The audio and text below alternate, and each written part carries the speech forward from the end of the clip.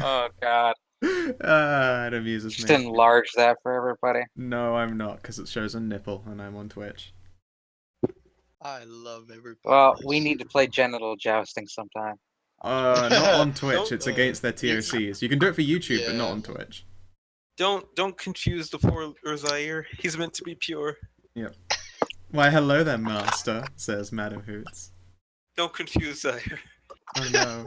Oh no. Don't give him this temptation. I don't think he can Just refuse. turns Zaire into a furry. Oh no. You want Zaire to be unable to refuse?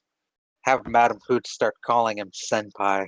Ah, there you go, that's it. Oh Zaire no! doesn't even watch anime. But And it's also, doesn't still, matter. it It just still hits does you. it. It still does it. I actually hate that personally on erotic context. I use senpai as a meme. Delightful. But I'm it's still 20. works I'm for you. still young. I'm allowed to use memes ironically, right? Nope. No, sorry. Unless you also happen to have the rest of the irony going for you, like the wide glasses and the Hitler mustache and the beret. Nah. No, then you Yeah, don't. And get to do use you memes ride like an that. oversized bike to Starbucks? Yeah. Do where you you have work on your latest do you have a screenplay? fixed gear? I have never stepped inside a Starbucks actually. Then you Saw can't one use of- memes Sorry, you can't ironically. use memes ironically. Man, Saw one of I'm gonna those have when I to was fork, passing through the French Quarter last week. God damn it! I'm gonna have to fork over my license now. Yep. You can't be a What You is hipster. that? You start don't. going to Starbucks ironically. Yeah, you just don't, and also start growing that Hitler mustache. Ironically, though. Ironically. But okay. Before we get into anything, I remembered this time because I got a great big old fucking sticky note stuck to my other screen that says aspirations, you twat. We're Damn, gonna we figure out didn't what get our everyone's aspirations free are. XP then. I mean, you just have to earn XP. And also from here on out, anytime you gain a beat, you gain 2. Because fuck it. Otherwise it's gonna take forever for you guys to get cool shit.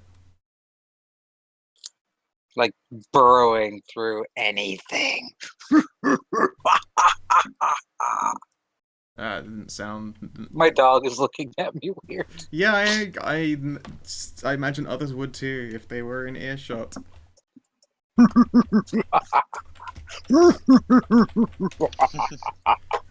Very nice.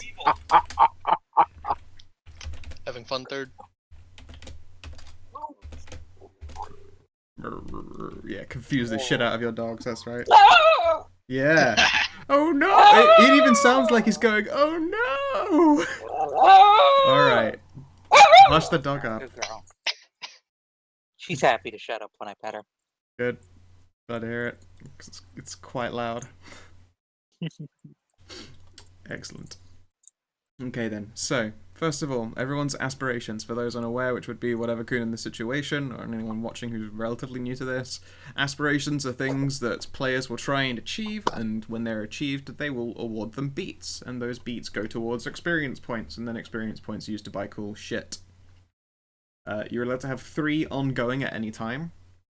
You can either go for beats that are quick and easy to complete, or so you hope, or you can go for more long-term ones, and as long as you provide advancements towards that long-term goal, you'll get a plus in it. So when you finally do score it, it's worth more points.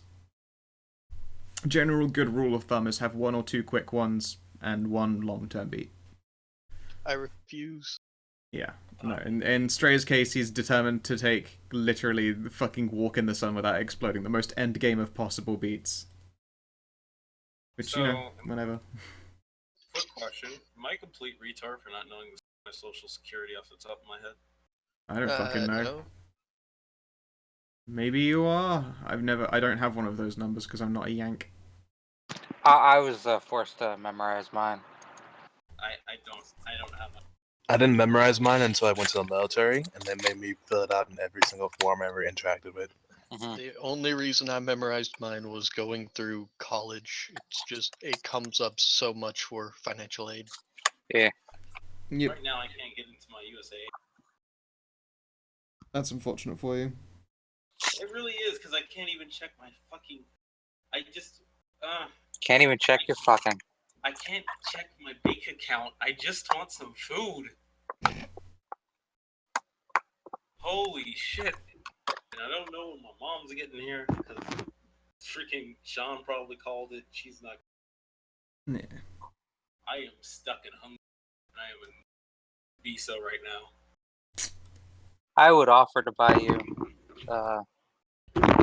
pizza, but I think we're all poor here. yeah. Yeah. My main problem is that I asked Joe if Scal was gonna have her game today, because I didn't want to do 2 D&Ds back to back, and it was just like, oh, if I'm gonna have to do 2 D&Ds, I want to have. No, there was at no time where you told that I wasn't doing 2D and Ds, just that I was in that game.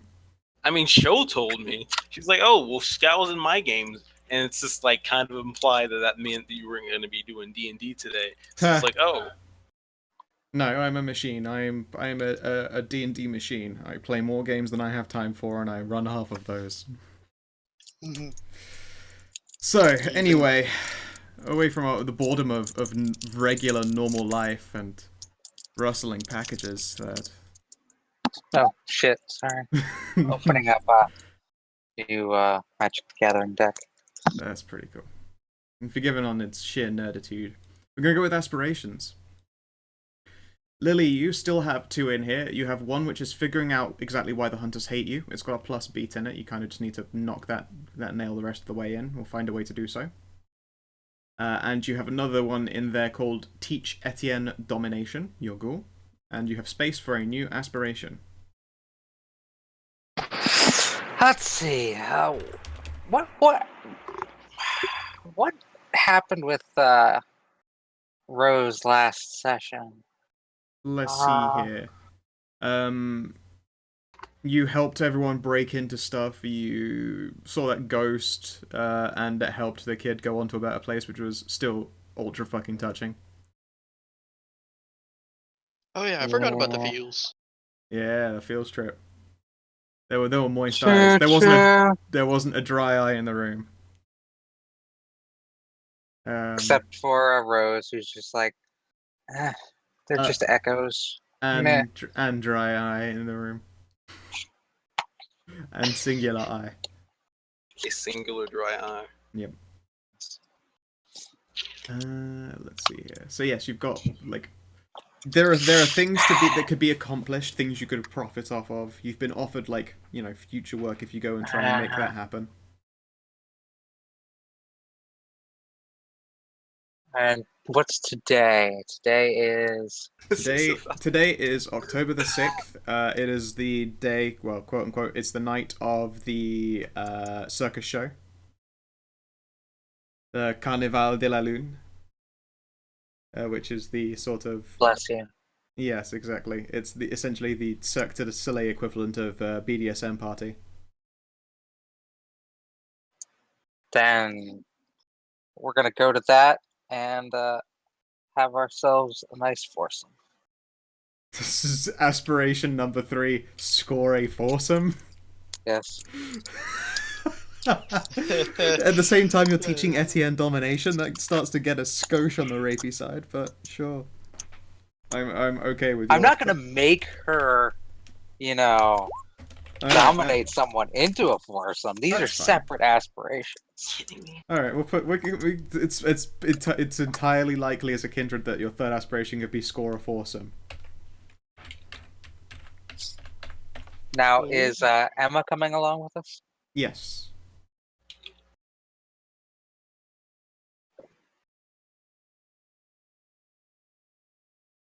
Which admittedly makes it easier. That means you only have to find one rando at a BDSM party. However will you manage as a trio of attractive women? Oh god. No one wants to fuck attractive people.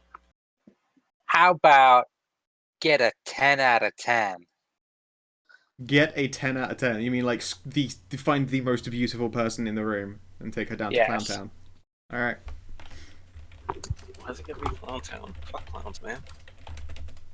Oh, you too, DCL? Down to clown until you're dead in the ground? Fucking hate clowns. Are you D to C? Until I'm D in the G. That's gross, man. Never D in the G. No, you just never go from P to V if you D in the G. What? It's okay. You'll get it one day. All right. Never go DCL, ADM. you technically have 3 aspirations still in place. You can choose to give one up, of course, and put in a new one, but you have take down an opponent stronger than me. That's got a plus beat in it because I believe you want to do that in the near future, and that's to go to the werewolf place and get in a fucking That's- scrap. That aspiration is always relevant. Well, it's still all aspirations have finality to them, DCL. So I mean, eventually, when you do that, you'll score. You can't just and then decide my aspiration is again to take down an opponent stronger than me. But I mean, that's how it works in real life. No, it does not. Actually, it's the You opposite take of how down things. somebody stronger, and then you want to go for the next guy. That's what anime taught me. Take wrestle a werewolf. That's how it works in real life. That's you what could anime make it taught me. more. Yeah, you could start going for more specific. Like the more specific. I know. The I'm quicker it is to just. score it. I'm being dumb. I'm being dumb. Facetious. Yes, and you also have find out what happened in the month, and your final aspiration is understand Madam Hoots. Did I have a month blinking out again? You had No, you the just have- month blanking out. That was still your old aspiration. Find out what happened in the month, and you've done nothing to progress it. Okay, because I was just wondering, like, was my stuff put on pause during this past month, or was it like, things go, motherfuckers logged me out? Did it go forward? Time hasn't moved since the last time you weren't around. Like you were gone. How have you forgotten this? You were gone for a month, and then this thing happened. Yeah, it's been like 3 days since then. Okay, I was just because I missed a session. I was just making sure. Yeah. You're living the hangover, but like a month's worth of it. Essentially, it's a really grim version of the Hangover. No, I remember this. I meant for the session I missed before, like last week. Yeah, there wasn't another month time skip. No. Okay. You're good. Yep. Mers, you currently have find a priest for the St. Mary's Church and befriend them. You have find out more of the Kaibeats history, and that's got a plus in it. And you have see Benedict settled into the society socially, and that's got a plus in it because he's done halfway there, and you've educated him in your own time. Stray, you have walk in the sun without exploding, that's got a plus. Reunite with your touchstone, that's got a plus because you did all that spying on her. And That's normal. Yep, and then in your... Well, if it's normal, then I'll take that plus away, then I guess you haven't done anything particularly outstanding to... No, I'll leave it in there. And last of all, you have discover the identity of the entity you're hunting. Yep. Sounds Is about there right. anything you would like to change out? I mean, when I made the walk with the sun thing is because I first started the game and didn't exactly understand how this game worked all the ways. I might mean, eventually if you would just like end to... up changing that later, but I don't have anything that I can think. I have a couple of things, but I'll Well, get back to it the in the quicker session. the quicker you scrap a thing to put a new one in, like the sooner it isn't like just using up an aspiration slot. I'll think about it on like during other people's turns. Okay. Oh, speaking of other people's turns, whatever, Kun. It is your first time to pick some aspirations. You can have 3 of them. As I said before, picking something that's quick and achievable is generally a good start, and then having like one long-term goal to like keep on plugging away at. Okay. Aspiration 1: find new objectives for the group that don't relate to my covenant's projects. Related to Covenant's projects. Excellent. Aspiration 2: find ghouls that suit my tastes as well as qualifications. And qualifications, sure. Someone's going to have to go into one of those self-help groups for blind people and find all the pretty ones. Nah. And 3: Eat all people.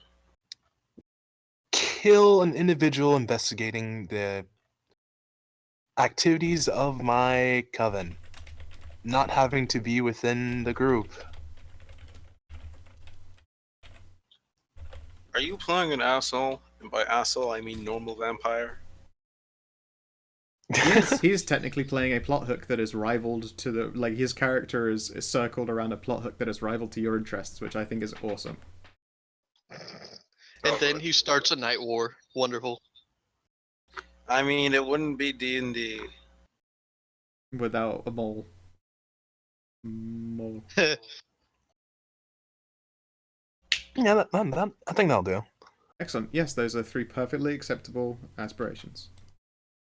All right. And with that, we move to the game at hand, and we'll pick up in that way we always pick up. I can't tell if that was one of Third's doggos or that was you, DCL, yawning. That was me yawning. Oh, then I'm very insulted. You should have just let the doggo take the hit. I mean, black people call each other my dog, right? It's the same thing. Yeah, pretty much. It's not the same thing.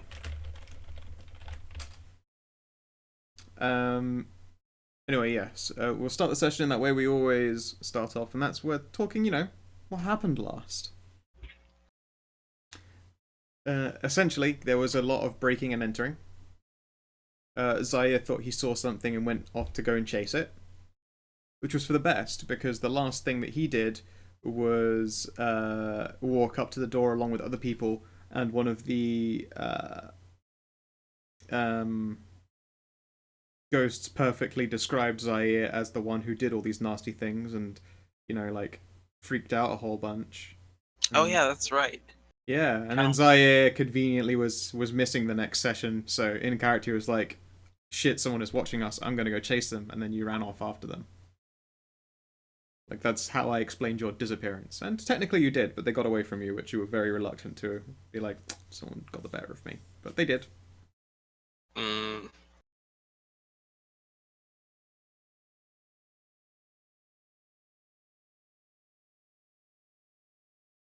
Sorry, I didn't want to interrupt what you had going. That's why I was doing the whispers. That's fine. I end up reading them anyway. But okay. So yes, DCL, Zaire ran off to go and chase this lead. And while that was happening, the rest of the party went through the building. Turning it over, they found that there were some magical traps left behind. And Timothy managed to get all Shadow Wizard up on that thing and to take control of one of them, and indeed send an attack back at whoever created that thing, which he estimates had to be actually quite a powerful individual, and no less using shadow magic like a Kaibit. Which is relatively scary knowledge, all things considered, but also, extra badass points for, spitting in an elder's face. Good job, Timothy. There was a fields trip that DCL wasn't there for, where Rose had to persuade a little girl to move on to the Great Beyond so that her mother could go along with her, because their father had disappeared. When turning over the rest of the rooms in this apartment block, they discovered that a lot of things had been recovered, apparently successfully, although there were a number of rooms that it would appear whoever entered them didn't find what they were looking for. And finally, there was one room that was particularly trashed to fucking hell, but a business card was left behind along the lines of, "You owe us," and then an address. In the meantime, we happened to introduce an individual by the name of Dante Hanzo, the Gulakan perfumer clan dude for the Carthians, working on assisting them with their technically occult works creating synthetic blood. At the end of the session, it was advised that, apparently they're struggling to get any headway with the latest batches of synthetic vitae, making it impossible for Dante to do his job in making it seem more palatable, because he can smell, aka taste, the very, very, very, very, very subtlest notes of even the tiniest chemical properties. Essentially, they weren't having any success, and Dante's boss was starting to get really, really antsy with him and was like, "Tell you what, why don't you just get out of our hair? Maybe you can go see Elysium. We hear that there are a group of people right now who are starting to stick their nose in stuff that we care about. And if you've any interest in continuing to exist in this location, then perhaps you'd like to, deal with them, either directly or indirectly, keep them off our trail, etc., etc." And so Dante did that, and the session ended with him meeting Timothy Lee for the first time, and essentially getting himself agreed as a tag-along and expecting some things. He left information about perhaps something going on near the werewolves at one of their bars over there, although he didn't have any kind of concrete details. Something drug trade. No synthetic blood was mentioned.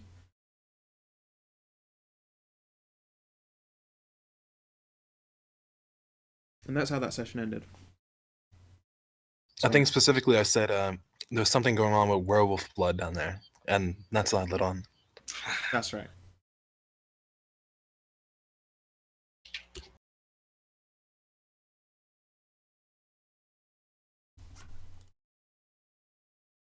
Okay. So, who would like to take the front cue? Another day dawns, so if everyone would, strike off the usual "I just woke up" vitae. And you can tell me how your day begins, or how your night begins. Okay. I think I'll probably go first since I'm the newest. I probably have the shortest list. Sure. I go with my usual routine. When I wake up in the morning, I go ahead and prepare more meals for my ghoul, Fayette. And I make sure that each meal is exactly as I prescribed, so her blood tastes the highest quality possible. I make sure the stock is well managed and everything. I pretty much control her entire diet as it works now. Fair enough. And Also, for those unaware, Dante lives above a fancy restaurant named La Fée Suprême.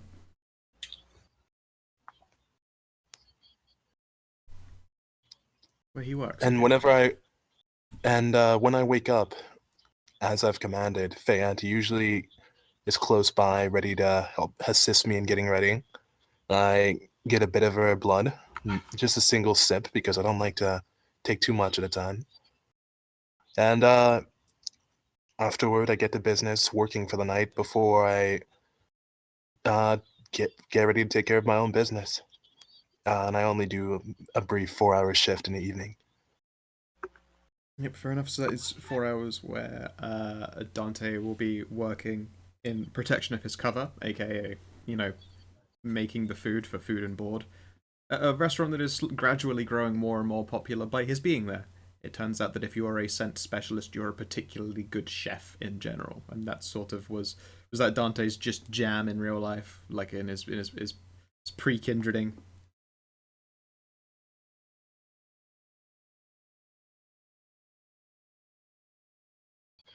And after I'm done with that, Fayette's all sorted out. I have her studying the usual plans and everything, as I have her pretty much working as a student, more or less, of my own crafts and my own experiences and such. And I'll make my way towards Asylum. Asylum? Asylum? Elysium. Elysium. Oh god, I'm bad with that. You'll get there eventually. I'll head for the Elysium and see if I can meet up with the rest. Yeah, the first originally it was time. something the owners of La Fée were a little bit weird about in like using their kitchen in order to, train. Well, to them they thought was like your girlfriend or your fiance or whatever, the nice blind girl. But they've grown used to your eccentricities, and you are an eccentric individual by all accounts, at least in their eyes. So they don't really make a fuss of it when you're teaching her along the way, as long as she doesn't cause a distraction. And indeed, they find it interesting that a blind girl does quite well for herself around here. She is one of your ghouls, so I believe she inherits some measure of specialty related to you. I would go ahead and guess that it's going to be enhanced senses. Yeah, definitely. Yeah. Any sort that becomes a ghoul under the Gulliken tend to have enhanced senses, and they become more obsessed with scents and such. Yes. Seeing as she's already blind, it's hardly consequential, but with a person who actually has a sense of sight, they have a tendency to pause more and be more distracted with what's going on with their nose than their actual surroundings. Yep. So yeah, I mean, in general, people are kind of impressed that your partner, quote unquote, is particularly good at getting around to the kitchen despite her blindness.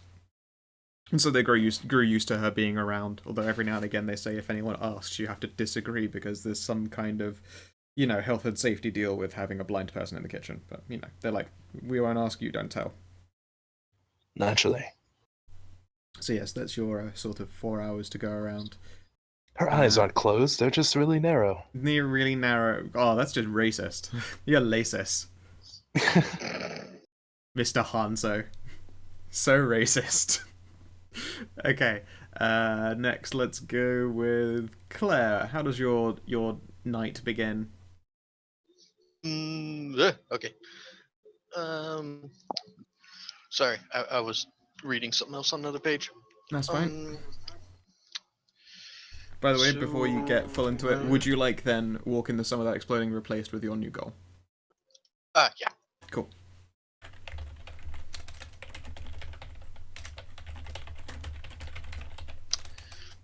I should probably write that down after I'm done here. In any event, Claire's probably going to ask Herrera if she can use one of her ghouls for a quick meal before she left. Let's quickly see. Can you roll me a d4? We'll see if she's got any to hand right now, because she's still technically occupying your space. The ghouls might not be there. Yeah, there is. They've been fed from, like, vaguely recently, but they've still got blood to spare as long as you don't overdo it. Just one. It's fine. Okay, Just yeah. replace the one I lost from waking up. That's cool. Yep, she's fine with it, and as is the ghoul, totally okay with it. All right. More stalker time. I think it's time for more stalker time. Alright, so, you're going to go and follow after your little sister. In one of because we've already established how great Claire is at disguises, so. Yes, absolutely. Incredibly good at disguises. How do you disguise yourself? When when you see an like a rom-com, right, and they're trying to disguise themselves to follow out, so like a big hat, sunglasses, always Right. fun. It's brilliant. Of course, of course. Okay, so very, very subtly. I can't remember how good you are at actual things like, not being noticed. I mean, your investigation I don't isn't too bad, but your... Let's see here. You have I don't fuck all even know street... what that would be. Yeah, I mean, it's like you have fuck Yeah. all streetwise, your empathy ain't too bad, not very good at expressing yourself, so you're not a good actor. Nope. No, So I okay. do have a couple dots of subterfuge, but I'm not sure if that works in this situation. Subterfuge would work, yes. Yeah, in this context, it works indeed. So, if you would like, recommend attributes to throw at it. Fuck. Let's find out. While I'd like to say it'd be intelligence, probably wits, right? Yeah. Yeah, that sounds fair. Wits subterfuge then, and you can disguise yourself up and start following your sister around. And all right. Huh. Not too bad. Excellent.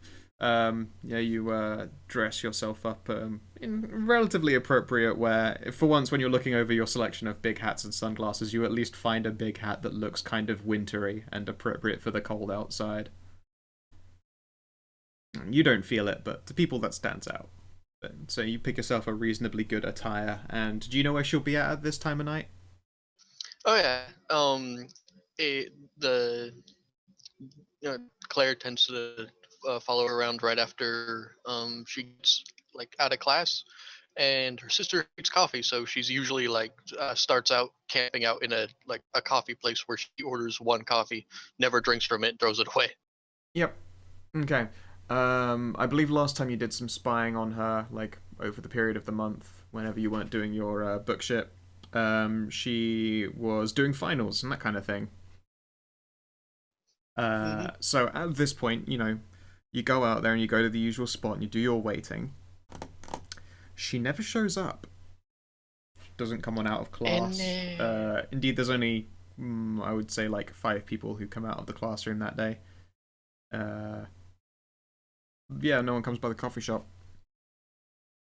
Hang on, let me look over my abilities real quick to see if no, that's different. No, I actually have to see the person. I can't actually find person with that. All right, I guess I'll wait for amount of time, just in case she got held back, like to talk to a professor. And if she doesn't, then Claire's gonna stalk her to her house or to her apartment. Okay, well, you're, how long are you willing to wait? I guess like 15 minutes. Okay, That makes in that period of 15 minutes, she doesn't come out of the building, and all seems mostly quiet. It's not the busiest time in the coffee shop either. all right. Well, at this point, it'd be late enough that if she was, because if she was studying, she would have seen her go out to go to the library. So, gonna pack up and go to her house to make sure she's okay. Okay, Apartment, then. I mean. Yeah, alright then. So, you go on over to her apartment, and it's a nice apartment. It's attached to a bunch of like other student dorms, although it's occupied people who've been there now for like a year or so. So there aren't any, it's not like the usual booze houndy freshers place. It's a little bit more standard for college students later on. And let's see here.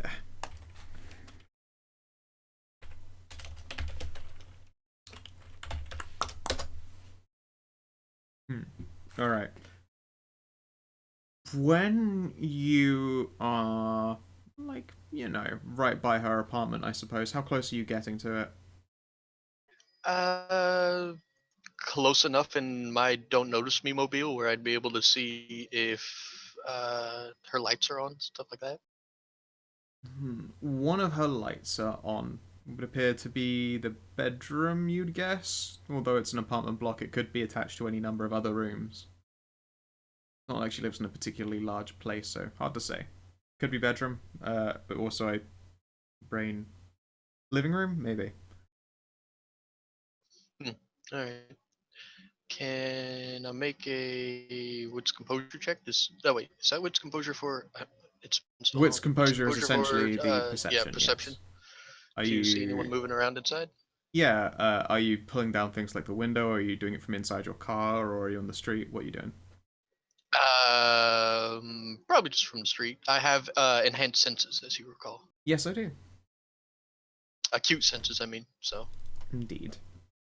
I can see perfectly at night and pretty far. So wits composure. Bloop. Essentially, I was going to say your acute senses are going to count for like being, a counter to the negative for you just trying to peer into someone's house, like from the outside. All right, you hear something. Hmm. It sounds like screaming.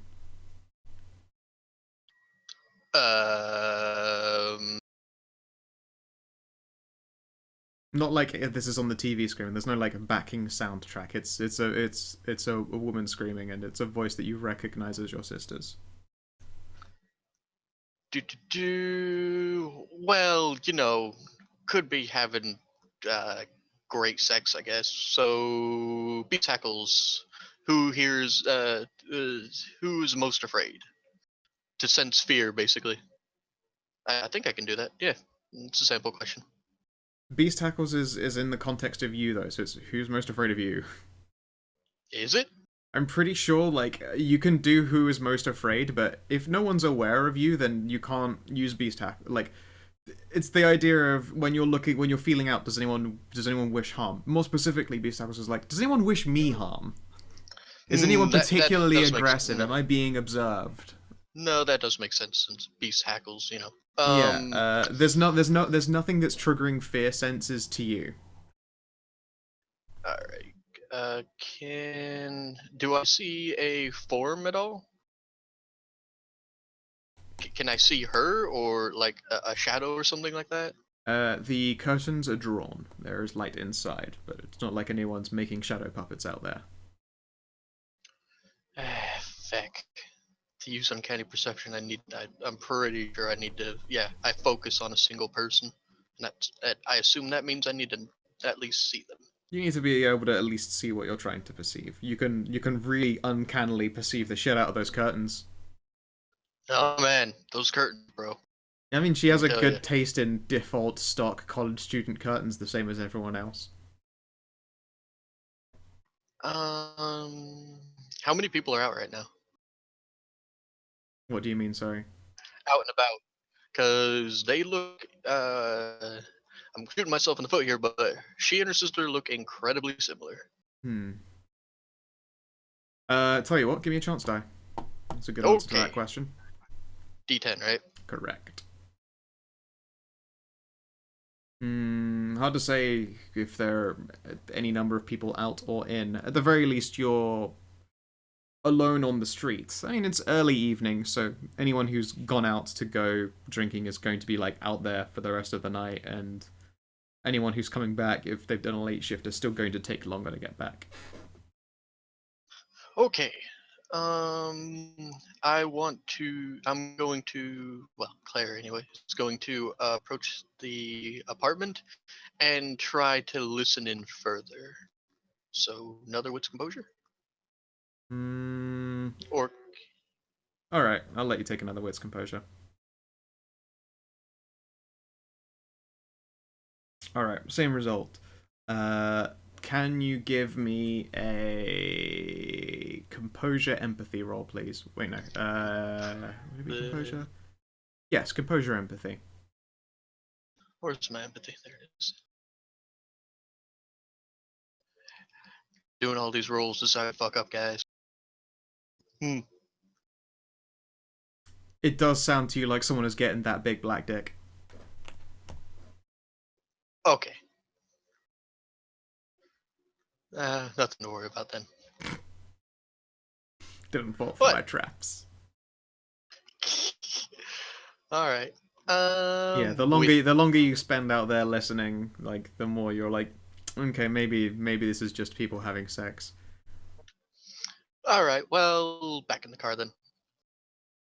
Well, you know what? Before you slip away into the car, could you give me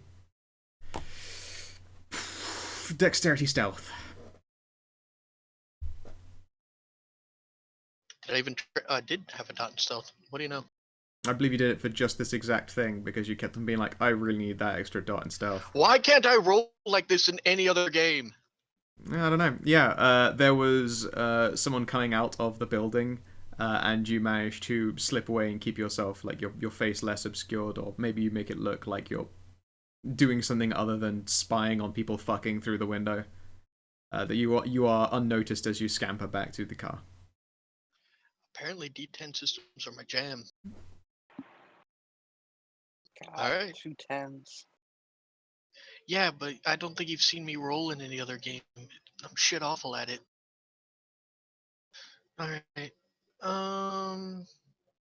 Yeah, I think that'll be me for now. I'm probably going to go to the Elysium and talk to Antoinette. Okie dokie. Alright. That'll be Claire's early evening. Timothy! How does your Yes. morning go? First thing, writing an email to the offices of the Catholic bishop in charge of the city. Okay. It would usually take quite a bit of looking around. However, you're a kindred, and it happens to be that you're not too bad at that whole religion thing. Yeah, the number exists on essentially what is the Elysium's office file of facts. You're like, Bishop? And they're like, yep, sure. They're able to get you the hookup. Go ahead. What goes in this email? Just in pretending to be a concerned citizen in the St. Mary's parish. That's, worried about the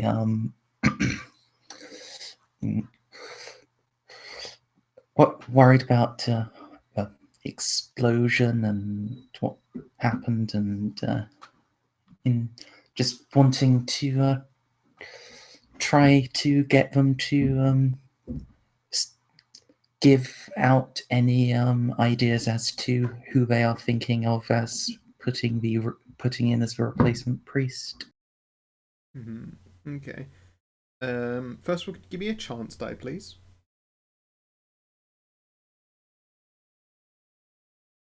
Nope, but Okay. almost. That's fine. That's fine. What skill do you happen to apply with your penmanship? Like, what kind of wording are you trying to be persuasive, or are you going with like cold hard facts? What's your if you wanted to put forward two attributes, what would you say you use as your writing skills? Hmm.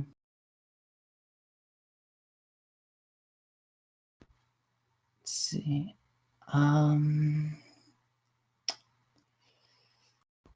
Manipulation, probably, and could I use politics, since I do have a specialization in a small favor and Yeah, I would say politics is pretty fair. cool.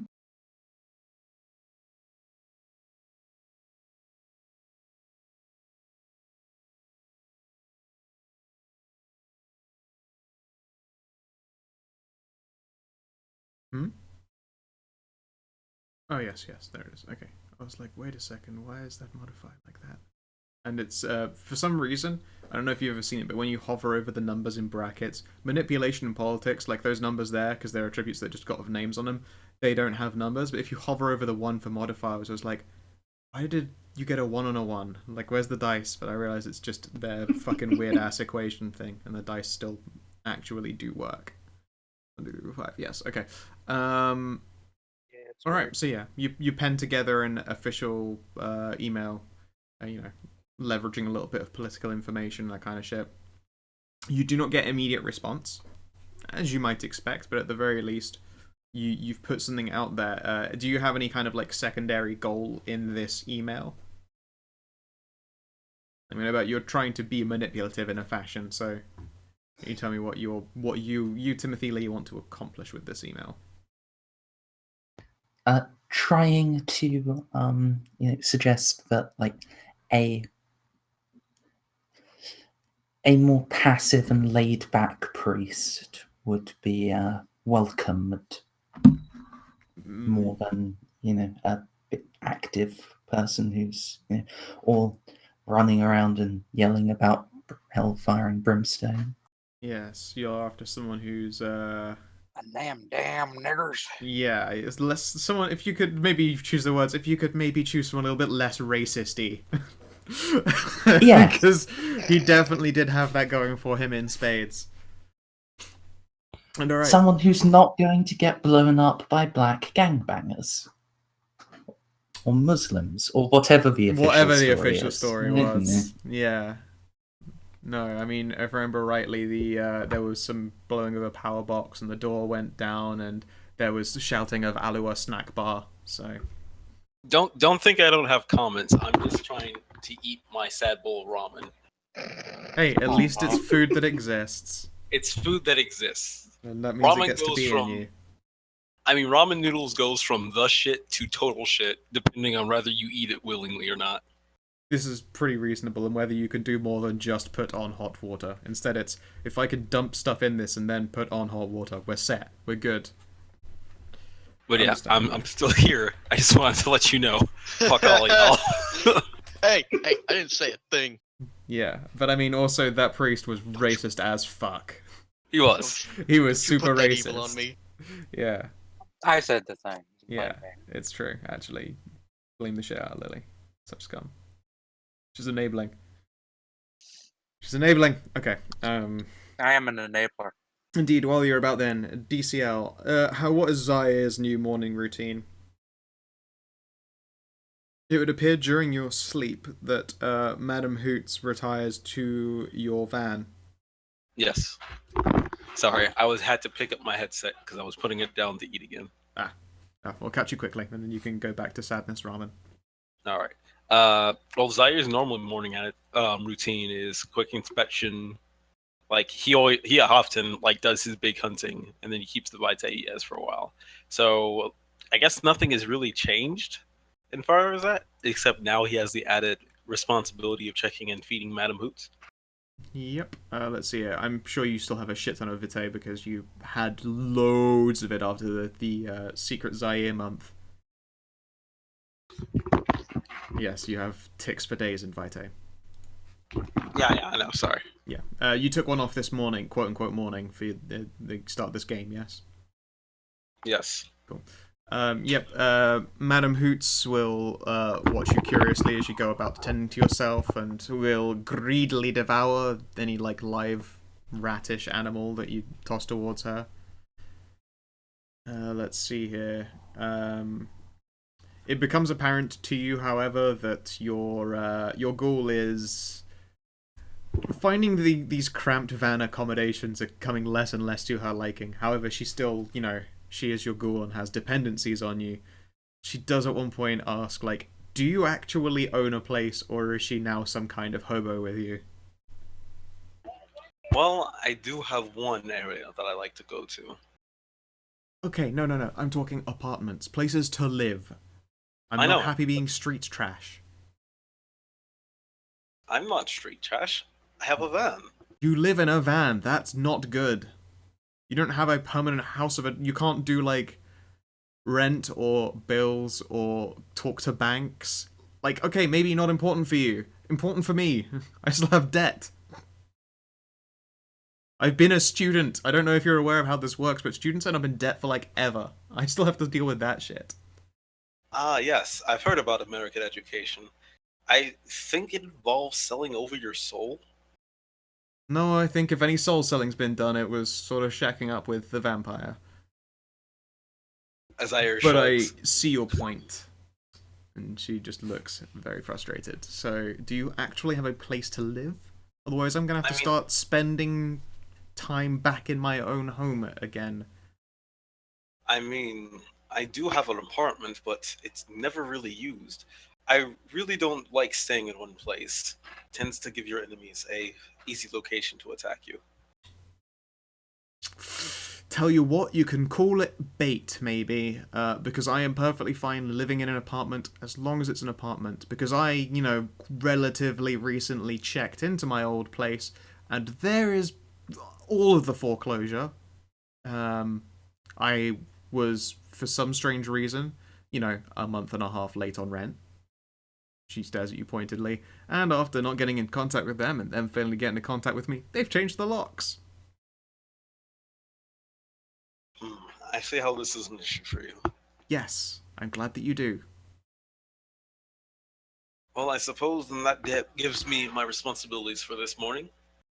This evening. Being a vampire is weird. Zaire will start up his car and start putting down the street, and we're heading for the rich district. So you're off to the rich area and the skyrises, yes? Or are you headed off to the upper? Skyrise or upper district, sorry. Skyrise is nice. Oh, how rich is my family? Your family owns a mansion, they're hella rich. They probably own a nice place, like, up here in the uppers. Not epically far from the lake, but they don't want to be too close to where the werewolves are. Which I don't plan on using, but if I can be like, oh yeah, I have this apartment that I never use, and I can drop you off at it. At least for now, while I figure out what exactly is happening. So yeah, the Alti family mansion is up there in the upper district. Mm-hmm. So Putin on over. Why am I not in the World of Darkness role? I don't know. I was wondering about appear that. appear to have clicked out of it again. I was, and then it's just nothing happened, and then black screen. Delightful. All right. There you go. So yes, the Alti family mansion's up there. So I want to take her. Yeah, let's take her to the skyrises, not the mansion. Okay, so that's where your apartment is. Feel free to put a blip down for where you actually keep your quote-unquote residence. Skyrises. I call the skyrise. I forgot that the skyrises were just right next to the poor district. I'm thinking. No, like the poor district's the other side of the river. Like the skyrise is right above the industrial. Skyrise is where the money's at. I mean, I know. I'm just like thinking about the skyrise is literally fenced off from the poor district. You've seen those images, right? I mean, there's like the PMC is between them and the poor, so it's okay. Oh, yeah, I have control. Well, no, I don't. Yeah, thing will be like down here. So let's say right there. I put like a little dot for where I Yep, suppose around the apartments would be. that's fine.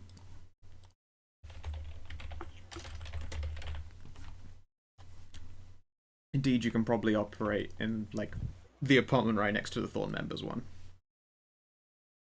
So there you go. So yeah. Your connection to the server has been interrupted. Why is your internet being turbo trash? It should not be, because it's been fine all day. Alright, it says you're still in the game. I'm refreshing. And now you're gone. All right. So pooting over to the skyrise. Yep. She seems more and more incredulous the closer you get to it. Like, she still appears to like keep on expecting you to like, oh, maybe he's got a place like hidden away in the industrial area like a crazy man. But then you don't go further down the road, and instead you're like driving past the shady mega corporation and skirting around the fenced off PMC area, and then you're stopping outside one of the 2 highest buildings in the city.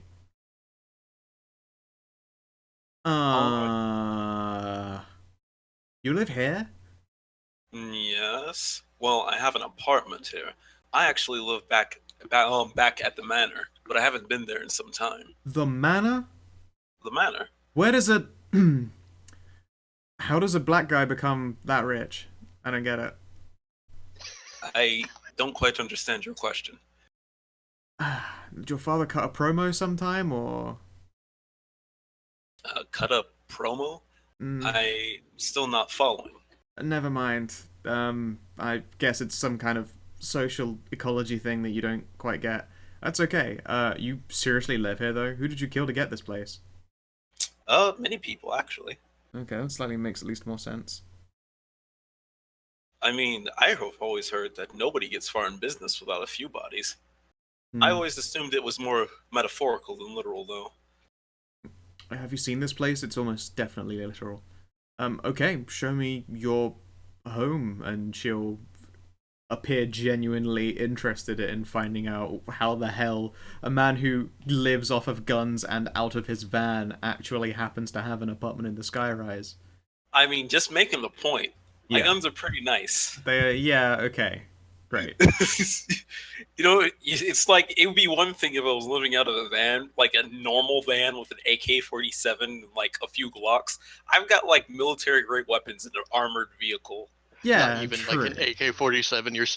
It's not like he's sitting in a van with like a shitty old SKS.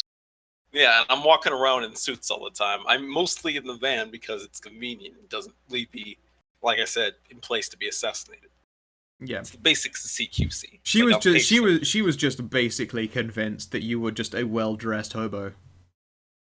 Like, I mean, if you have to be you're a vampire and you killed your way to success and acquired all these nice things, but you still live out of a van because you're a bloodsucker or something. And now she's like, you straight up fucking own an apartment in a high-rise. I mean, let's be get fair. it. You have to be a hobo. At least be a well-dressed hobo. Yeah, there's like like a homeless guy in a members only jacket, like sauntering by in a gilted shopping trolley. Very well dressed homeless around here. That's because the vampires eat the rest of them. But yeah, so how high would you say this goes? Because I know it's like the higher it is, obviously the more expensive. I'm kind of leaving this up to your discretion. Let's say 16 floors up. All right. So, I mean, you've got a view of the city from your place. It's just probably quite appealing to you at the time of being like, well, if I ever do stay here, I can at least put up a telescope and look around the city. You mean if I ever do stay here, at least I have a decent vantage point for sniping? Yes, both. It could be both. But yes, no. I fully expected that following response. Yes, you have it's a 16-floor high-rise and is well-tended to, and you turn up in a suit so it doesn't draw eyes. Your ghoul, if anything, is less well-dressed than you, and it looks like she could use proper bath and shower stuff because she's been asleep in a car for a month, and then all she did was go and eat pancakes with you before being dragged off to your next wild adventure. This is fair. She doesn't have any belongings or any of that shit, so, you know, you actually are far less hobo-y than her. You're well-maintained. You're a kindred, so you don't, like, you know, get gross and sweat and stuff. So someone looks at you like you look more like you've walked in with some kind of streetwalker woman instead. But you are able to go up to your apartment, and she's like every ding, the further you go up on this elevator, the more incredulous she looks until you get off at number 16, and indeed you go inside, and there's post all over the floor, like through the letterbox. When's the last time you went to your apartment? I'd say probably since before a few weeks before Zaire went mercenary and kind of had to get sent off to make his own name. Okay. So there is like months of fucking post here, but she looks over it like, you've got to be kidding me, and she looks down and like picks up a random piece, and it's an advert, but it's an advert to Zaire, and it's Zaire's name, and she looks between it and you, goes, all right, I'm impressed, you got me. I mean, yes, I assume I do have you as my goal. Please stop saying ghoul. Gotta makes my spirit crawl. You'll get used to it in time. She just shudders and then will immediately start busying herself around the place. There is a bit of a smell. Your apartment hasn't been tended to in just a fucking long time, and you did have some perishables in your fridge before this came about, and yeah, it looks like she's going to be busy for the rest of the day making this place livable again. She asks if you've got any money to do so, like to buy food. Excuse me, high-rise apartment, call room service. Apartments aren't hotels, DCL. You live in them. I mean, it's like a super rich... It's a very rich apartment, but it's not a hotel. You do own the place you rent the place you live in. Alright. You can't just be like, send in the cleaners. Like, the place gets cleaned, but like, stairways and hallways and shit like that gets cleaned. Not other people's homes. They probably do have a service that you can pay for, but it's like, you've been gone for months.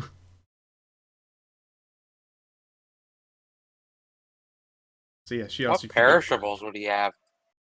Say what? Something at least to keep the fake up. I suppose I haven't tended to this place in quite a while. Yeah, she like peeks into a fridge and gags, closes it again very, very quickly, and asks if you can give her some money to go and get cleaning stuff and get food, because maybe you don't need it, but she really does. I'm going to assume I give her some money because I've not been keeping track of money. So I don't think I've actually bought anything. You do have hand cash, like. If she wants to sustain herself, she's going to need to get like a new job or something that she can do in her own time. But that's for her to figure out. She's just a ghoul. In typical Zaire fashion, you have those modifications in the buttstock of your rifle that's hollowed out, and you start pulling out wads of bills. Why would I? Wait, would that actually be something tactical? Because it doesn't. Well, people actually do that, but they put cleaning kits and stuff like that in there instead. Yeah, just a handy dandy modded stock. Alright. Well, I start pulling out bills and hand it over to her, so that way she has some money and resources to go off of. Yeah. You and your own enhanced senses do pick up the smell of the fridge from like the entryway of the apartment. It definitely smells like it's been left. Hand her like $5,000. Be like, is that enough? Do you need more? She I probably don't really know. Yeah, she just looks between money. it and you and be like, no. That is a rich boy, but generally he knows how much money it would take. Yeah, because you can count out money in sunglasses equivalency, right? Right. So I mean, you can give her like a couple $100 for like food and cleaning supplies and like toiletries, all that Zaire's shit. favorite trick is sunglasses. It's how he does all his money math. Yeah. Get 3 sunglasses worth of supplies. Exactly. Zaire gets some nice sunglasses. That's quite a lot. It is. Okay, but yeah, I'll give her money. Give her a generous amount, so she'll be good for at least a while she's also looking for a job. I know she's probably going to get up to that. Yep, she will indeed have to take care of herself. Like, in the case of other people's ghouls, like, okay, Batch will have to figure himself out. He's not a ghoul anymore. Etienne technically is sort of jobless right now, but she does okay with Rose's help and is looking for more work. And Emma is not a ghoul and she's self supplied. I have both a like normal income and an illicit income. Yeah, you're doing well, actually. I don't need to eat, so it's not like grocery bills have gone up or anything. Yeah, that's very true. Well, they have gone up. They but have, it's because like they were zero. grocery bills for one person. Yes. Yeah, you're basically sugar mamaing her. She doesn't need a job. I suspect But- that she looks for something to do when she's not out, you know. I mean, if she wants to become a dancer at the Little Inferno, I would become extremely jealous. I was gonna say, you want to roll a chance die there? And then hunt down and drain anybody who gets close to her. Yeah, no, hands behind the bar. Everyone knows their place. Jeez. No. No, I don't imagine she'd go for being a dancer or something. She probably could, but she doesn't. Well, Speaking of, I guess, Rose, is your turn. The morning rises for you. How's your day go? call Emma over. Yep, and she'll be along with probably about half-hour delay. All right. Have a little nibble from each of them. Yep. How much vitae are you taking? Just one each. Okie dokie. Nibble, nibble. Give them cookies. They will You know, accept. help restore. Yeah. Cookies and orange juice. Yeah, it's at that point that like Etienne will like go over to the bathroom cabinet and she will pull out like a bottle of iron pills and all sorts of shit. Like, trust me, these are very helpful after a while. And she will just like hook her up with the good stuff. Every And ghoul should then- have iron pills. I suppose I will help them, and they'll help me into some leather outfits or latex outfits. Oh, I was about to go like, oh wait, but then I remember the context. What do you mean the context? Isn't this for a disguise? No, she's going to a BDSM club. I know, like to fit in. No, Yeah. she. Well, I mean, she will For fit in entertainment. for Oh fun. wait, I was under the assumption it was for a mission. No, we're she's just going there for fun. going to a BDSM club for fun. I mean, she's also going to use the moment to try and teach her ghoul the art of domination, but like in Okay. the spell context as opposed to being a dom. Etienne is a switch and is capable of that, and normally. It makes sense as Zaire would think something like that. Yeah. So why are you dressing up in these strange leathers? Is it to fit in with this strange group? And like, no, we're part of that strange group. It's So- called sex fun. Next. We'll get some nice latex outfits on, trench coats, which we will drop Absolutely. at the front door. Well, not drop, but you know. Yeah, I mean, they've got a coat Checked. rack, and it's a very popular coat rack for the exact same thing. Imagine they'd have a coat check. Yeah. Especially this in this evening. It's a very popular evening. It's expensive as at the door, but as before you've made mention, you're not exactly hurting for money, that's for sure. And when you go in, it is a feast of visual and audio delights. The previous time you'd been in there, they were still setting up things like riggings and aerial things for like, you know, making sure everything is maximum safety.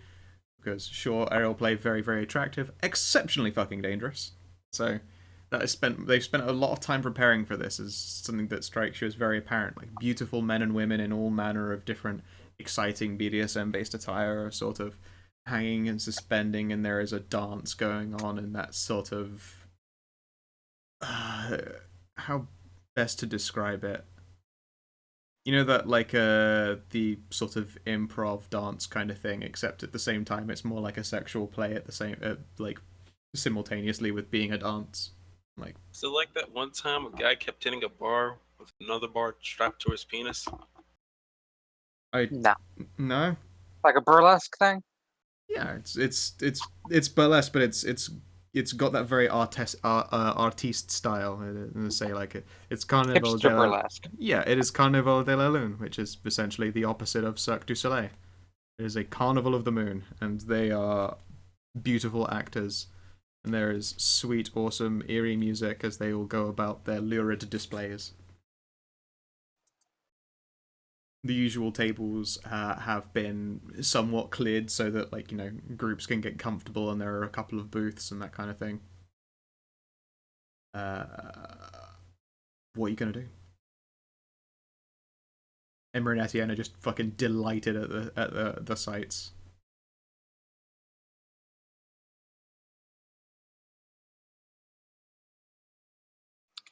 Well, I will look around for anyone who looks weak-willed. Alright, let's see here. What attributes would you like to recommend for that?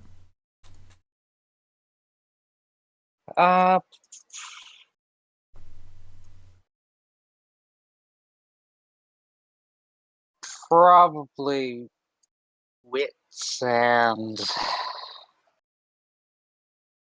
I don't know. I would say probably empathy. Empathy's good.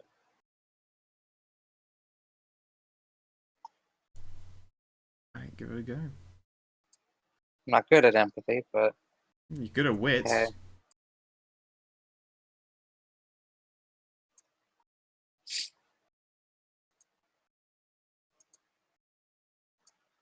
Alright. It takes a little bit of looking around for obvious. Everything is very distracting reasons. But there is an individual who's maybe a little bit. She's had a few more to drink. Like the very first calling card is that there are just slightly more empty glasses next to her. And she is currently sat alone. She's wearing very tight-fitted clothing. Slightly short woman. Hair tied up into fancy braids along one side and then hanging straight on the other. Bork, bork. Does someone set off your borks again? Yes. Don't make her a sympathetic character. I will brush past her, look her in the eyes, and say, "How about you buy these fine ladies a drink?" Motion to Etienne and Emma, and I'm going to use Dominate. Woo! Don't fuck it up. That's expression. Should have brought up the PDF. God, so much pork. They are borkulous today. Such bork, wow. The Borkening, 2016.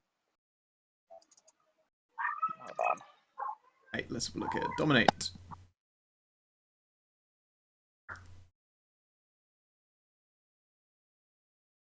That be mesmerizing them? The first one of first dot of Dominate.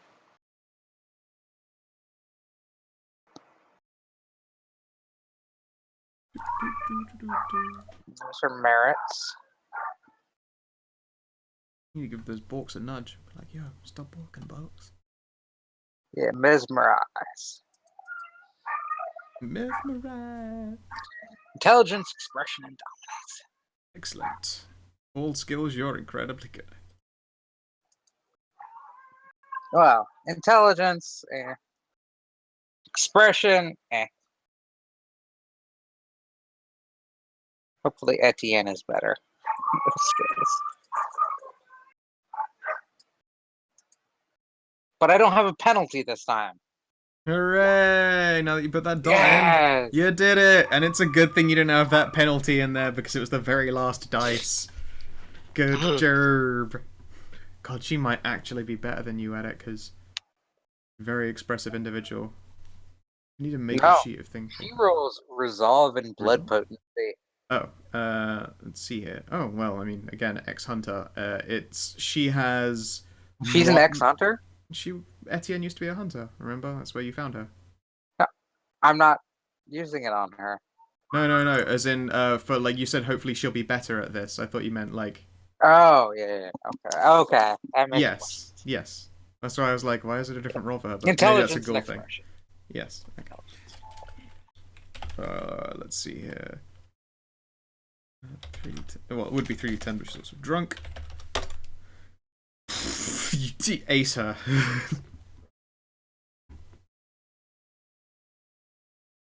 And there's like a moment of cloudiness, and I mean you've seen dominate fall on someone. Usually there is a moment where their brain has to readjust to this suggestion, but in this case it's almost immediate. Like that fuzz is with her for maybe moments. She'd be like, of course, and there's like the moderatist like little lisp to her because of the drinking, and she will look and go, what is it that you two drink? And she will look to Etienne and Emma, and they'll be like, oh, Emma didn't expect this at all. Etienne knew that you were going to teach her domination. I believe you told her that. Mm-hmm. So she was prepared for you to pull your trick out the hat. Emma looks confused and she'll ask for a cosmopolitan. And maybe because Etienne's feeling cheeky, she will ask for a Bloody Mary. Such work. Yep. And yeah, she'll the girl will sort of stand up and go to the bar, and she's making some drinks. Is there anything you do, like say or whatever, while she's up? No, we'll find ourselves a nearby booth. Yep. When she's just grabbing the drinks, she like looks over her shoulder and sees you guys at the booths. She'll come back with those drinks and then smile warmly and slide them over before returning to her little perch again, and then seemingly just forgetting that happened. Returning her attentions to the exceptionally erotic show before you. Some of the really good seats have already been taken, but it's also not super late at night, so you're still able to get a booth with a view of like the main stage. There are smaller side stages as well that have got their own individual shows. There's some people showing off some exceptionally elaborate contraptions that you haven't really seen it in place before. Excellent. Quite the few contortionists among them as well. And yeah, Emma is confused. She'll go, was she a friend of yours then? Emma knows I'm a vampire, right? We told her. Yes, she knows that. Yes. Not really. Just a little trick of the mind. You have spooky vampire powers.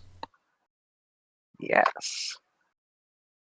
She'll settle back and go, never used them on me, have you? I haven't had to. She peers at you over the rim of her glass, fry squinting. Scout's honor. Alright. Etienne will snicker as well, and then she'll lean back and go, so you want to teach me to do that, huh? Mm-hmm. You should be able to learn. Alright. Okay. Jedi vampire, these are the sluts you're looking for. It's merely a matter of thrusting your own will over theirs. Let me think about that and rephrase in a slightly less rapey manner. I appreciate that, thank you. Because when you were partway into that sentence, she too began fry squinting over the top of her glass while sipping. People can be very suggestible. Okay. Brands and all that. Just get in your head, make you want to do things. You just leave in your own suggestion. I mean, it still doesn't... I mean, it still sounds kind of rapey, even if you put the whole, like, advertising spin on it. Alright, it's a little rapey. Yeah. I mean... I haven't used it to rape. Yeah, I was going to say, hopefully it hasn't been used specifically like that.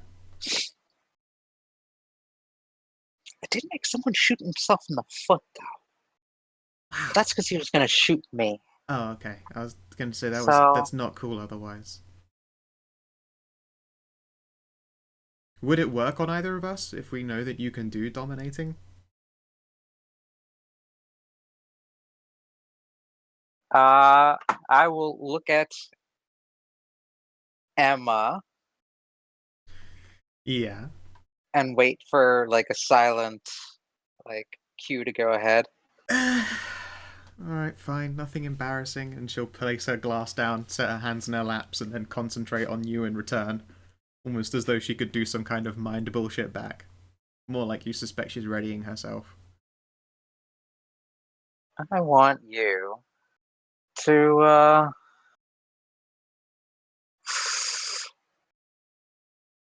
masturbate yourself to completion right here in the booth. Are you actually using the dominate skill then? Yes. Alright, give it a go. Nothing to The it. real Damn Okay. The real I question. hope she does it anyway. The real question is, did she have to use domination? I will neither confirm nor deny. And if Alright. she will believe that she's dominated, will she do it anyway out of human psychology? Say, Can I spend a point of now?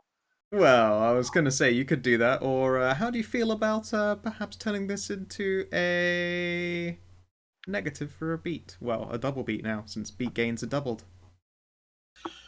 Isn't it There's the tempting 2 possibility that beats? There's the possibility. There- that this turns this The into only an possibility I can think of. that this turns into an awesome orgy. Otherwise, you might be just completely screwed. You're trying to outguess me. So you're gonna take the dramatic failure for the double beat or not? Now, either you're going to go with just the standard dramatic failure in the mesmerize skill, in which case the victim gains the steadfast condition. No. That's okay. That's not bad. No, I Or- wouldn't have offered you this if it was going to be that basic. No, I have something more fun in mind. Or you're going to flip it on me. I like how I can like hear the temptation in your voice to say yes.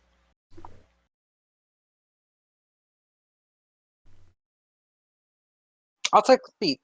You'll take the beats? Alright. As you suspected, you do this suggestion, but while you're, like, even while the words are rolling out of you, you notice that not only is Emma, like, you know, staring you back as you make this suggestion, Etienne is also staring and watching very intently, and there is something about her own intense stare as you make this recommendation to you that the last words are rolling past your lips, and then there is just heat in your body, which, I mean, I assume right now you're in a scene, so did you blush up, or are you still vampy? I would have blushed up unless Yeah. going in here. So yeah, there is a heat rushing through you, and your heartbeat goes up, and you're just finishing it when Etienne... Oh. Yeah. Can I force them to make the same roll? Force them, what, to make a dominate roll back at you? The intelligence and expression. Yes, I'll say that they do that. Let's see here. Emma is Etienne. Maybe this just ends up in a complete clusterfuck where we all start masturbating. Well, okay, so what happens is Rose is about to say something. Emma is about to say something when Etienne puts her hand up over Emma's mouth, and she says, "No, you." And indeed, it sounds like a really, really good idea to you, Rose. That sounds like an excellent, perfectly reasonable, actually. You're going to do that anyway, right? You're going to do that anyway, I'm sure. You're going to do that anyway.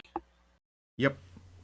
And in the booth, the pants go down, which takes some work, considering they're tight and hugging to your body, because they're latex right now.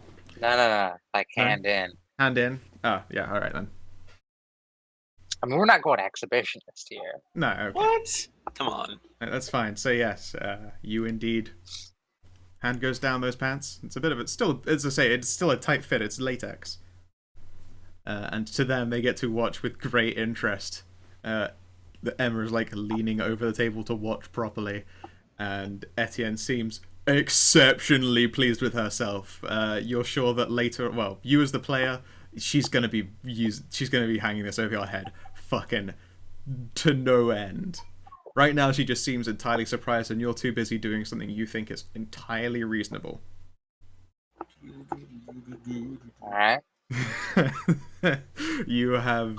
It's hard to say whether you've been dominated or like by your own suggestion, or whether Etienne has just actually managed to pull the counter Jedi mind trick on you. And now let's see, how good are you at paying attention whilst you're busy finishing? I'm a trained yourself? observer. You are. I was going to say actually. Like you would be usually quite distracted, but you're a specialist when it comes to observing things when you're otherwise presented with distractions. So, whilst fingering yourself all the way as hard as you can, you're able to pay attention as Etienne gives Emma a peck on the cheek, and she'll stand up, stretch, joints pop, and she'll walk past a girl and then ask very nicely for her riding crop and hat, and then saunter off into a little group of people. Who's doing this? Etienne. Looks like she's going to go and try and practice a skill for herself. God damn it. Yep. And let's see here. Well, once I'm done, I'm going to look at Emma and say, we will never speak of this again. I mean, she's been watching with incredible interest, to the point where you're pretty sure that she would join in anyway, but she doesn't want to prove you a point. So she's like just sitting there very, very patiently, and occasionally like glancing towards Etienne as well, who is apparently trying to put on the mixer. And nearly an hour later, she'll come back. Like, you've had time to finish. Presumably it doesn't take you 59 minutes to gel off. No. She'll come back 59 minutes later with like just all bunches of different lipstick on her cheeks and on her neck. Not on her lips though. Apparently she was playing it cool. And there is a riding crop in one hand, as I say, and a fancy leather hat in the other one. And she goes, "That was awesome." You're a fast learner. She shrugs and goes, "I guess."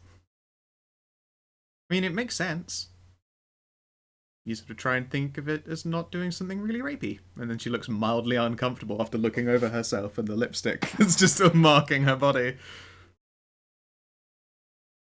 Like, describe her latexy outfit. Oh. Caught me off guard. Aha! Never be gay. What's that? No, sorry. I'm just over here in my own little world. He's thinking Zaire things. He's thinking of Madam Hoots. I mean, I'm allowed to think about Madam Hoots. Zaire needs to say pure and innocent. Okay, fair enough. Yeah, alright, regardless. Then. Etienne's is like a black and red. Okay, cool. The red portions of her Kind of latex outfit then, like especially across the chest and along the stomach, you can see that there is like purple and black lipstick marks and kisses and stuff. She does pause and admit, like, I don't know how much of that was the brain thing and how much was just me being really damn good. But I think I had a higher success rate than usual, and then she will settle down and then, crap the crock in her hand for a moment before placing it on the table. Maybe Don't you not do that to me again. Maybe not like 2 minutes later, like 3 different servers come by with drinks, like, courtesy of such and such and such, and courtesy of them, and she's like, "Oh, it totally worked."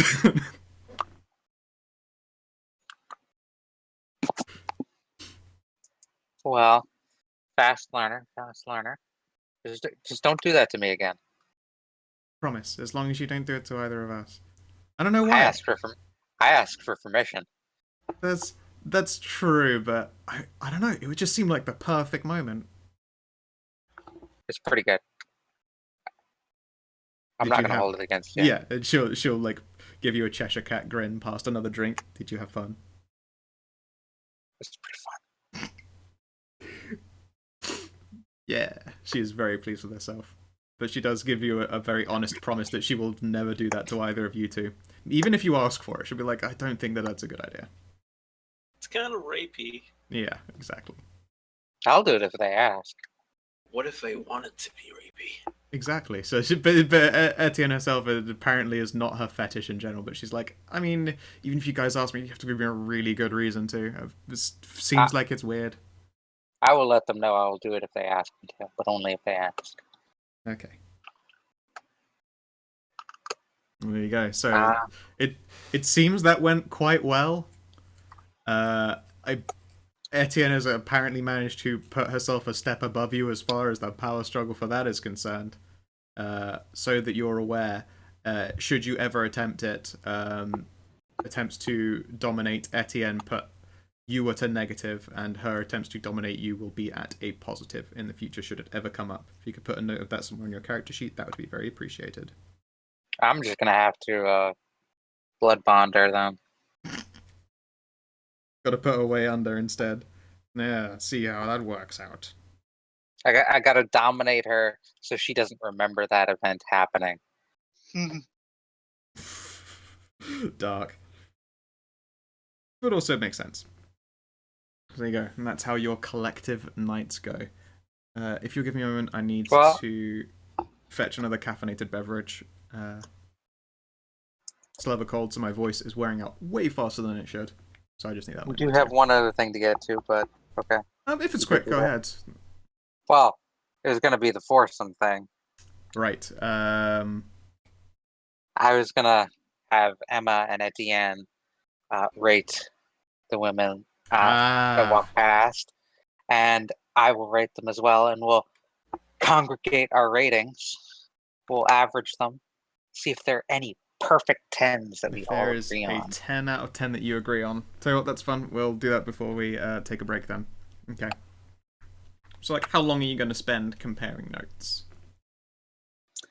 I mean, we're there to, like, watch shows and drink and have a good time, so a few hours. Yeah, fair enough. Okay, then. So, like, you have plenty of hours to eat into. And, I mean, every now and again, people will come over to flirt with you guys. You're all very attractive. And Etienne has apparently made a case for herself. Like, the odd admirer will come back on over, like, all flush-faced and stuff, and ask if you're interested in dancing. That kind of thing. Like, the night will pass pleasantly. But every time you all have a chance, you're able to do a little bit of rating. There are 3 individuals that particularly stand out. Okay. Can you give me a quick chance die? Alright.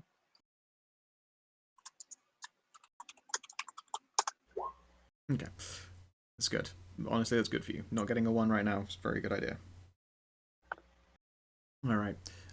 3 of them do seem to stand out to you. There is one person who, as opposed to latex, she is in like a corset, like the whole stockings combo, but you can see that she's got piercings all over and tattoos just covering every inch of her body, but it's a damned fine body as well to match. All sharp features, lusty, smoky smiles, that kind of thing. Mm-hmm. The other 2 that stand out to you, they spend most of their time, admittedly, on the stage. 2 of the actors of the Carnaval de la Lune.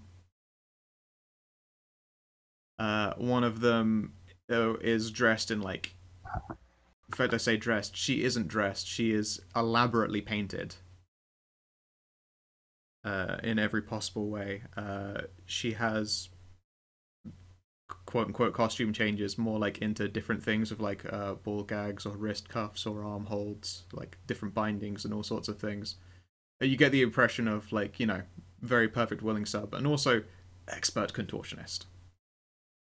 Very appealing, lightly dyed, like white, silver, and pink hair. Not too much makeup for the obvious, she's already been painted reasons.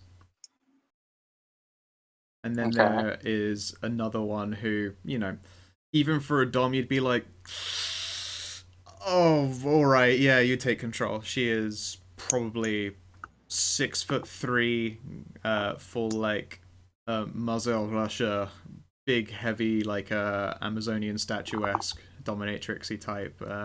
she does very well on the stage for having different girls dancing around her and boys and all sorts of stuff. Like, she is definitely one of their front runners for the show and is an extremely attractive but tall and powerful woman.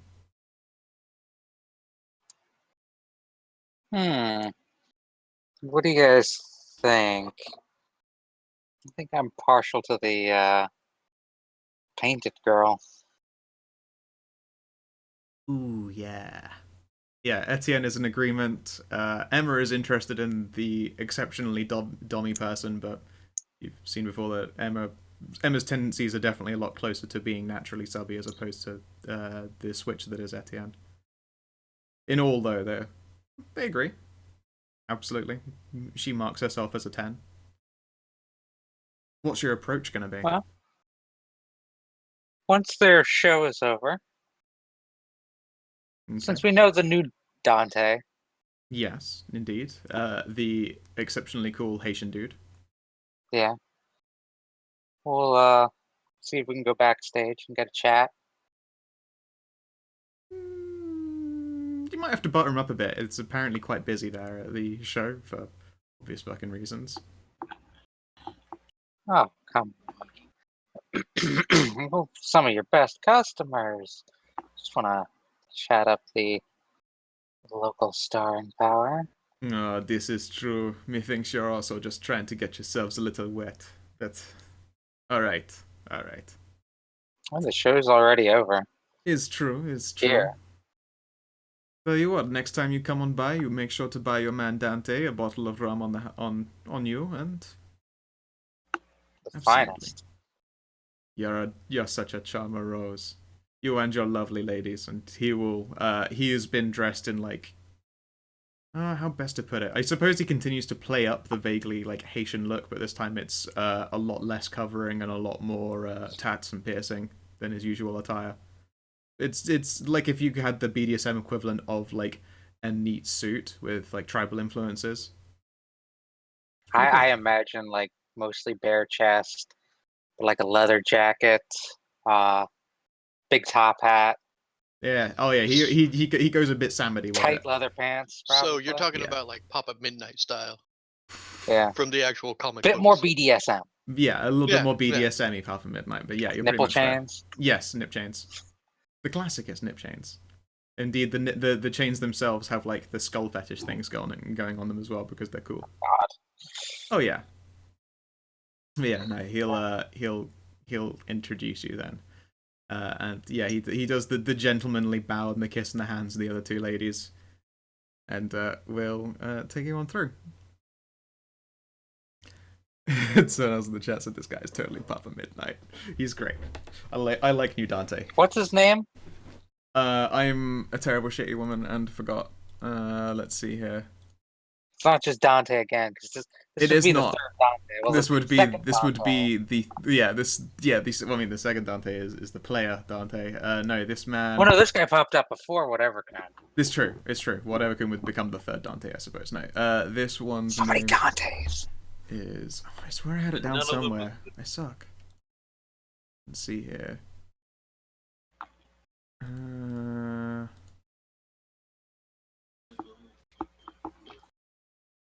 Papa 11:45 at night. Papa 11:45. Oh God. I don't get it. As in Papa That's- It's not Midnight. Papa Midnight. Yeah. Oh. This one's Papa Wheelie. No. All right, then 1 second. No. Okay. I'm sure I used like a really Haitian name and I fucking forgot it. Let's see here.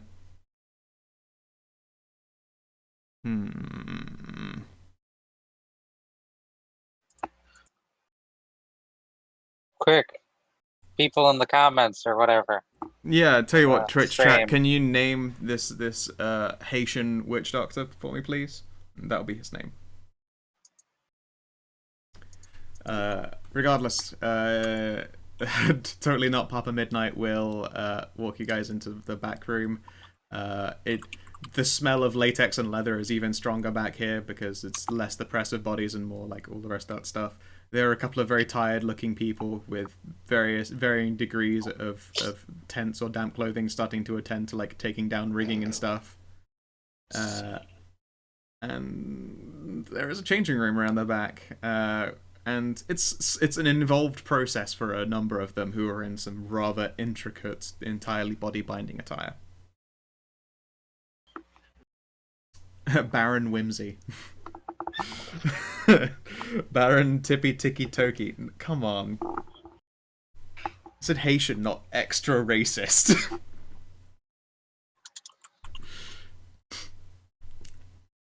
I'm okay with him being going by a Baron name. That's cool. Papa Agwe. Jimon Honsao. Look at you, third, putting a name in. I do like that name. I really do actually like that name. I'm gonna put him in my flipping notes section so I don't forget. That was Papa Midnight in the Constantine movie. Yeah. It's just, I like that. It's not Lance Borkins, that's for fucking sure. Papa Legba, the actual Haitian god. That. But Yeah. we worship him. Stormcrow. We follow the voodoo gods. Isn't that where you got your special magic eye? Yeah.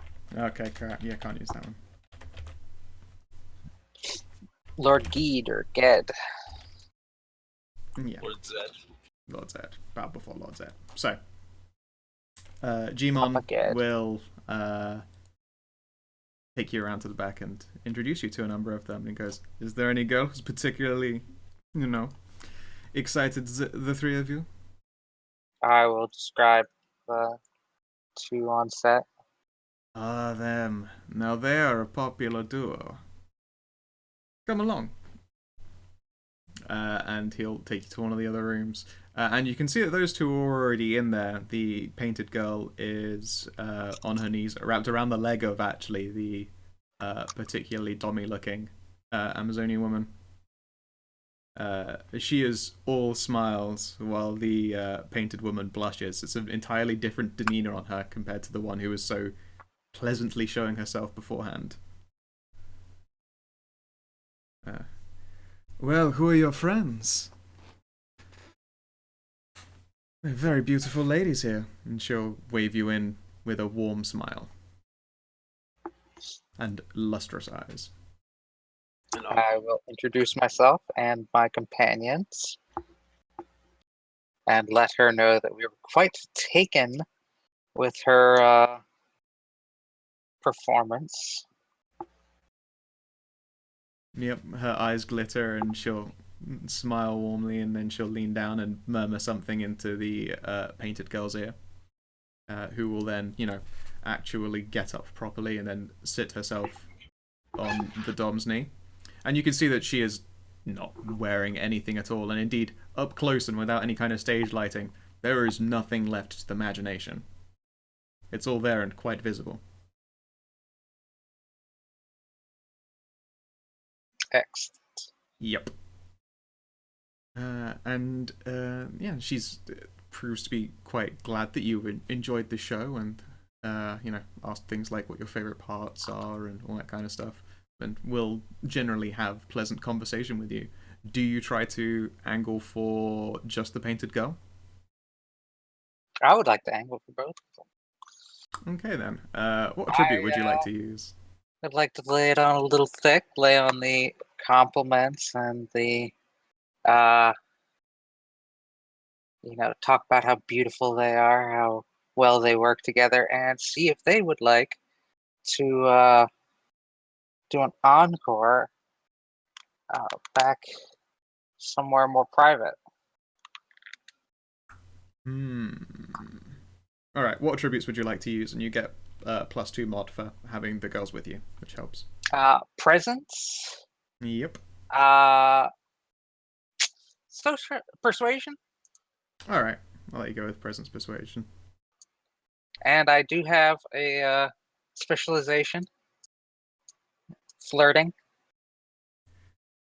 Oh my. Excellent. Oh my. Go ahead. Presence, persuasion. And then I believe it's +1 for flirting, and then you've got +2 because Emma and Yeah. Etienne individually are helping you. Oh. Whoa, wow. What the fuck is that roll? You had 9 dice. But I got a success. You did get a success, which is, at the end of the day, all it really counts for. And honestly, a great success might actually just end up coming with baggage. I mean, awesome baggage, don't get me wrong, but might come with baggage. Yeah, we just want no frills. Yep. 5-some. Yeah, you've actually managed to score a moresome instead of a foursome. I'll still let you score that beat later, but you know, you weren't true to your word. You got a moresome instead, but yeah.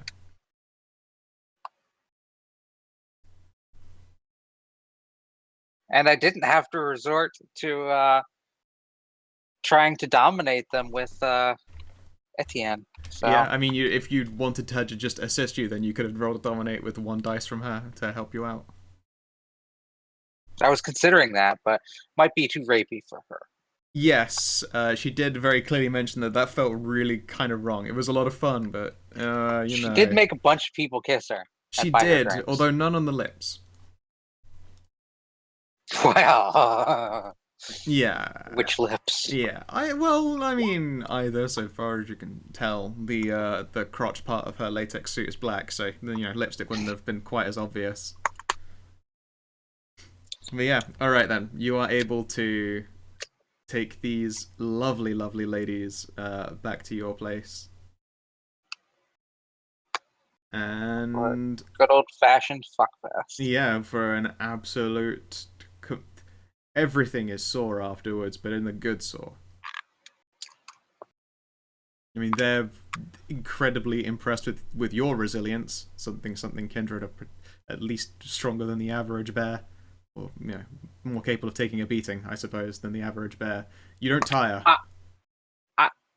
I would like to say, yes, I do have a certain merit. Oh yeah. Oh, you're double jointed, right? So I mean, you're the painted not girl. Otherwise come into play yet. Yeah, but... the painted girl is delighted to find that she is not the only contortionist at this party. All right. Shit. You want to roll for performance? See if you leave a story behind with them. Oh God, what would that be? It would be probably dexterity plus presence. Oh, you want to go with presence? So dexterity, presence, and then you have 2 dots in double jointed. So go ahead. And that is 2, or 2 dice. Yeah, I mean it's 2 dots, and you're using it quite literally to be double jointed.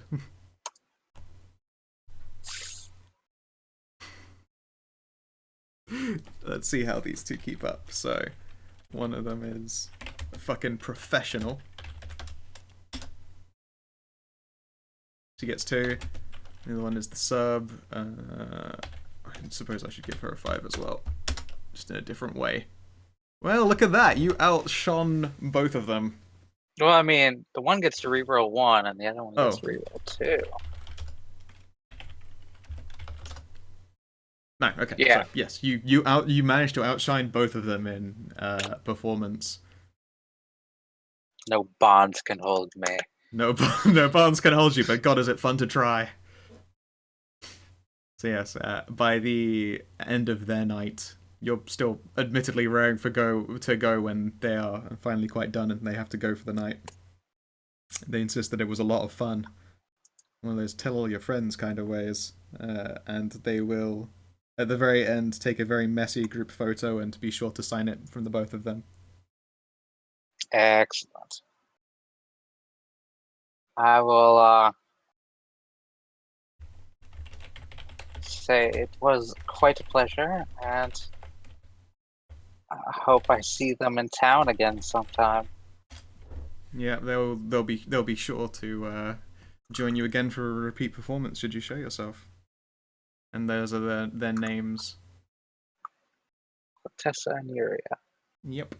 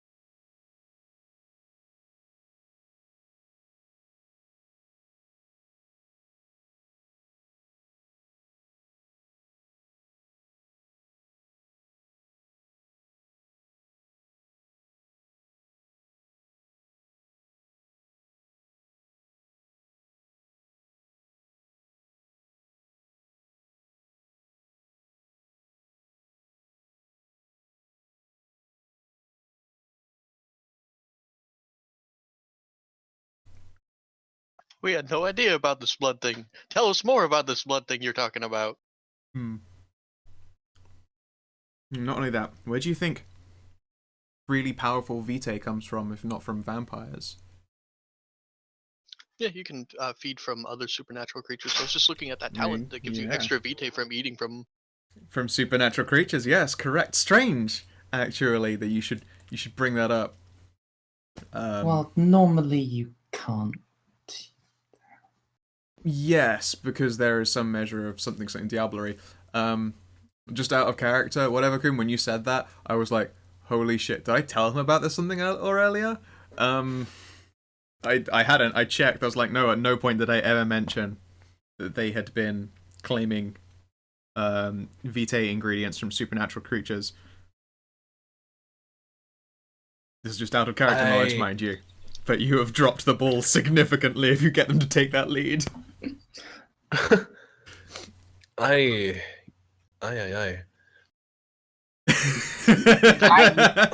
But neither you I or considered like that Darcy doesn't know possibility, this. but I was just like, impossible.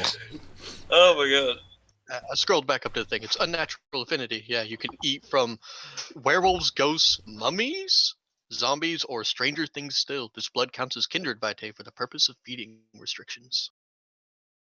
Yeah.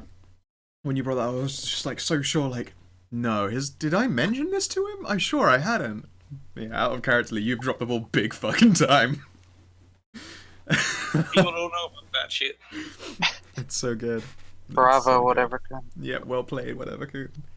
And apparently, it mitigates. I didn't know this, but it makes sense. Feeding from werewolves can cause the final death, but this means it won't. I think it makes you frenzied like a motherfucker. It says werewolves are notoriously difficult to feed from for more practical reasons that often end in final death. Yeah. Yeah, they're saying the Call the werewolf. shit out of you. Yeah, that was them saying because the werewolf will fucking kill you. Not that the blood itself causes And- final death. Exactly. Okay. And Yeah. feeding on them, I believe, can trigger frenzy Mm-hmm. in a werewolf. Yes. Or not a werewolf, in a vampire. I was gonna say it does it in the werewolf as well. If you try and feed Well, off yeah. the werewolf, it will fucking freak the shit out because they are not used to Oh. being the ones being eaten. Do not try to embrace a werewolf. Especially, do not try to embrace a mage. Oh God, Holy shit! I've never actually thought. I about don't trying know. to I embrace don't a know mage. what that does. Think man-sized singularity. Sounds like bad news. What about an embraced werewolf? What does that even do? They just fucking die, Oh, they just don't survive the embracing. Okay. and they'll usually be like super agonizing frenzy until they die. Right. Mages, they just fucking burn up in a supernova. It's crazy.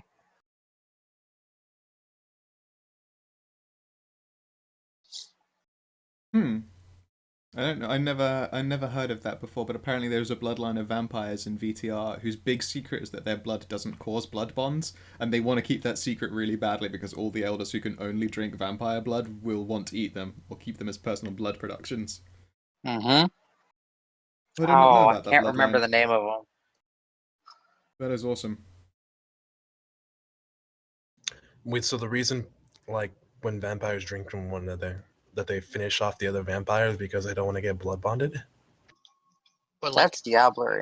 yeah, That's diablerie is you like weird stuff like you pull their soul into you and now they're whispering in your head and shit. Yep. Diablerie So- does make for very powerful vampires, but it is bad.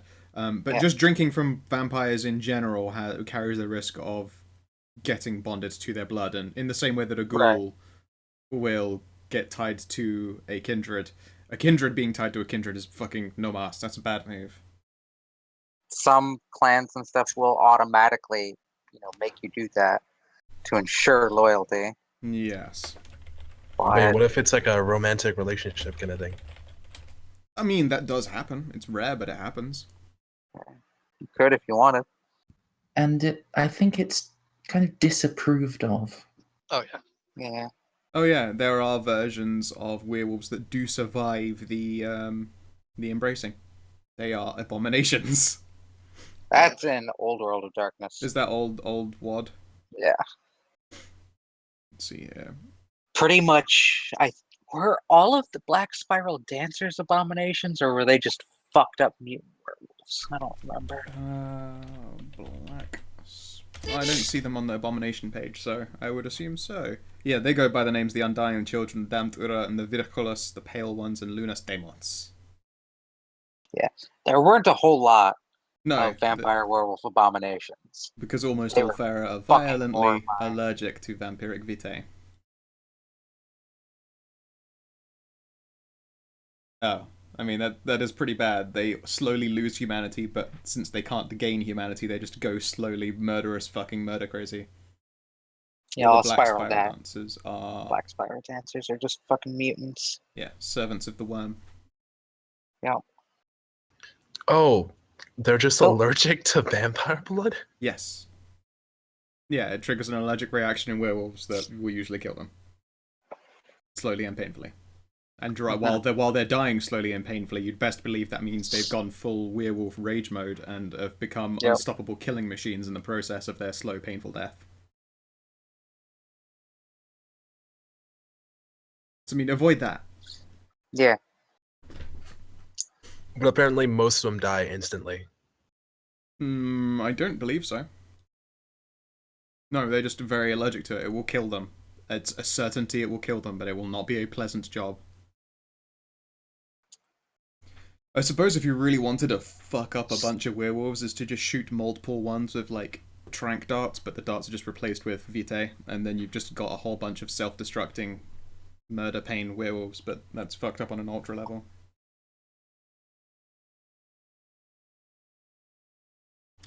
Anyway. Going back with the Elysium. That sounds like something a hunter would do.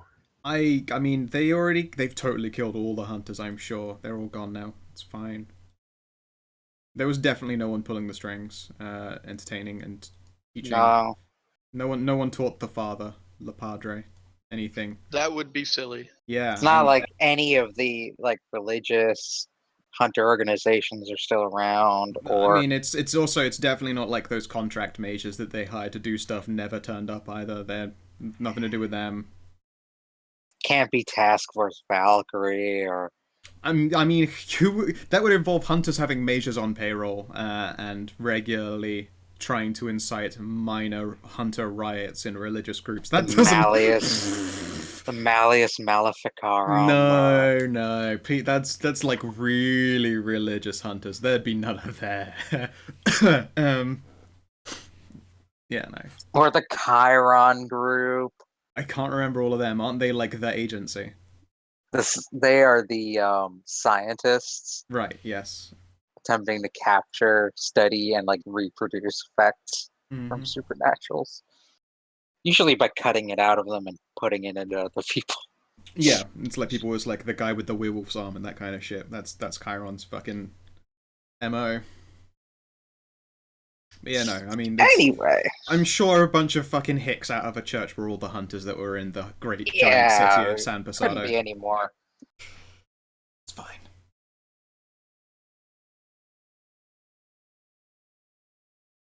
Yeah, okay, so, Timothy. Yeah. Apparently you've got some measure of way for contacting Dante, and you are aware that there is a location you have yet to go to. What do?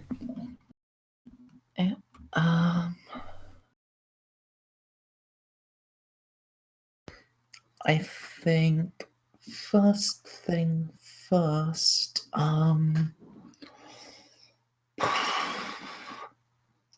going to want to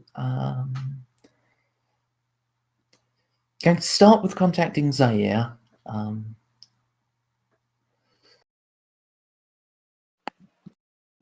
So he'll phone him. I believe around this, how long were you up and writing your thing? I imagine Zaya will be the first one as well to be ready to leave after he's dropped off at his apartment. Yeah. Probably no more than an hour, maybe an hour and a half. Yeah, you'd be done by then. It was a drive from like the Elysium-ish down to the Skyrise. It's not a long journey.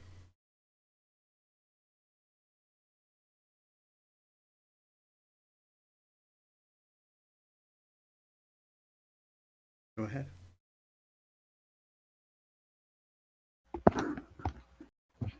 It's Rosindi's turn, right? Whoever wants to initiate this phone conversation, Zaire, you get a call from Timothy Lee's Oh, number. Please Zaire's don't kind chew of your looking at his microphone. phone, wondering if he should answer this. It's a call from It's Timmy. It's Timmy.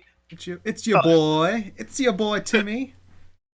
It's your boy Kuzma. I still haven't played Anthony. Pokemon, so that meme has no relevance to me. I mean, the memes are already strong though. You will I haven't like it. either, but Anyways, Zaire will push talk and say hello. Hello, Zaire. Listen, it's about yesterday. You know, when you were off chasing that lead of yours. I just now realized that you cannot see me nod, but yes. Right. In the house, we found an address. I was thinking I'd swing by there, and then something's come up in the werewolf pack territory. You seem to get along quite well with them. So I thought you might be interested in coming. I'm noticing myself getting sidetracked by missions quite often, but I don't want to say no to this. You just need me to swing by quickly around the werewolf territory, correct? Possibly. I haven't. I've only been given a little to go on, but it could be quite important, or it could just be a wild rumor. Will it be relatively quick? I don't mean to push you away, but I am quite busy with my own. Zaire deliberately kind of pauses. Mission. you get peered at from Madam Hoots, like on the other side of the van. Zaire will notice Hoots and kind of sweat a little bit. If it's nothing, it'll be quick. If it is something, it might take a little while longer. I don't know how much of it I should say over the phone.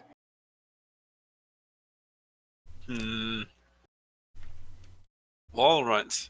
I'll at least help you out for an initial burst, and if it doesn't evolve into something bigger, of course I'll be there to help you. Thank you.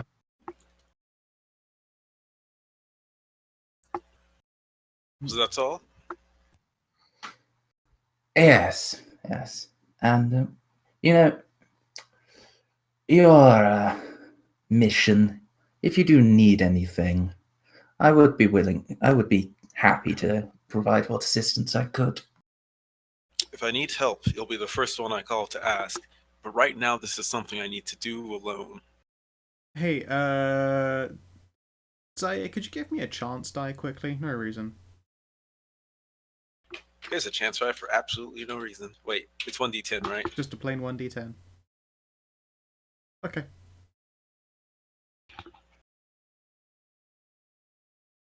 Carry on. Alright. Completely innocent and innocuous. Yep. I should just make you guys roll rando d10s just for my fucking amusement, if that's not what I'm already doing. Just to screw with us. Yeah, just to make you sweat. Anyway, Zaire will say, just text me the address and I'll be there right away. All right. And then he'll hang up. Yeah. And Tim will text the UOS one. Into the van. Cool. Yeah, it looks to you like a place that's just on the other side of town. Andy is perfectly fine with setting the place up while you're gone. Says something about calling family. All right. What's the next stop there, Timmy? Drop Claire a text to say that he's going to look into the address on the card with Zaire if she wants to come and take a look around and see if there are any clues there. And, I don't remember. Is this the You owe us. the Nat one thing that happened? The not Nat one significant success or whatever, dramatic failure thing. Yeah. Yes. Right. No, I know that. I'm just trying to remember what this was. Yeah, no problem. All right. Claire will text back and say that she's at the Elysium talking with her mentor right now, her sire right now, but she'll be along presently. You don't. If you're at, that's where Timothy is. Oh. Okay, so you realize that there's Timothy on the other side of the hallway. Yeah, I just text back, turn around. the Elysium is busy these days. It is busy. When you turn around, there's a woman who looks like for a moment it's like a different redhead. Like, oh, she's behind that redhead. Okay, hi. It is a busy place. Tell you what, actually, Timothy, can you give me a D10 O fate, a D chance? I forgot that Tim is literally always at the Elysium. Yep. Okay. Cool. All right then. I'm pretty certain that around this time, Rose is very occupied at the Little Inferno. Oh yeah. Yeah. Plus, she seemed kind of tired of this bullshit. What, being dragged into random houses? Yeah. And then he'll send Dante a text that if tonight is convenient, and in a couple of hours he'll be able to follow up that lead in the werewolf territory, and time, place to meet. If convenient, come at once. If not, come anyways.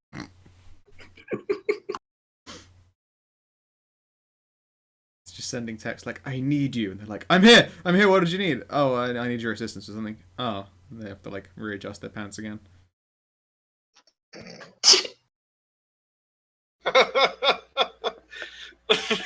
don't know why I found that so funny and nobody else did. No, I'm proud of that one. It's dumb, but I'm proud of it. Okay then. So yes, do you tell Dante where you're headed now, or are you just that you'll be getting onto the...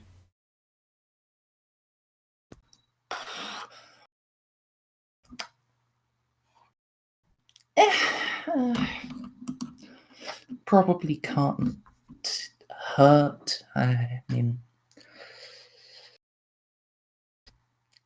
I kind of remember him being him coming off as reasonably trustworthy. So Yeah, I mean, the bartender did not immediately be like, this one is actually scum! So, that helps generally. He's a new face, interested in your job as masquerade agents. And she even used that term correctly at the time. Instead of the mystery machine. yeah. So yeah, Tim will actually suggest the UOS address as a place to meet in like an hour and a half. That'll give plenty of time to look around there. This wasn't found in the room with the ghosts and the two ghosts, right? No, this was found in a turned over room on the first floor. Shouldn't we be following up on the husband who never came home rather than a lead from a different part of the building? He's just a dude named as missing. Like, Well, no, skeleton I'm stuff. yeah, I'm literally asking Timothy.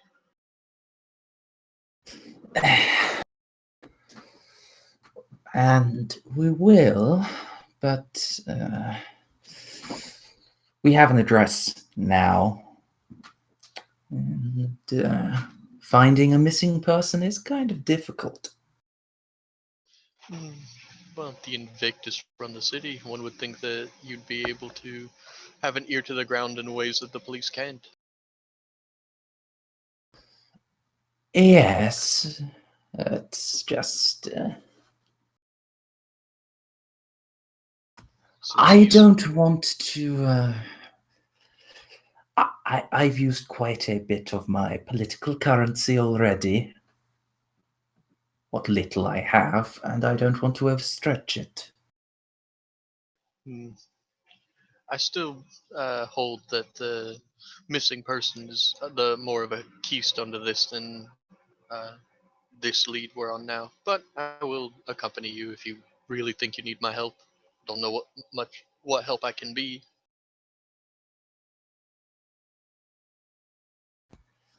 I don't know. There could be a secret laboratory making things. Ah, yes, things.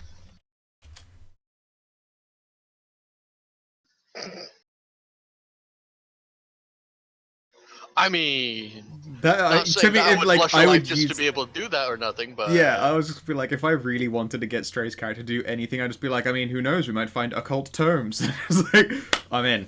I'm so in. I would use that against you as fellow players all the time. it's basically Scooby Snacks. Yeah. I just gotta, like, my favorite thing is learning everyone else's ticks so that I can use the other players like tools. Not saying that that will happen in that game Lilia runs. Like, I will definitely never take advantage of anyone. Sorry, I couldn't keep a straight face Is there. that tomorrow? That's the character building this tomorrow, which I actually need that session because holy fuck. Oh, hey, cool. When is it? Wait, what? Your game tomorrow. When does it start? That is not tomorrow. It's not tomorrow. That's It's not tomorrow? It's I thought it was tomorrow. Savin's game is tomorrow, and yes, it's character building. But that's Trials and Tainted Space and D. Save and I thought. Savin is Saban tomorrow on isn't Tuesday. doing a game, is he? It's this coming Tuesday, I thought, for trials. Saving D is over. Yeah, he's doing his tits and D thing. Yeah, he's Yeah. He's doing doing one that shot. on Wednesday. Oh, It's yeah, Wednesday. okay, that's why. Yeah, that's what I was saying. So so your confused your now. game is on Tuesday, right? My game's is going to be on Tuesday, but not this Tuesday. Okay. Yeah. Next week. Yeah. So I was right. I was just wrong on the week. So what I'm thinking Gotcha. is So it starts that- next week. But what time does it start next week? Like, What did I say? 5:30? Eastern? all right, I'll kind of be up then. Cool. I'm thinking Could that you push it forward by 1 hour? Maybe. I'm thinking that ultimately I will not be in third indie because looking at my schedule and my Tuesday will have late classes. Okay. So that means no D&D at 4. For Okay. school CL. Anywho, But all the other days after like afternoon. Claire has tentatively agreed to follow with you on this lead. To the mystery machine. Was Zaya picking them up on the way, or are you meeting him there at the UOS address? I assume Zaire just like eventually finds them and scoots by to open up the mystery mobile. Get in the So we are van! taking. So we are taking the mystery machine. We don't have to pile into the "Don't Notice Me" mobile. Yep. All right. Good old mobile. Dante, are you going to head down to that location? Admittedly, this is in like an hour and a half, so that gives you as your character time to whatever the fuck you want, really. Or you could sneak up there and decide to go early, or I don't know. What do? You've been given a location and told that they're looking into some shit, and they gave you an address. Well, I mean, naturally, I'd go to that location. I should be involved in their investigations for now. Okay. What's your method of travel around this place? I drive around an old Mercedes. It was a car my dad gave me. Neat. Another Don't Notice Me mobile is on the street. Or is it a nice Mercedes? The Don't Notice Me mobile is very specifically a model of car that is like when you look at it, your eye just passes over it because it's just so common. Yeah. Claire looked up like the most common car and like the most common color, so she could just blend in anywhere. It's an old black Mercedes. I keep it clean and I actually keep it in good running order, like because I care about it. It's one of my touchstones, actually. Oh, sorry about that. I thought you were talking to Right. me. Yeah. Oh no. It would appear then that your car is a relatively grey Ford Fiesta. That is the top selling car of 2016. Okay. Also, there's the Vauxhall Corsa, but you know.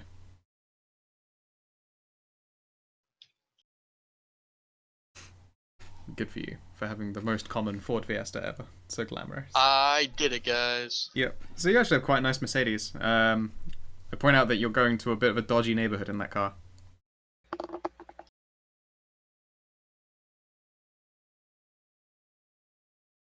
I can handle myself just fine, so long as no one nicks it or anything like that. That should be good. Fair enough. Okay then. So the others will reach that location first. Assuming you drive there like straight away, you'll arrive like 15 minutes later, maybe. You can sneak in after them. Zaire, you're able to scoop up the others and drive them on their way. At about this time right now, Rose is finishing herself off, quote unquote, while Etienne is currently working her newly learned magic. Yeah, that's the music that's playing. Wonderful. Okay, so when you arrive at the address from You Owe Us, it is... Let's see here. It's underneath the train tracks. It's quite a squat building, low ceiling, as one would kind of expect, and the windows are boarded over. It's a very murky, dull stone building. Always with boarded over windows. Why do people do that? For instance, That was completely in character. Oh, okay. Claire. Claire just shrugs. You know, Zaire, I'm surprised you didn't leap to a conclusion yourself about making it harder to get thrown through it. But it's just wood.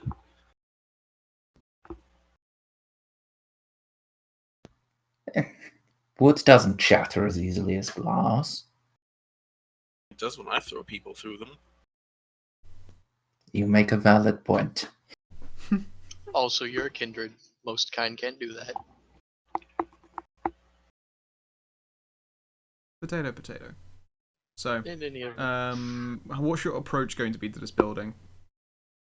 The street itself is, as you would expect, it is lousy looking. There are plenty of rundown buildings. No one wants to be directly underneath a train track, efficient a train or not.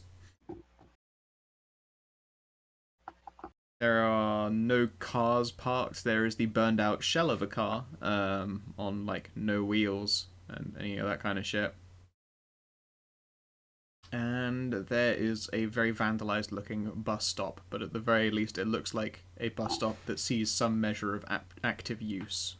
Judging by the fact that it's one of the few things with a light that is still intact beside a street light.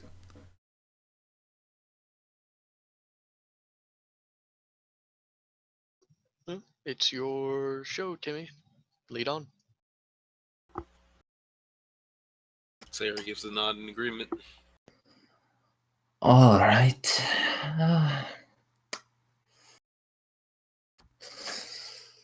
I'm going to head around, see if there's anyone in there and awake. And yeah, he's going to face in the crowd and just walk around that little building. No problem. Let's see here. Okay, so I'm going to do like a little quick drawing of the general location, just for everyone else's sake. Drag you on over to here.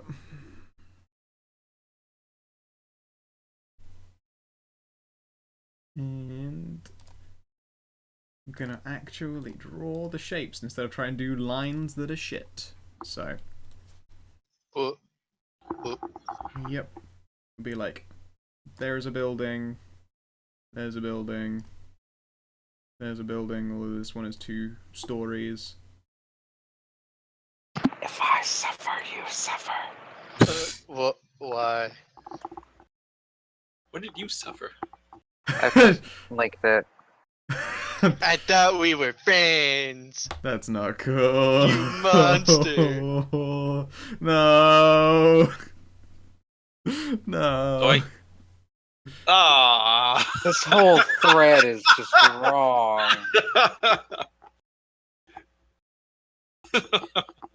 Party foul, bro.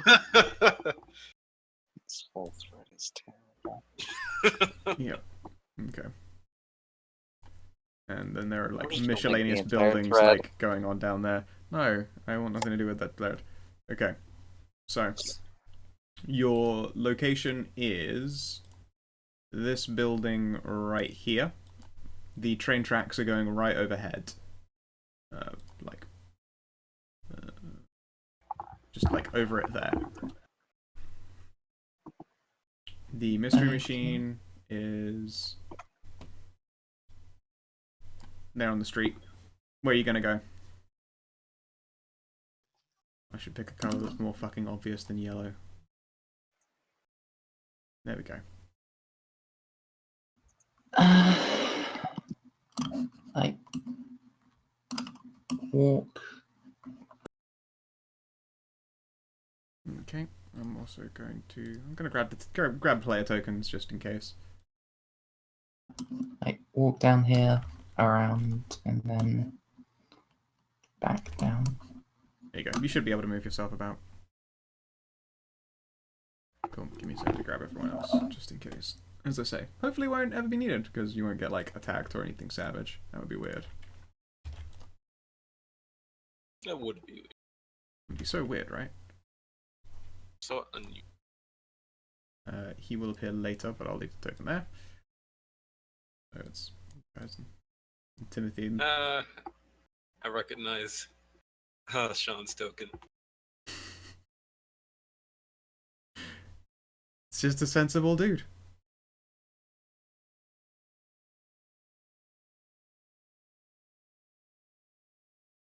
Your character actually looks like that. How do you manage to walk anywhere without being accosted by cameras? Alright, let's increase the scale of these a little bit more.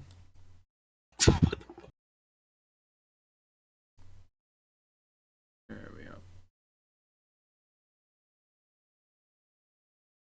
Deal with noise. What is avoiding cameras? I mean, you look so attractive that you probably have a constant. He's a Like- kindred. No one ever has to worry about cameras. He would have to. His character beauty would looks like- shine through any darkness. If his character looks like that, he would have to. I mean, maybe he does. He just doesn't notice it these days. It's all just cash. Doesn't mean anything.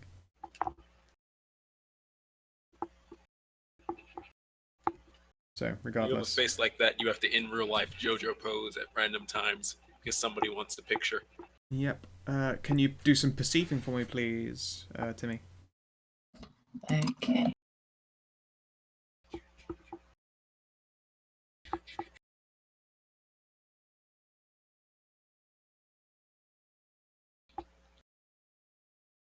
Any modifiers? Is there anything you would like to recommend as a modifier?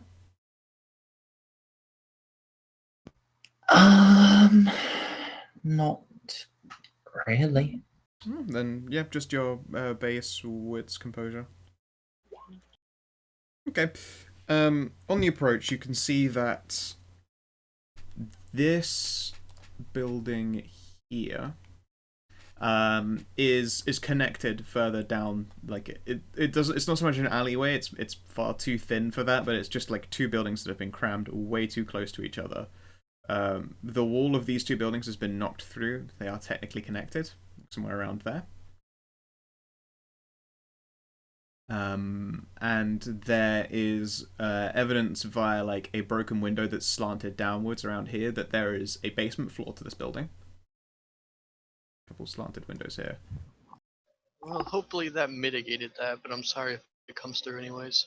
What's creating noise? Because I don't hear anything. The dryer. Oh, okay. Alright, so, like, those are some main windows. Say, I just realised something quite important. Mm-hmm. What did you do before you went to go pick up the others? I dropped them off, made sure to pet Madam Hoots, and then I just kind of drove down.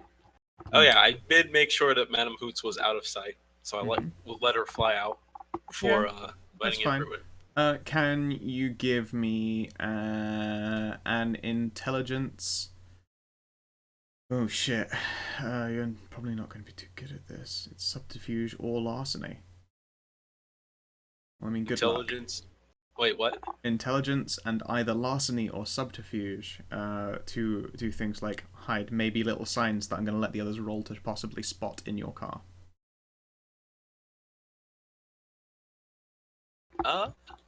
Okay.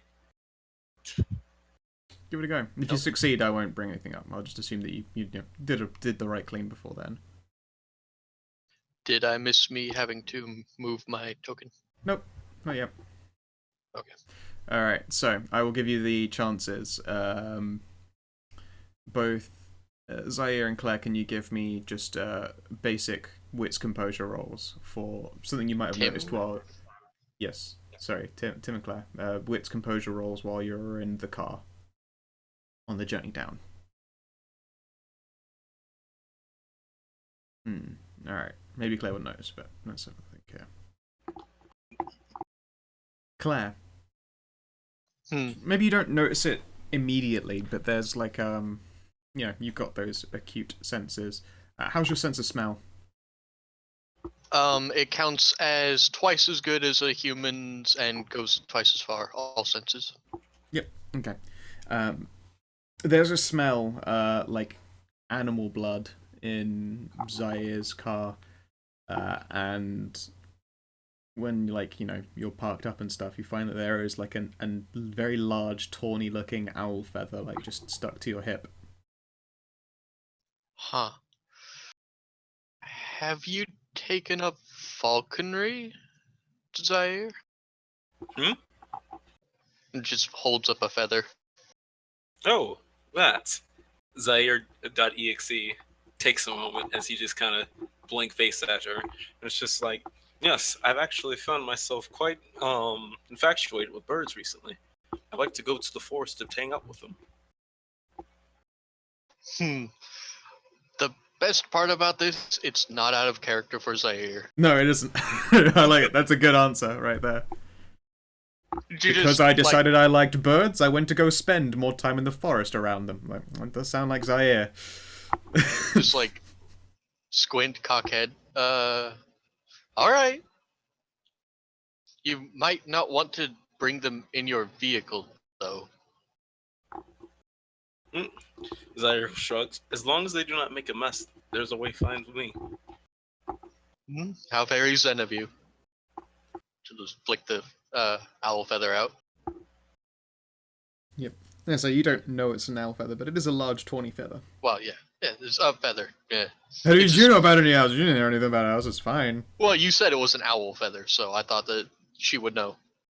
Rather than you said owl feather instead of just feather. It's true, it's true. So is Timothy sad because he can't birds now? Because the animal can? Yeah, birds now flee on his approach. Oh, that's why. And, seeing a feather doesn't immediately go, oh no, bird of this! So, throw out the feather and move on. Yeah, exactly. Just wanted to make sure. So continuing. On your little scout around there, Timothy, you're pretty sure that although this seems to be like a ground floor only building. It's quite deep. It's attached to another one, and this one here has some kind of basement. The windows are indeed like they probably had glass in them before it was smashed, and instead of replaced it, it's got like really sturdy looking wooden boards, not just like sandwich board that you'd staple up, but proper like thick planks of 2x4 have been spread across these things, not leaving a single gap. Was I told that there was someone else coming? By the way, I didn't mean to interrupt, but Did Well, I Timothy mean, mention Dante? No, he's not expecting Dante to arrive until they're finished with this, and there's no particular reason in his mind for Claire to come and gawk at werewolves. well, my tokens Like, here are if just so people confused. followed Yeah, the yeah, schedule, you yes, two would sorry. never meet. But no, he's Yeah, coming no. early. Dante's coming down anyway. He's like, they're checking out a place without me. I'm gonna go fucking luck. So yes, no. Dante, I put his token there, but he hasn't shown up yet. He's expected to in another quote unquote 10 minutes. Well then, since I was gone, I guess I'm just gonna follow behind the meat shield. Cool. Scout, is there like a wall here, or Honestly, it's just that there's nothing of relevance. It's just further dilapidated Yeah. street. I just didn't want to bother drawing the whole damn thing. Like, so this it's just the- going to? This is a turning in the street. There are houses that go further down that way, and there are houses further up there and up there. But this one is only connected to this larger building. There's nothing of major relevance. So Tim's going to walk down until there's a way to get behind it. Yep, it's another tight fit. Like if you wanted to go right next to that building, but there is like a larger alleyway-esque opening a couple blocks down, like a couple buildings down. So yeah, crossing over. Let's see here. There is like a tramp sat in an alleyway as you're walking around. He seems very much glazed and out of it. It's some random time at night. It doesn't smell pleasant. He doesn't look pleasant. Mm. And the tramp he has exceptionally glazed eyes, but they do follow you as you walk past him, and you've got Face in the Crowd on. Yeah. That seems ominous to more than just me. Yes. Nah, it's fine. Everything's fine. That would mean something would have had to succeed at a wits obfuscate. No, that wouldn't happen, right? This is just a weird tramp full of heroin. Well, Zaire knows nothing about magic, and everybody else shrugged it off, so he'll shrug it off. Yeah, well, actually, to be honest, unless Timothy really points himself out to you, Zaire, like, he got out of the car first, and when you followed, there was no Timothy. As far as you're aware, he's just doing that normal Timothy thing of being a face in the crowd, but you didn't really see him, because he doesn't want to be seen right now. Did that happen literally as soon as he got out of the car? All right, then. Yeah, I'm he just faced gonna- in the crowd as he Well, left the car. he did say he was going to go and take a look around. I was gone during that part. Is the green part the car? That's the car, yeah. The mystery machine is right there. So yeah, that tramp's eyes follow you as you walk past it. Tim will actually slow to a stop and turn to face the tramp full on. Spare any change? Maybe. Depends. That building, couple of ones down. One that's had the wall knocked through to next door. What can you tell me about it? He smacks his gums together, and you can see he's got like rotted, blackened teeth. He'll look you up and down. Again, like although they're glazed over and whited out, those eyes do seem to follow where you're, like, generally stood. I don't know, sir. I don't see things so good anymore. Got bad eyes.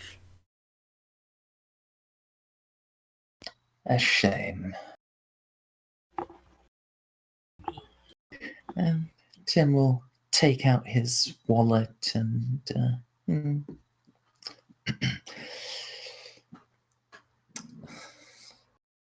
Not open it, but make it clear that he does actually have one, in case this changes the man's answer. His eyes are on, like, sort of your...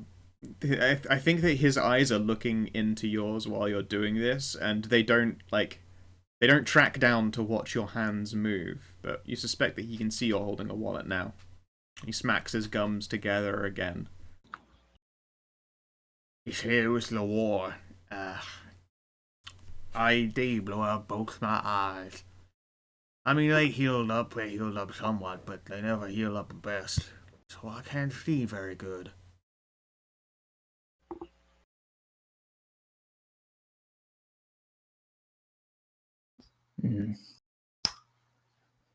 But what about what you hear?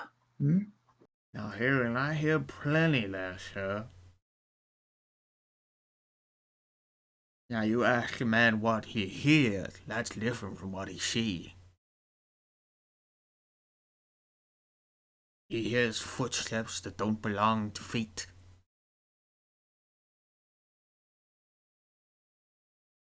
He takes a long breath, and there's like a horrifying shiver that goes through his whole body. Like, it looks like he's about to go into some spasm, but it goes from like just from his head down to his feet, and then he stills again on the spot. And resume. But this entire time, his eyes never break contact with you. Can you give me a intelligence occult test, please?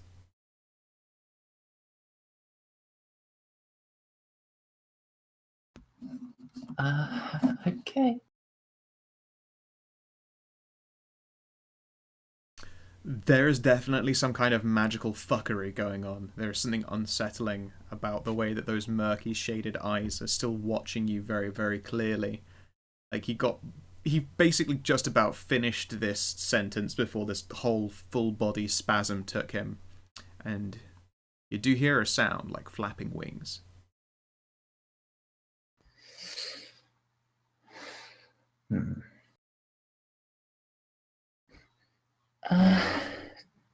Now I see many things, and I see people. I see just shadows, but they move. What I hear is the scary footsteps. Footsteps that don't belong to feet. I hear voices. I hear people. They tell me they got what I need. That they'll make my life better than it used to be. And his voice seems to like gain strength. Like that wavering lisp is sort of falling away from him. He sits up a little bit straighter. Now they give me these drugs and they make me feel strong again. They make me feel again and they make me see again. And I can see a man, but I know his feet don't sound like the feet of a man. He spasms again and settles back on his little perch, eyes still staring at you blindly. Then what do you think they sound like? They sound like that quiet moment when you're trying to fall asleep, but maybe you've just had too much to drink, too much to eat, too much of something, and it's got you on edge. They sound like that.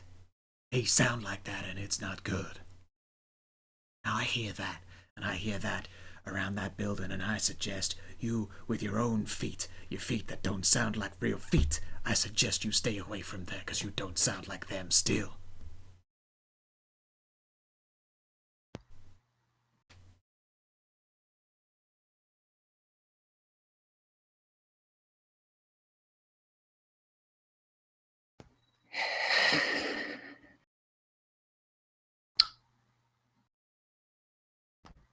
Tim will take out $25 and drop them into the man's lap. Oh, well, that's mighty kind of you, sir. You have yourself a pleasant day. Watch out for strangers.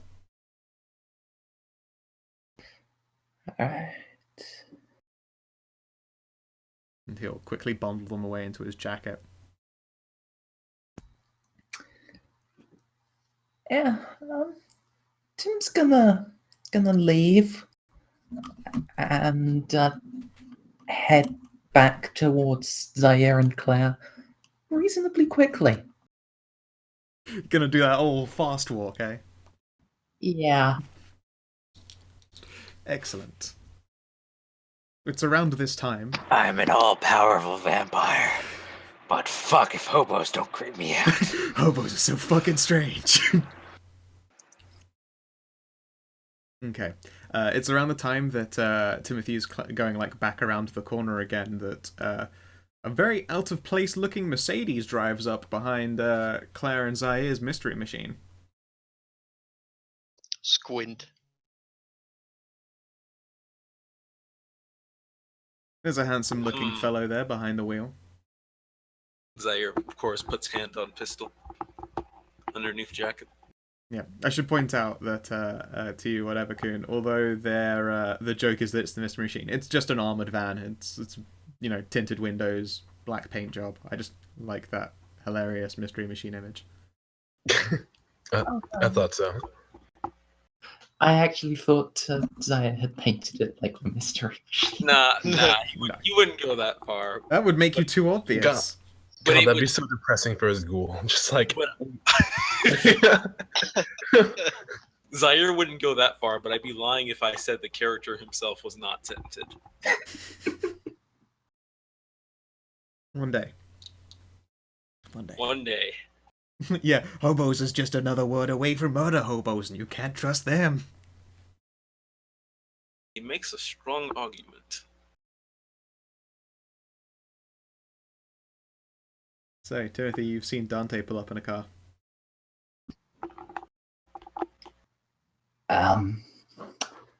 Zaire, Claire, how long was I gone?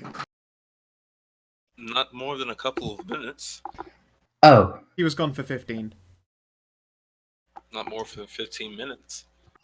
okay. He's just early at You know this man? Boom.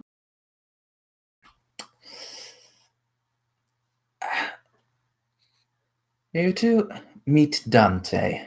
Dante, Claire, Zaire. Dante is the one that gave me the lead regarding the werewolves I mentioned, Zaire.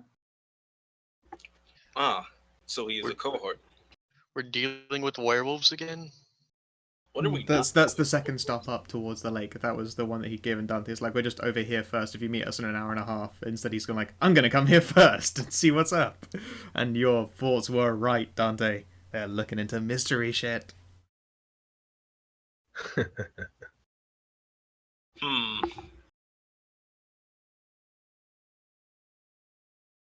You see, I couldn't just give you the information and let you investigate on your own. I'm somewhat invested in what's going on down here. It would be beneficial for me to know what's going on. Information? Claire hasn't been told any of this stuff. She just knows about a random note that we're following up on. Probably best for you to explain again, Dante. All right. I told your associate here, Timothy, that something's been going on with the blood and the werewolves. Someone's been doing a bit of research into them, and according to my own leads, it'd be a point of interest for us. Kindred, who's researching? Magi? The thing is, I don't know. All I know is that blood samples have been taken, and werewolves have been having to deal with it. If it was Kindred, I believe it'd be more imperative. But I'd like to think that it's more likely kind this time. What, are we splitting into different investigations now without finishing the first? Oh yeah, I did mention it. But this was more directed towards Tim. Yeah, Timothy. I mean, he said he was Carthian, not that he had Carthian Oh, agents. no. Oh, no, It was yes. the other way around. I did mention Carthians. Right. There's no guarantee, so I'm not going to promise it here. All I did was release some bait towards motivation towards investigating this. But in this given instant, I'm not going to mention it. Yeah. I did mention it to Timothy, though. Yeah, this current location you're at is, just to make sure you're aware, is one that Timothy was just like, meet us here, where we'll be leaving from here towards the werewolves, but you've turned up early, and it turns out that they're investigating something else. So, making sure that wires don't cross there. Yeah, the Carthinians. Yeah. That made me giggle last time. And in this situation, I'm not going to get in the way. I mean, I'm going to provide assistance if someone asks me. And Well, this is what Claire's pointing out. Another investigation on top of the other two we have. On top of the other two we have. This one being completely different from the one you just mentioned. If it's different, then yes, it would be splitting our resources a little, but multitasking is a necessary skill. Further, experiments with werewolf blood, they could produce something far stronger than something else. It may be that this is what's behind your monster, Claire. Seems unlikely, but we'll continue to investigate. I still hold that we should not half-ass two things, simply full-ass one thing. I like to go full ass. Yeah. Nick Offerman reference. Dante raises an eyebrow but keeps quiet. Zaire, suddenly a thought pops up into Zaire's head. He starts counting off things on his fingers. And then he'll get to 5, look at Dante, and kind of frown.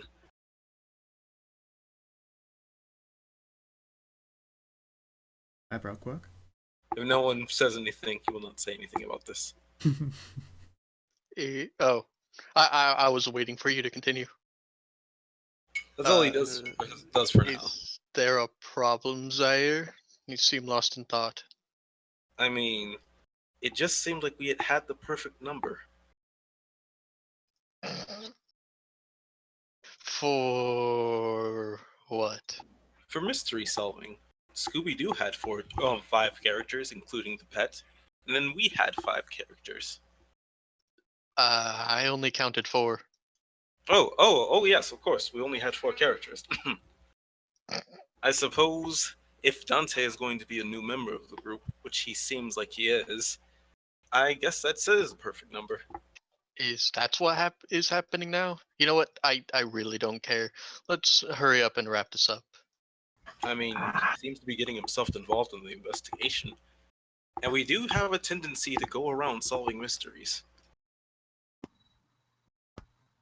Right. And apparently but getting easily yes, distracted. So let's go. Towards wrapping it up, a magical hobo has informed me that there are things like Kindred in these buildings here. And they're also not the same. They're not quite like Kindred. Magical hobo? Yes, he appeared to have been given some sort of drug. One that allowed him to see me Vitae? very, very easily. Possibly, but I doubt it. He didn't have the normal signs of being a ghoul. Although, it's possible he could have been one and has now simply lapsed into withdrawal.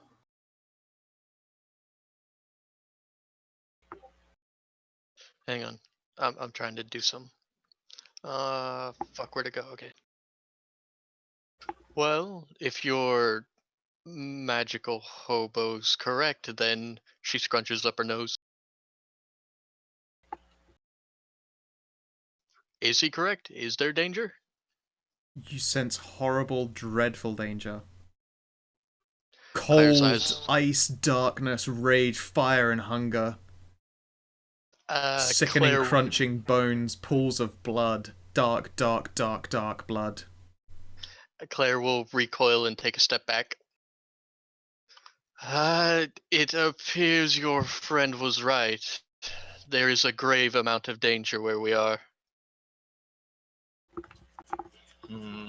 And perhaps we should move from the vicinity. Zaire recommending retreat! It's a tactical repositioning, surely. I mean, does that go without saying?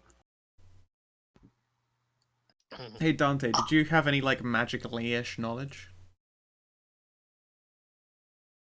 Can't remember what your brain stats are. Let's see here. Nope. Awesome. I love it.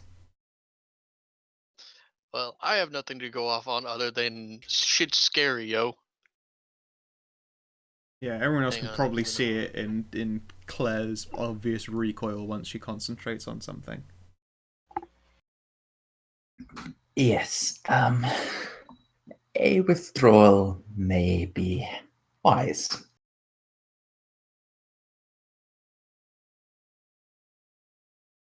If there is something so powerful to even cause this with my powers, this may be something beyond what we can deal with at the moment. Maybe even be a powerful worm's nest.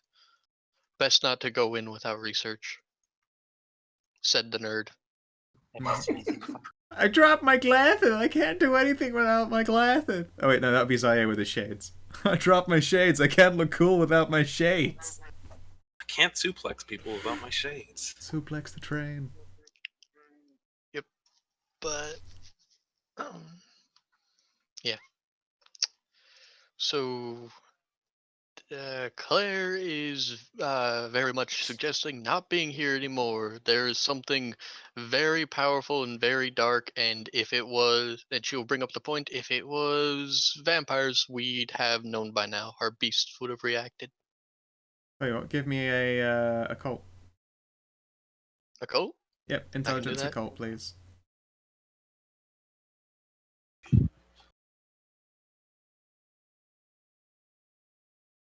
Sorry, I had a bunch of other stuff clicked. That's Plus fine. 0, yeah. Yep. Actually, no, +1. You've been exposed to something. Oh. Roll another dice. Okay, Nah. right, just the one success. There are a number of things that could do that. One of those possibilities, if it revealed itself, you would have prior warning, because it would do things like set off your beast.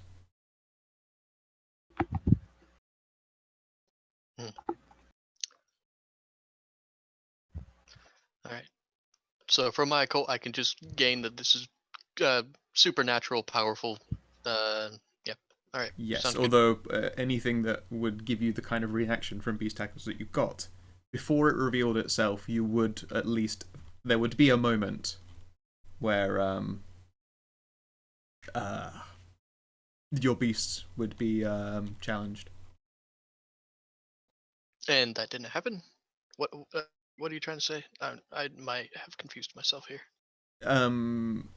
Say for instance, not saying that it is, say for instance a Strix were stalking you.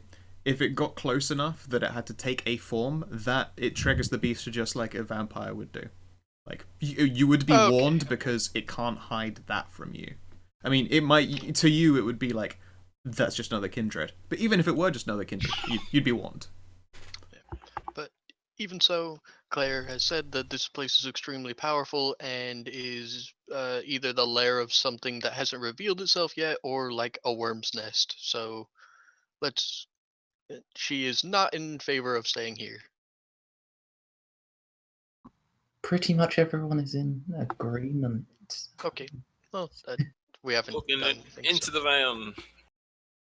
Alright. Retreat! Retreat!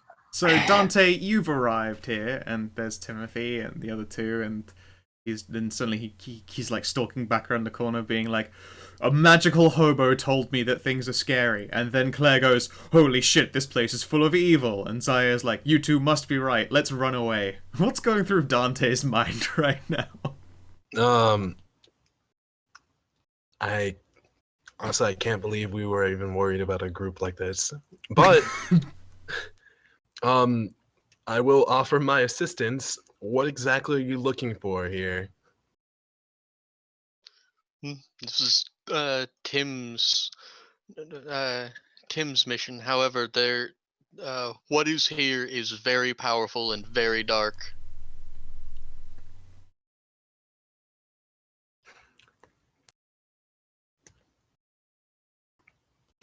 So you're basically investigating some sort of mysterious force that's been drifting about and such? This is simply a note that Timothy was following up on in one of our previous investigations. I guess I'll take a look at the hobo. Oh, let's drag you back over. Apparently. I'm going to try to do this very quickly because this place isn't nice, and I am going to see if he is a supernatural creature with uncanny perception. Okay. Bring the van up to that alley, Zaya. I'll grab him and we can have a look while we're leaving. Do we truly need to grab him and pull him in the van? I can simply... Never mind. Yeah, snatch and grab. Pull the mystery machine up there. Dante speaks up. I could probably just smell him and see what sort of scent he's carrying. Zaire will shrug. I mean, that's the less fun alternative, but more sensible, yes. Alright, so I'll drag you guys up. So you drove over in the van. There's an alleyway up ahead around this other side of the building that Timothy Lee can guide you to. Timothy, the hobo has just stood there, like in the middle of the street. Sorry, in the middle of the alleyway. What to say? This brave motherfucker. Yep. Tell you what, you have a +1, Claire, to that. Can you please roll an extra dice? Oh shit. I don't like it when you say "oh shit." Well, that means that was a great success, which I wasn't expecting, honestly. I was expecting like a 1 or something miserable to come up. But no, that's a great success. So, you look down the street at this horrifying thing. And I say this horrifying thing because everything about you tells you what you're looking at is wrong. You're looking at a dead man. But he is stood. And he's looking at you. And his body's in the right position. But it's like, imagine their arms were dislocated, but held very close to where their joints should be located, like where they should be connected. Just his whole body seems like a little bit longer, like a marionette that's been held up by strings. That's great. Like if every single joint in this person's body was like a millimeter separated, like every single joint though. That's what you're looking at. Like his proportion is slightly off in every way. And he's got dead, soulless eyes, but they look at you.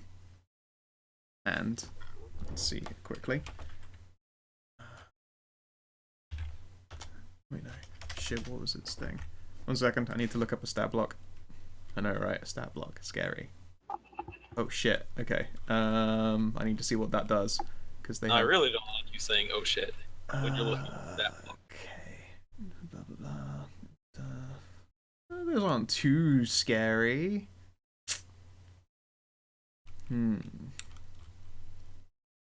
Alright. Okay. So.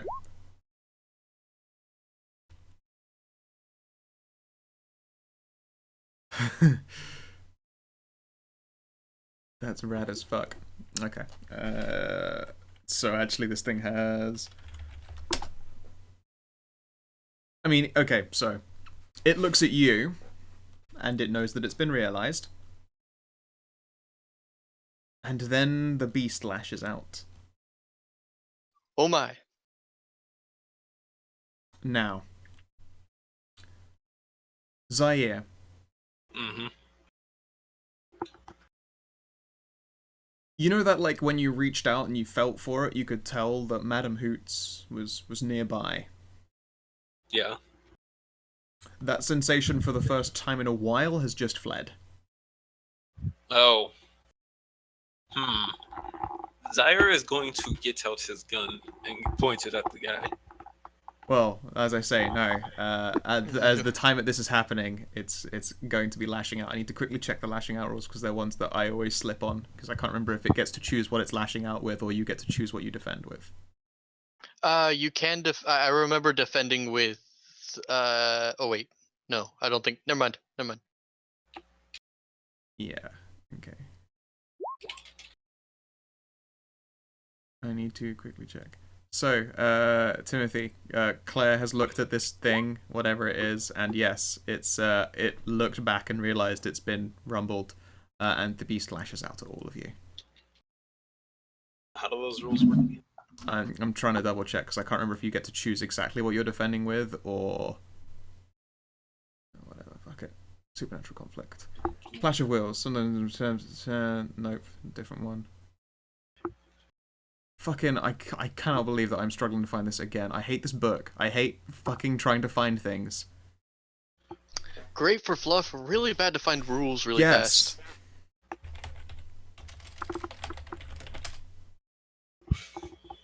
Here we go. Lashing out is 92.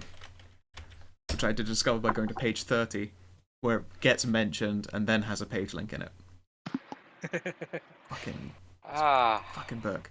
Okay. That's about as well. Yeah. Got it. Alright. So. A monstrous beast, selective beast, competitive beast. Alright, so it is a monstrous beast. It's going to be the...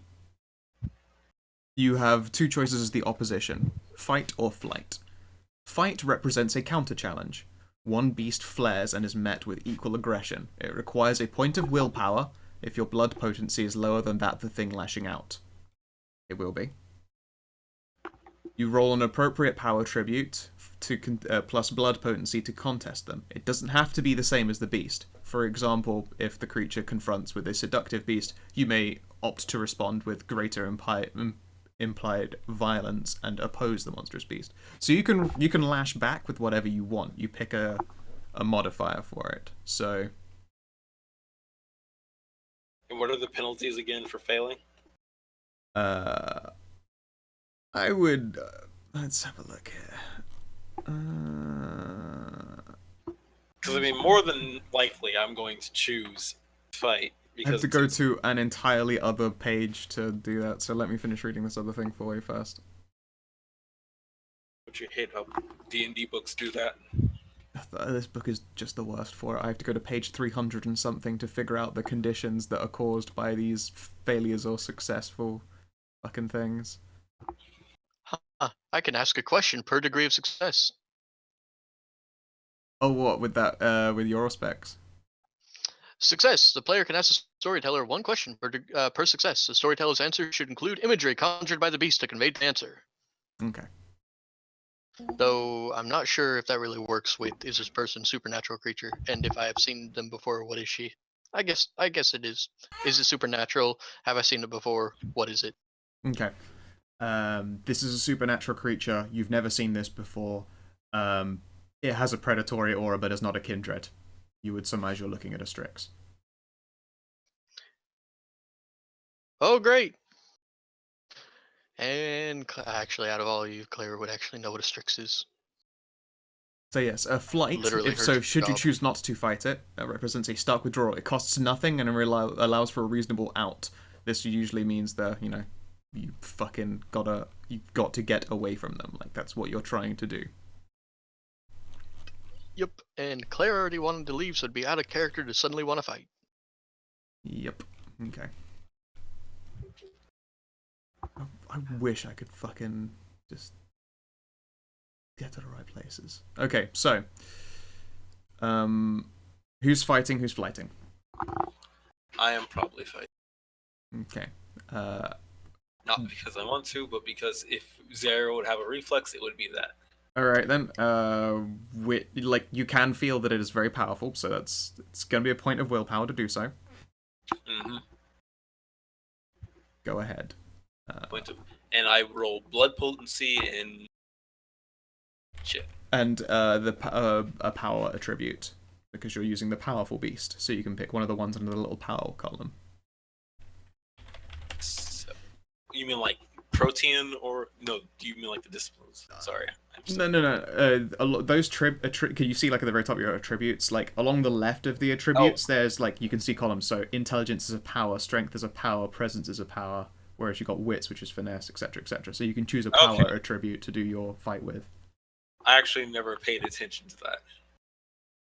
All right, blood potency and strength. This is low as fuck, and only one success. You didn't. Your blood potency is 1, so that's an extra dice. So 1 more dice. Oh, it didn't roll the other dice.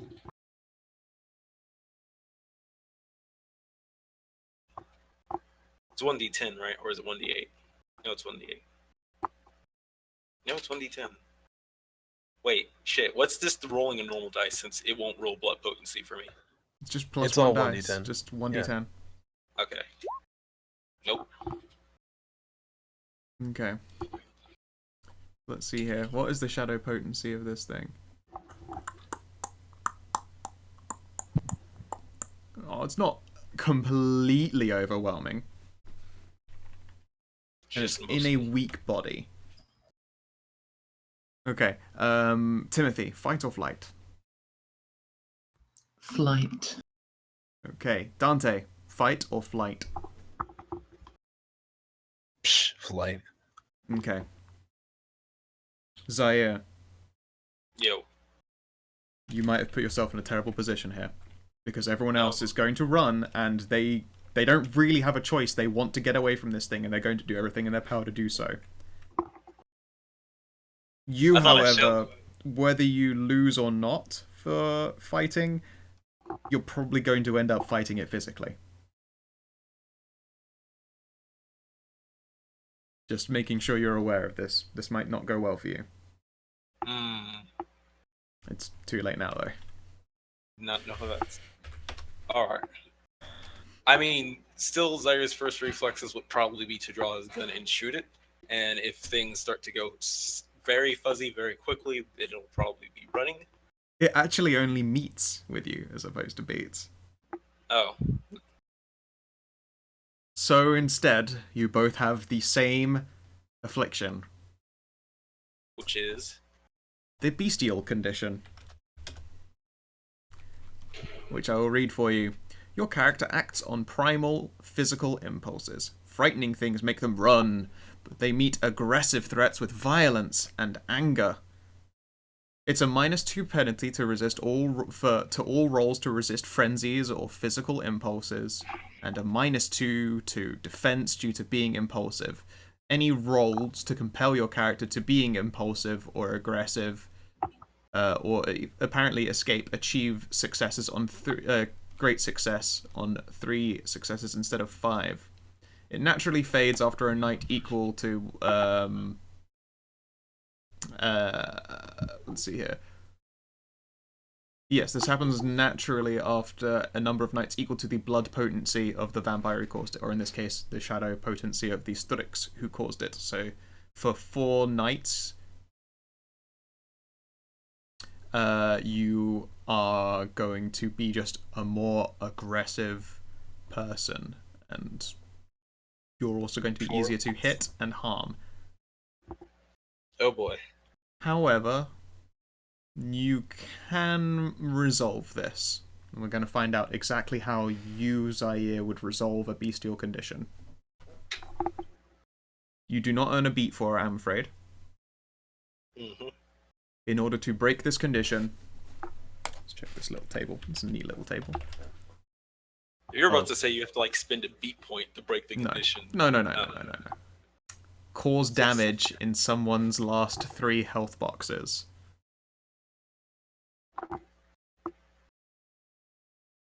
So I have to beat someone near to death. Yes. Wait, so we don't have the option to support Zaire if we see him still fighting? I will double check.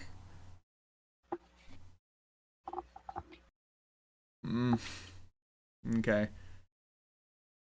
It's so awkward trying to go back and forth between these rules. It's so poorly written. I am sorry. It's okay. I mean, I should just make sure that I know this one fucking on top of my head.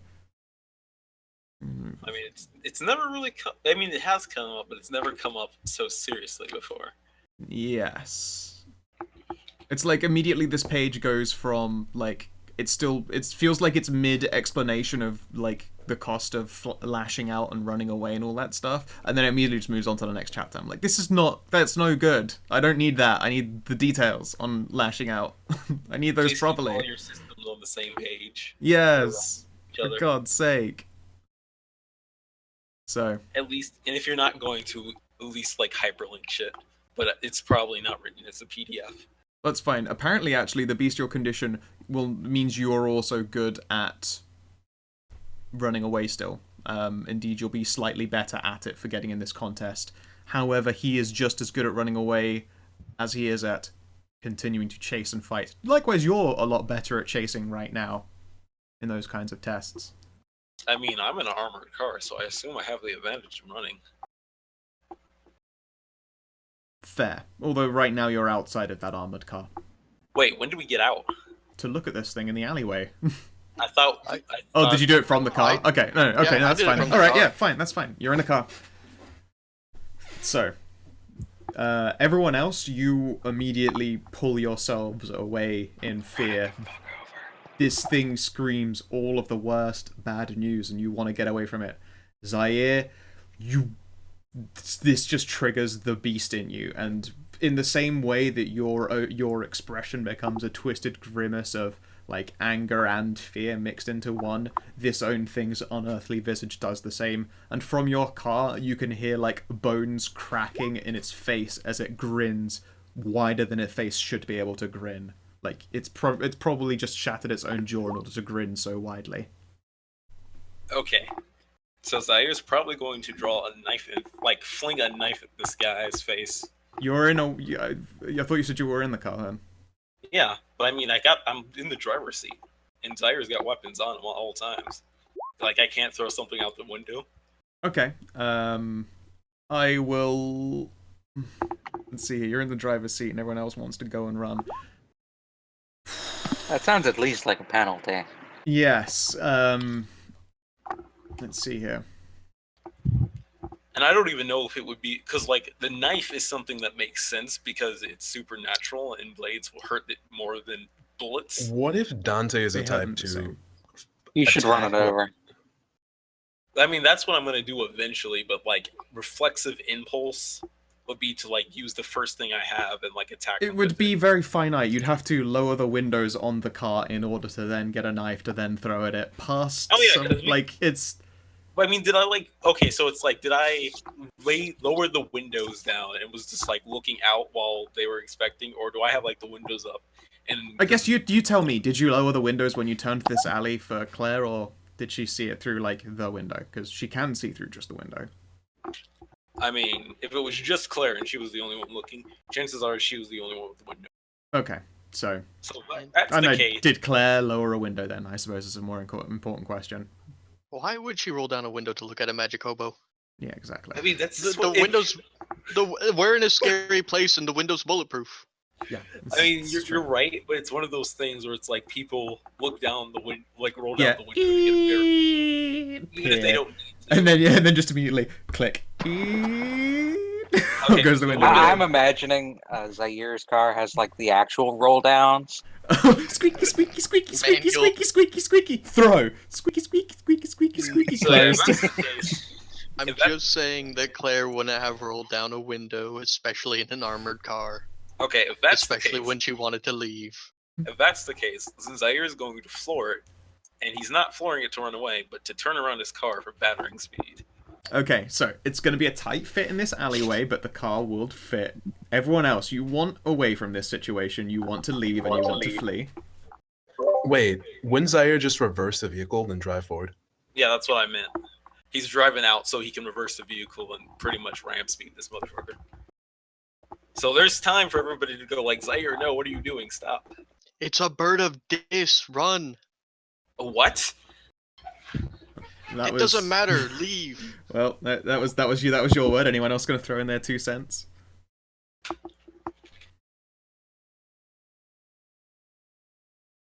Oh, All right. you get the aspect of these. So I mean, you've all got wait. So that means he's got his towards aggression, and you've got yours towards fleeing. So you all have the bestial condition, but your bestial condition is running away. So I'll give you a different one to Zaire's deal damage. Let's see here. 3 of these are unrelated to actually dealing harm. Okay, so for the rest of you 3 with the bestial condition, yours will decay as long as you suffer no threat for a straight day. You will not have to spend 4 days with the bestial condition, just 1. As long as nothing threatens you at all. You will have 1. Claire's gonna go hide behind an axe somewhere. Yeah. Okay, so if Zaire's starting to drive the car towards it, Tim's gonna open the door and jump out. Okay. And run towards Dante's car. Okay, awesome. Well, wait. I was trying to say if Claire is saying saying run, what would I have to roll to be able to abort my ramming attempt? All right, so you want to do the opposite of a violent thing now when you've decided to do a violent thing. That would be a resistance-based test. Let's have a look here. Presence resolve with -2, which is not going to be easy, but doable. Can I get a +1 because of friendship? No. Friendship doesn't mean anything in the face of Astrix. Fair enough. Presence resolve -2. Is presence in what? Presence resolve. -2. So it's pretty much just a presence. Yes. Success. Okay, so you would be willing to hold yourself back. Now let's see here. Can you do for me a drive test, please? Probably dexterity drive. Running in the night.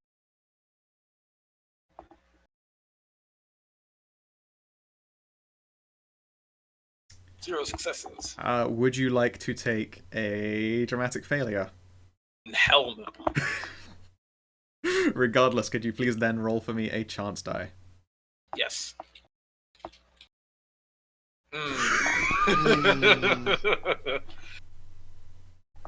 Okay, so Reconsider that dramatic failure. it is now too late to reconsider the dramatic failure. 0 to 100. So, yeah, no, you were going forward, and then she was like, it's a bird of Dees, stop. So, midway into readjusting yourself, you do mental battle, and then you slip the clutch.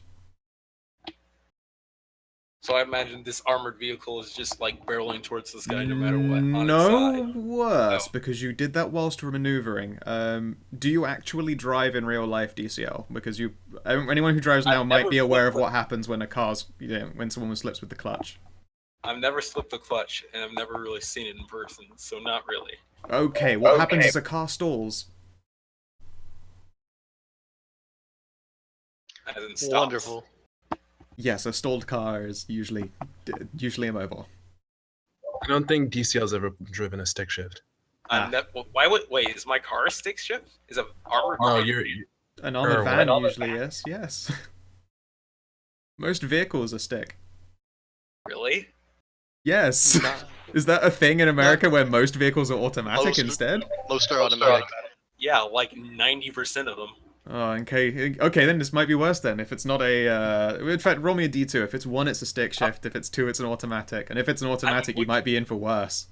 Which provides better performance? Because that would be something Zaire would have. Stick. A stick shift. 100% stick. Okay, then it's a stick shift. Okay. And also, John, you're echoing like a motherfucker. He's not. That's because I took out my headphones because I'm a lazy bastard. I'm gonna plug it in. We do get an echo, yes, when your mic is unmuted. So yes, all right. So yes, your car stalls, which means it comes to a halt, and you'll have to restart the engine. Timothy has booked it. Claire, you're in the car when it looks like Zaire was partway into a manic charge attack before you told him to stop. He tries to stop, and the van you're in now has stalled. What do? I don't think I really have a choice with the flight thing. I'm booking it. Okay, so Zaire, you are the only one who's in control of his faculties, admittedly very aggressive faculties. Your van has been abandoned. How does the old man still... Yeah, I was going to say, I would also like to now direct your attention to the dangerous magic hobo, who is now charging out of the alleyway and at you. Alright, Zaire's gonna get up in the driver's seat and go for his sword and P90. I will note that Dante is probably gonna celerity out of the alleyway, in fact. You're in your own car, aren't you? Oh wait. Let me think. You're in the Mercedes. Timothy, I hope you're in your car, because Timothy and Claire are running towards your car now to get the fuck away. And what, okay. And what's usually... Wait, no. Wait, shit. No, I have explosives, but how do they usually work on the supernatural? I like that segue. So, guys, I have explosives, by the way. Zaire fights differently when he knows he's fighting something supernatural. Fuck it. Blurry picture of a dirty peasant. That'll do. But does he know if explosions are actually good against the supernatural? I assume they are. All things deal, like, bludgeoning damage, unless they say otherwise. Is it an incendiary, or is it just an explosive? I'd say it'd probably be incendiary, because fire works better against supernatural. Apart from the fact that you yourself do not like fire. You're a vampire. I mean... I'm going to say this much. It's not unreasonable for you to have one, but it is, at the same time, not considered a good move for a vampire to employ fire weaponry himself. You might not have been trained that way, but you do know it is effective on vampires. It'd be like a human using a gun, though.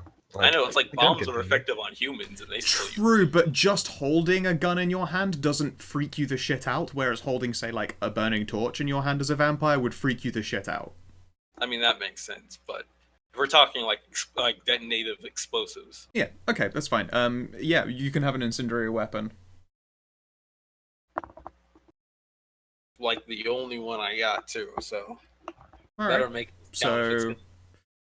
Yes, please do describe your incendiary explosive. Shit. So, I'm pretty sure it's just a grenade, because I'm pretty sure there's no such thing as incendiary C4. Yeah, not really incendiary C4. I imagine an incendiary explosive looks a lot like the ones used by, counter-terrorists in CSGO. Yeah, I was about to actually mention that exactly. Okay. So, you have, like, you pull out what looks vaguely like a smoke canister, but it has this ruddy red tinge to it. And because I still don't want to burn my car, I'm going to be running back... Well, okay, wait a second. You're in that car right now. Oh, yeah. Zaire's bailing out the driver's seat, trying to get his stuff. And get your stuff? He does have it set up for this exact kind of situation, where he can just pick up a weapon. Like, not all of his stuff. Okay, no, yeah, you mean just, like, grab a weapon and go. Okay, yeah. That's the Zaire mobile. That is essentially a merit of yours. You have quick draw and you have fast reflexes. Yes, you can bail out of the car holding a weapon. Yeah. So he's going for Katana, and I'll change the original P90 idea for the incendiary grenade, because I don't think the P90 will be much help here. Okay. So, and now I'm going to ask you to do a little initiative roll. Alright. Let's see. I forget how that works. Dexterity and exposure? So look at your weapon. And you're wielding your sword. It's initiative. You haven't got an initiative number next to that thing. It's probably like -2. I No, think it was there are no negatives on any weapon unless it's a stun gun. Really? I thought all weapons slowed you down for initiative. Exactly. Yeah, as a -2. Think. Let me see You if were my misinterpreting it there, Scal. Yeah. Yeah, am I? there's -2 initiative. I remember reading that for my pistol because it gives a +0. But there's some that said -1. Equipment. Yeah. Let me a second. I have to open up my Google Docs of feats. If there's anything I have on that. Yeah, like a heavy revolver's -2 initiative. Page 179 of the Vampire the Requiem. There's no 2.0. Wait, but I have pluses to initiative besides the stun gun. Right. but I have quick draw, so doesn't that mean I don't take initiative penalty? No, that just means you can get your weapon into your hand quickly. Like, a weapon still has initiative. Alright. Let's see here. So it's a ranged weapons chart. I'm looking for a melee one. Fuck this fucking game sometimes. Books. Alright, so yours would be the initiative of a machete, because that's where your stats are drawn from. It is -2. Alright. Go ahead.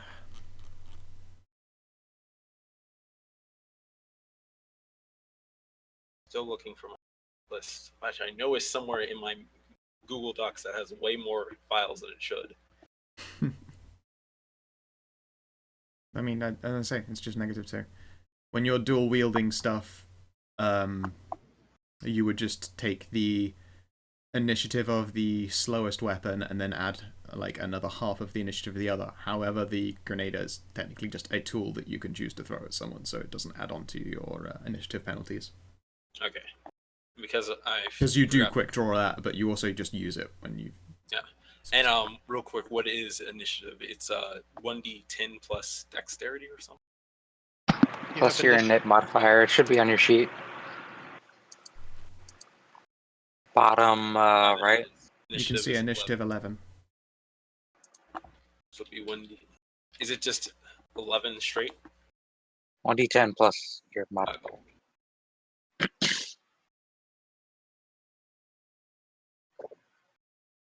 It's pretty much the only roll that's done sort of D&D like.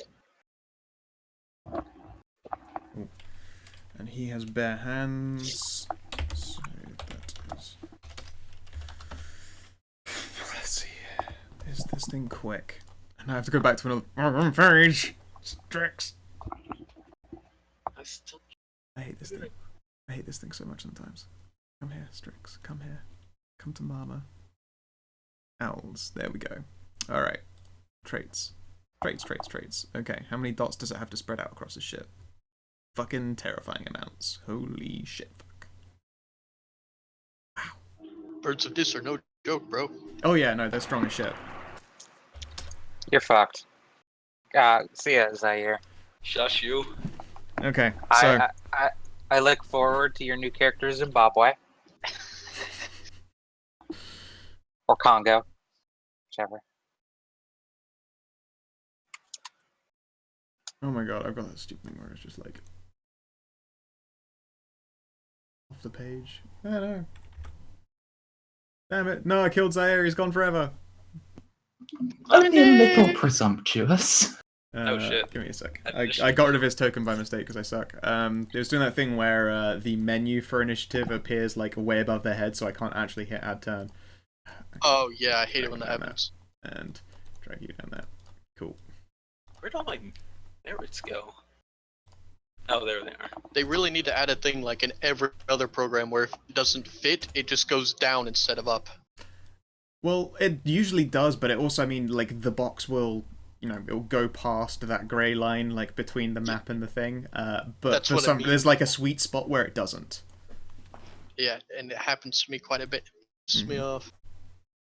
So, yeah, this thing is fucking scary. Claire, you're pretty much too busy screaming and climbing into Dante's car in order to, as opposed to warn Zaire anything about the Strix. However, now that you've been given a name, you are a trained monster fighter, there is something you might know. Like, you've been given a cue, you can use maybe this information, maybe. No.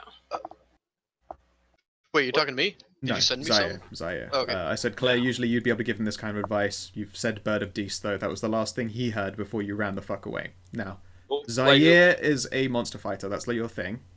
Which means that I'm going to allow you to roll to possibly figure out what you're up against. I'm going to give you a D10. It's not a chance D10, it's just that with your, like, raw int and a negative. No. Okay, so you don't know how best to fight this thing. What you do know is that it attacked you with the beast. I'm like going to assume fire. So, shit. Yeah, you've rolled out of your car, presumably. How do things work again? Okay, and its first maneuver is going to be to leap over the car and at you.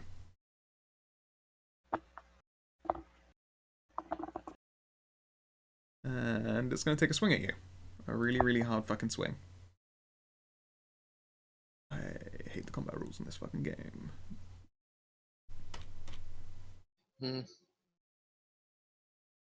Okay, so... Oh, what's Zaire's defense again? Fuck. I was about to say prepare for me. It says 3 plus 0 on the sheet. Okay, so you have 3 defense. He only throws 6 dice at you, it's fine. He gets our success. Alright, and does he do extra damage with this thing?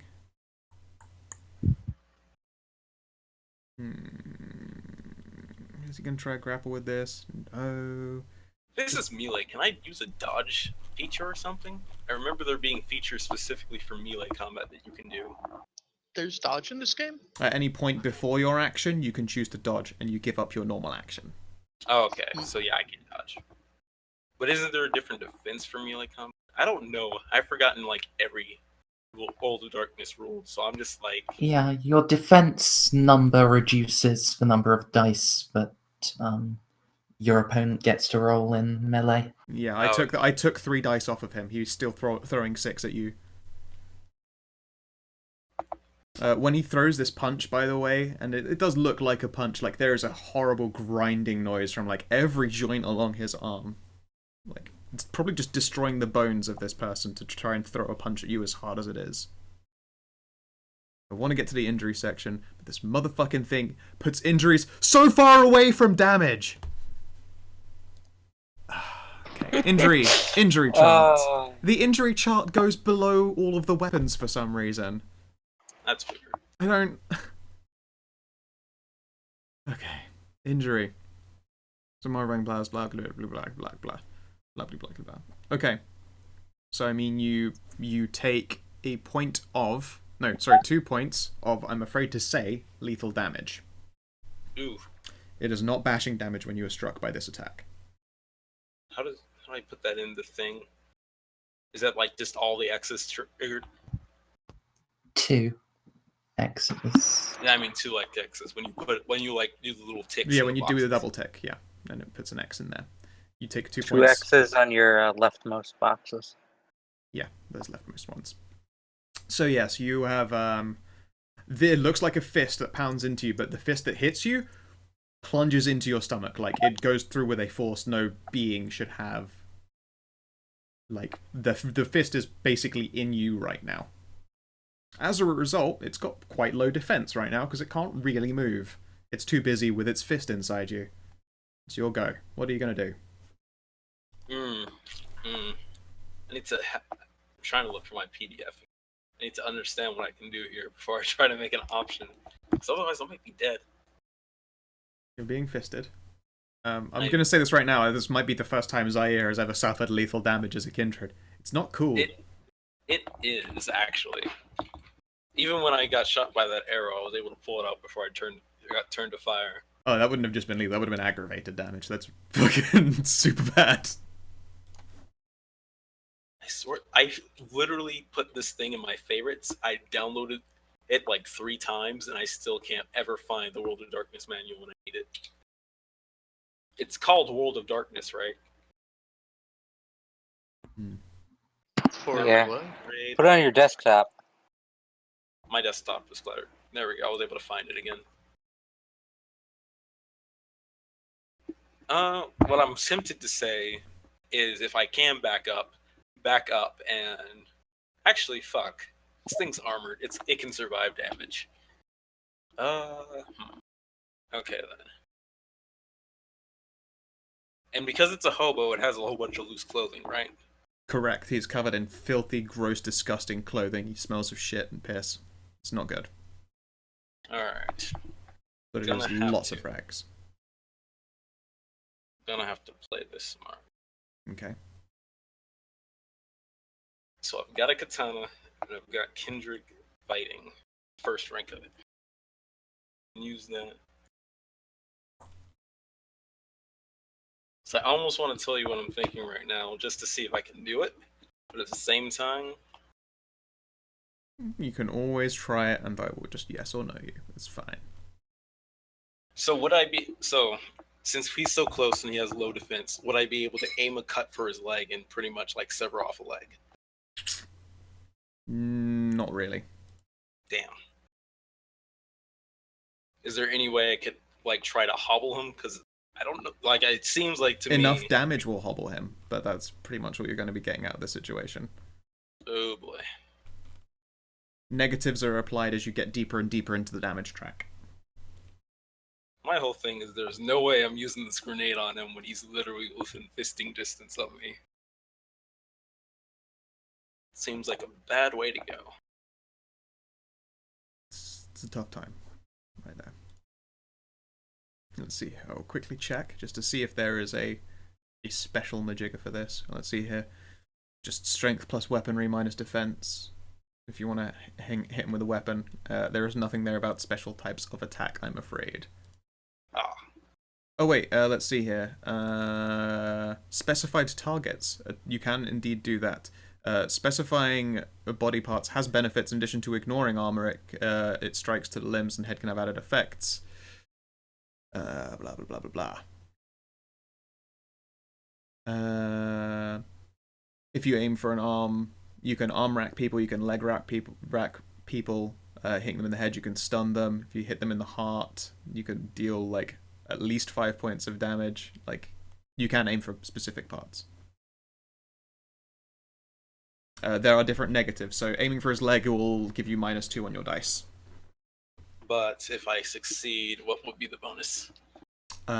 You would leg rack them. A leg rack halves their speed and applies a -2 modifier to defense and physical rolls that require movement. If both legs are affected, you drop prone.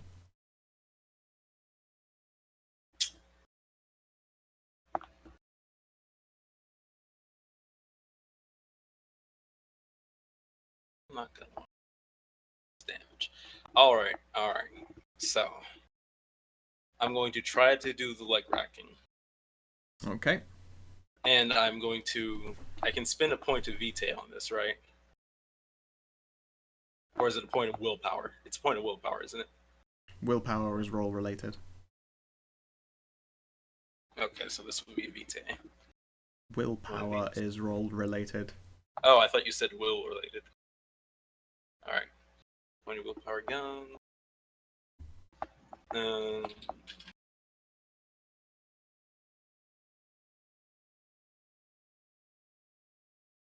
gonna feel really bad for killing Zaire. I feel like I gave you outs. I really do.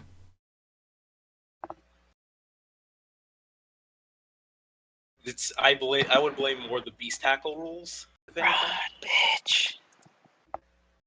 I mean, I can, but I'm probably gonna have to hobble his legs anyways because this guy seems pretty fast.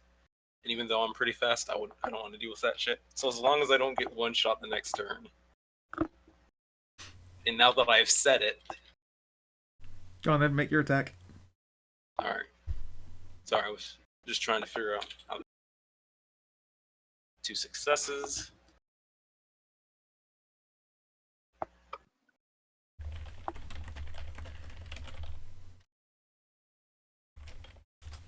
Okay. So, you dig your blade into this thing. It deals bashing damage to it.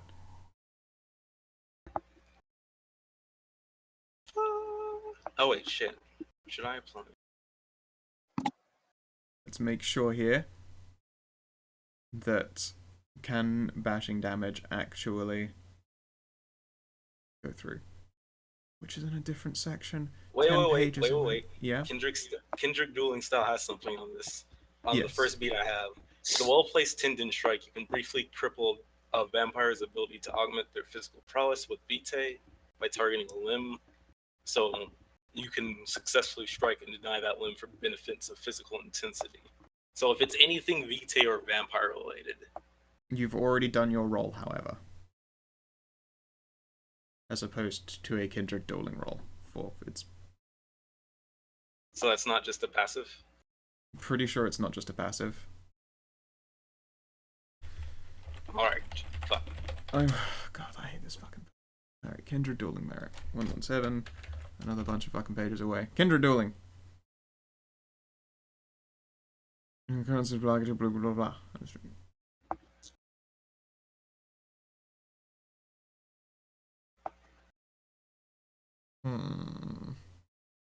Well, no, you have to say that you're doing like a tendon strike. Okay. Taking the penalty. Oh no, by targeting a limb. So you do apply. He cannot power up his damaged limbs. So even though it's bashing damage, you do actually reduce his speed, as though the effect previously mentioned. So there you go. I was going to say actually, you don't do enough damage with that attack to actually, limp this bitch. You do. You know how to do that. Good job. Thank God for Kindred Dueling. Yes. I was previously wrong about that. That is delightful. I'm glad to be wrong, because I don't really want to kill you. And you only get like an attack action, right? You can't like attack and move. Not correct. It's just you just do a thing. So I thought I thought we found that you can move and take a single action. Oh god damn it. The rules in this game. They're everywhere. Like, I'm even looking at the bookmark list so I can jump between bookmarks, and it's fucking nowhere. I'm very sorry that this has been dragged out so hard. It's been the first attack, and it's just a fucking mess. No, it's fine. I can't find that shit so, either. It's so impossible to find. What are you looking for? Can you actually move and attack in the same turn? Yeah, movement. A character can move his speed in a single turn and still take an instant action. He can forsake his action to move at double his normal pace. So Okay. 178. Alright, so yes, you can move. Excellent. Alright. And I'm sorry. It's okay. Maximum movement speed. What's that based off of? It should say on your character sheet. It's right under size. Your speed is 12. Alright. So I can move 12 squares, right? Or 12 Not feet, 12. but just move yourself down and I'll do the side maths. alright. Okay. 1, 2, great. Move my ass away from this guy. So, let's see here. By this time, everyone is able to pile into Dante's car, assuming that he hasn't abandoned them completely. Do you hang in there for a moment? That's a good question. Yeah, I was going to say, it's like, for you, that is actually a valid question. Do you abandon them? I mean, if I abandon them, then, they're less of a problem from my own coven. Sort of. However, if any of them survive, they know that you have abandoned them. I'm pretty sure they're going to survive, because this thing obviously doesn't even, have the locomotive ability to really chase people. Not that that in this spur of fear. I don't know. In the one thing that you saw happen, it leapt over a car to hit Zaire and punched him straight through the stomach. Oh god. Okay, let's get out of here. So yeah, are you hanging in there for these guys, or are you fucking... I'd hang in there for Claire and Timothy, but I'm not sure if I'm hanging in there. That's I'm not sure because if they ran on the previous turn. So that means you two guys, you get into Dante's car. Dante, you are welcome to drive them away and leave Zaire, I am afraid. or you can hang in there. However, I believe since you chose flight, you want to get away. If you want to hang in there, you're going to have to make a willpower test. I mean, Dante's actual rule is that if he gets injured in a fight, then he stays until that person is gone or dealt with. I mean, gone or dealt with.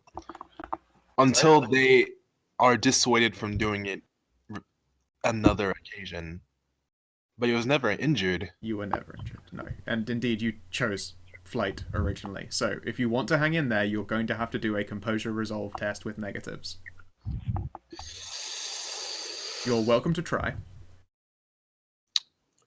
I'll hang in If there. Dante I would. mean, All right, composure resolve test, please. -2. okay. Could I also include wits because that No. I believe? Okay. Composure resolve. You're literally trying to muscle through on these two skills. Composure resolve. Yep. Okay. Actually, it's identical to composure wits for you, so don't even know why that was a question.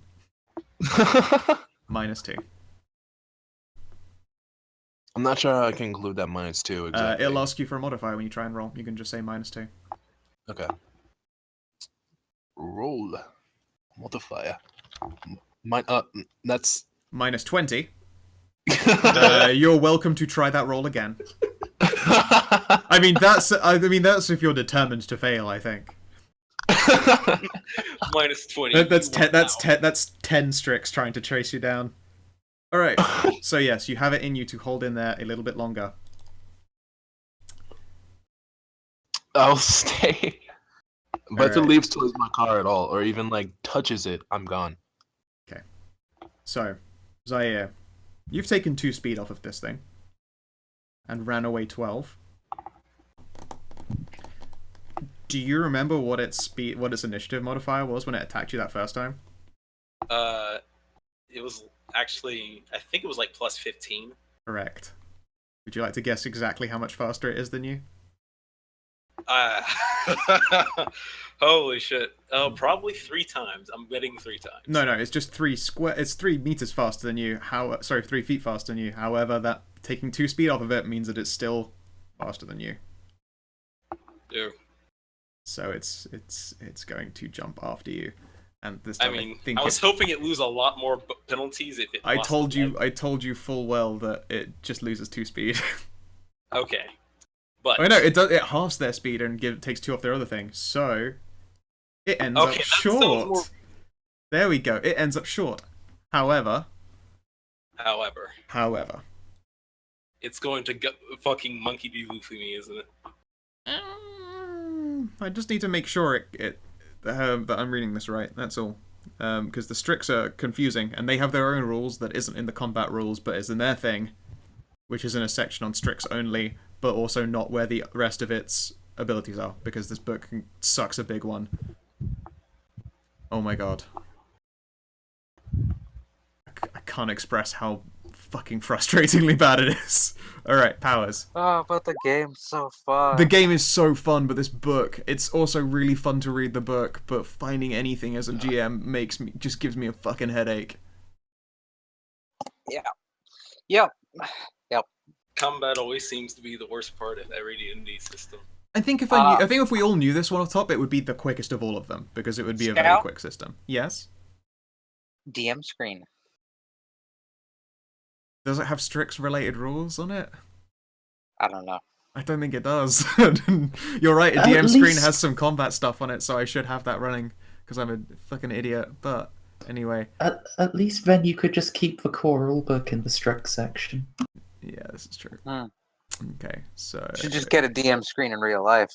Oh, that would be fucking dope. I want one. I mean, it would be a kind of a pain in the ass to peek over a screen to look at my own computer, but regardless, it would be pretty cool. Looking at those and thinking that people who had those were such fucking nerds. Alright, but so useful. And I was right. It has some shadow powers, and it's going to use one of them that is not cool. Fuck it up, Tim. Fuck up them shadows. Yeah. Thankfully, it does not have enough shadow potency for the really nasty one. Okay. Shadow potency. Man, you guys are all like fighting for your life from a Strix. And you are in like stripper. You're in BDSM heaven. Yeah. Rose is gonna meet up with you guys tomorrow and be like, God, yesterday was the fucking best. How did it go for you guys? I really hope that I can survive this, if only because I think I can have cool potential RP moments based off of this. Yeah, okay then. I found out what it's going to do, by the way. Okay. It deals lethal damage to itself, ripping off its own left arm and throwing it at you. Yo!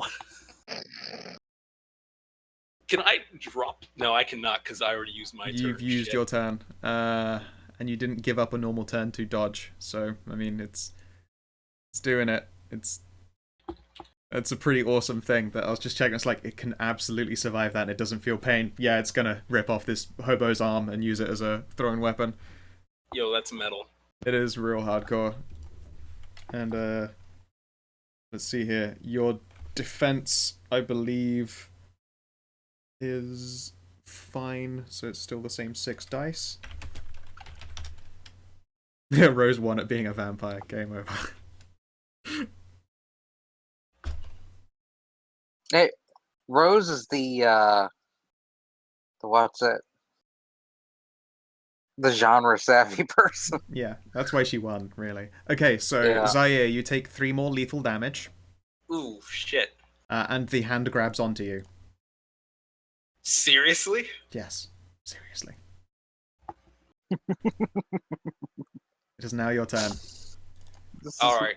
This is where we don't fuck with Strix. By the way, you now have a -1 to everything you do at all. I noticed. Holy crap. I'm looking over my feet to see what I can do. Oh god, it's the hand from Evil Dead. It's the claw. So, Zaire, there is a arm, and I mean it dealt 3 damage. It is buried into you, and it is moving. Jesus Christ.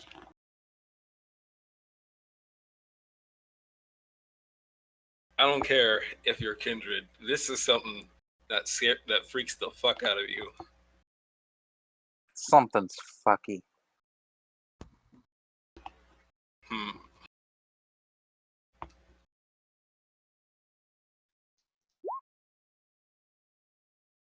Okay. So, I assume that means I have a -1 on my speed, right? Yes. But there is a point. If you would like to take just a singular move, you could do so, but you give up a normal action, and you have your defense as a dice pool. Like, so you can roll 3 dice and try and count them against those 3 successes I've got. Would you rather do that?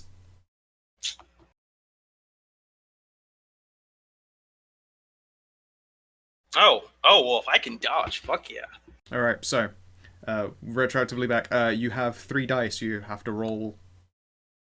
It's double defense. When dodging, you have double your defense, but instead roll defense as a die. But no, you do not subtract from attack roll. Oh, so, I mean, okay, roll 6 dice, I gotta roll 3 more to hit you. Alright. Okay, so, I mean, you've gotta get 5 successes. Yo. On 6 dice. You are actually hurt way worse. Shit. You are... I think your boxes have just been filled in with lethal. Man. Which is not death for a vampire. It's not death for a vampire, but you now have -3 to everything, and it's going to be able to catch you up again. Someone grabs Zaire. They can't. They would have to get closer to the Strix to do that. That worked way worse. Like, well, what the about whatever Kun's character? You know, he's flighting as well, and he had to do a resistance fuck. thing just to stay in the car for a moment longer and wait for Zaire. And now Zaire I isn't even making conscious? it. He's not Am making I it. even conscious right now? Actually, let's see here. Oh god. You're about 15 away from that car. Am I even conscious right now? Vampires and lethal damage. Injury. I don't believe you get killed until you have until your box is filled with aggravated. So no, you just have a negative to everything you do. Okay. You're still moving. Shit, -3, so my movement is like 9 feet right now. Correct. Holy shit. And I got a fist in my chest. You do have Holy a fist in your shit. chest that is And now moving. I'm in a worse position because You're I don't back. even have a movement roll, do I? No, you have 1. You can't double move now though. Okay. You've given up the option of attacking, but that doesn't mean you can't do at least a move. Oh shit, so I can't even attack. Correct. You can move once. Ah, shit. That literally screwed me in every way possible. I'm afraid so. Alright, so move my maximum 10 away. Correct. Madam Hoots, come help! No, Madam Hoots left. That's the first thing he felt before shit hit the Wait, fan in wait. a major way. I can't move, but are there any shit? I only have like 2 points of protein. There's nothing I can do right now that's gonna help me in that skill list. Can you turn into a bat and fly away? I mean, I could, but then I have to be making rolls to resist the urge to like run away. Which I think at this point I get bonuses too out of like pure pants shitting fear, but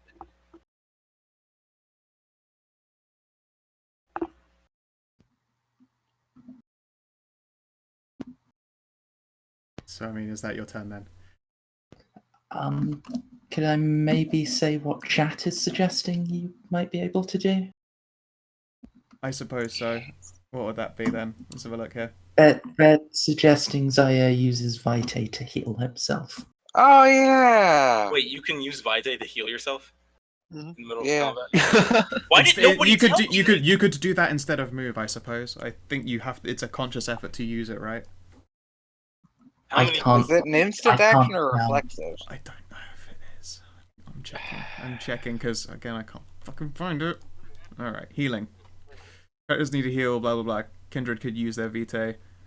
Double sword. Kindred could use stolen blood, but it can't be helped by telemedicine. Oh my god, where is the? Why would it tell me human healing rules? I don't give a shit. Page 91, Scout. Okay, thank you. Let's see here. Healing. I can't see anything about time, though.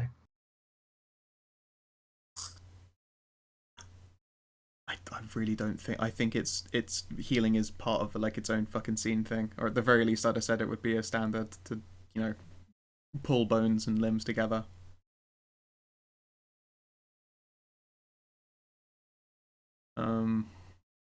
Yeah. Next turn, you could. I'm really sorry. Next turn I can. Okay.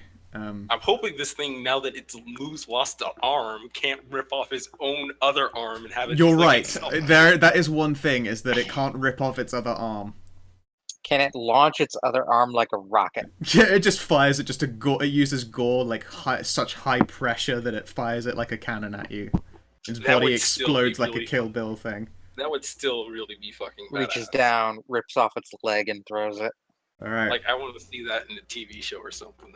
It ends up like the Black Knight from Monty Python. Dante. Zaire's approach towards your car has slowed down. Do you continue to wait? I keep my eyes trained on the beast, and I'll probably stay. All right. Give me another resolve, please. Waiting for it.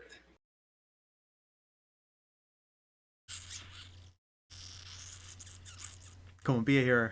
Minus believe. 2 again. -2 again. Waiting hero. for it. Believe.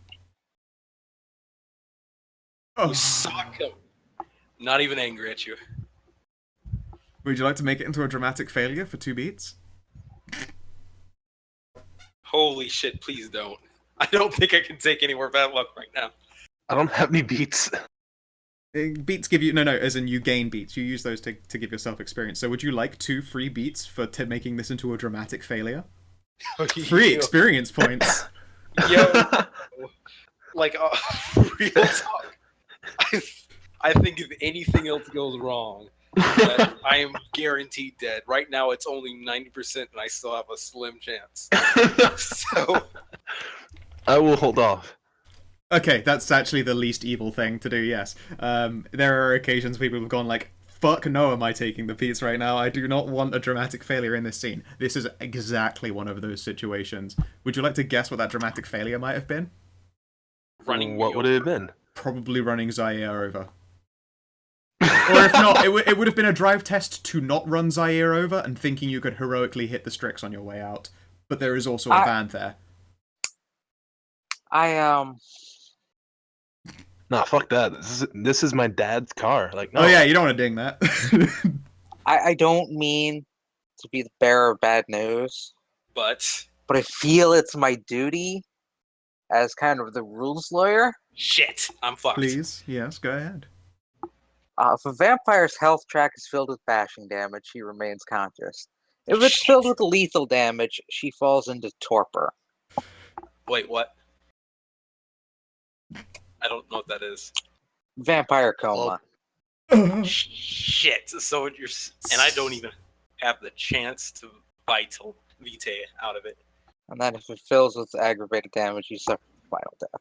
I was trying to find the healing, see if you could heal reflexively, but I found that instead. Yeah, let's see here. It's What's like the every what's the rule that rules is- on torpor? Let's have a look here.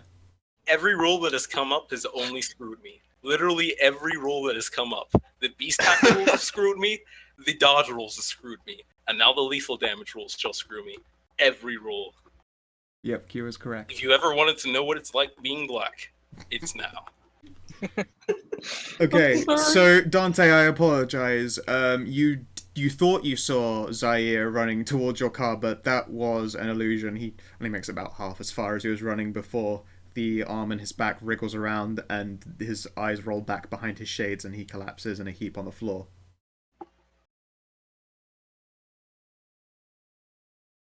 And it's at this point that Can I try Rose, something? naked on her motorcycle, depends comes what you would flying like to over, try. smacks the sticks, smacks the sticks Because you want with to the run, back you wheel. chose flight. Yeah. What would you like to try? But I've also been studying, obtenebration Every quite a rule. bit with Yes. an elder, and she last session was stuff about making shadows physical. Yes. Can I try to cocoon Zaire in shadow and yank him into a Mercedes? First give me resolve composure, -2.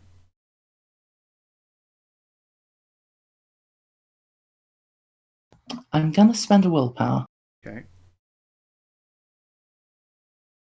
You know, and then Okay. Hey. You're willing to try your own plan. Good and guy. then I knew I had this, but I screwed it up by not mentioning it. I had run to cover.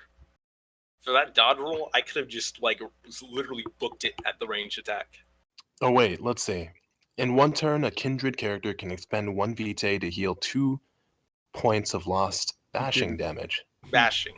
Dashing. Yeah, no, it's Or one lethal. Okay. he's got But it lethal. doesn't say what kind of He doesn't say give a timescale for Action. lethal. I believe it is longer. Anyway, yes, Timothy, you are capable Oh, of it's still- trying to encase him. it's still an action for lethal. It's still 1 turn, Oh. yeah. Still. But- 1 What? vitae for 1 point of lethal. Yeah, I could have fucking ran from that hand. I'm so angry. Unless I don't know how the reactions work. How do reactions work? Are there even reactions in this game? I don't think there are. reflexive actions. Yeah. Like And literally I'm the first dot of, spending willpower again Okay. for this one. literally the first dot of close quarters combat is as a reaction into a ranged attack. Any ranged attack you can run for cover as long as it's within 2 feet of your twice your movement speed. I was looking for that when the ranged attack happened, but I didn't find it until just now. Okay. I'm afraid we're not going to go back on. I know. I'm terms just. that far. expressing Timothy. insult. You reach out into the shadows. There's an awful slimy feeling, just like, ugh. The shadows themselves around here are unpleasant to grasp at. You've been in a place where shadows are under another person's control before. This is that sensation, but 1,000 times worse and nastier and more unpleasant. However, it doesn't stop you from reaching out. You do form a cocoon of shadow around Zaire's body and make it solid. You do not currently have the ability to pull him in with you. You will have to stay a bit longer if you want to do that.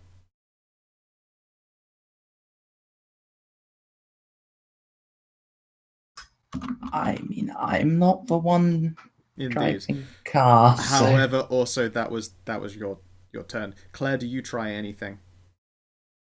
I don't have any powers. All right, so you continue screaming. Gee. The It's a- most I could do is try to shoot at something that I know it won't do anything about. I mean, I got some smell good. I can make it smell good. Yeah. Yeah. Zaire. Can we roll the D10 of fate to see if Rose shows up at just the most opportune time? You're like between thighs right now, having a delightful time. Like it's only been maybe like a couple of hours. You spent longer than this. In fact, you might not even be between thighs. You might right now be in the middle of like a dance or something. But the D10 of fate. Tell you Oh, what, I'll give you a D100. If you get 100, something happened, something came up, and this whole thing never happened. You came over and helped. You get 100 on a D100, you can make something happen in this world, Lily. I guess. Hail Sco. Oh, so close! Oh, Nice that's cigar. insulting. Nice cigar. I would have preferred a nat 1 over that. Oh, Hey! wow. Trying twice, cheeky. I just wanted to see the second one. Yeah, if the second one was 100, I'd have been like, that's that's even That worse. would've That's been just meaner. extra. Yeah, really salt in the would've- wound. I would have just like stopped playing there. Not even because my character died, because the dice decided to literally fuck me over. And that would have proved that they did it on purpose. Well, I tried. I'm sorry, guys. I'm getting laid. Yeah. So what would have happened if she rolled a 1 then? No, Nothing. It's still nothing. It was just a 1 in 100 chance of something having just cropped up and Lily. I'd have actually just. Might not have been, Rose turning up. It might have been something that Lily has injected into the world. But I'm afraid not. I would have had the werewolf ghost. Fucking yeah. Just, like, all right. pop out of the Fucking ground. Dimitri comes to save his good Dimitri. friend, Mr. Zaire. Yeah. Oh, that would have been too good.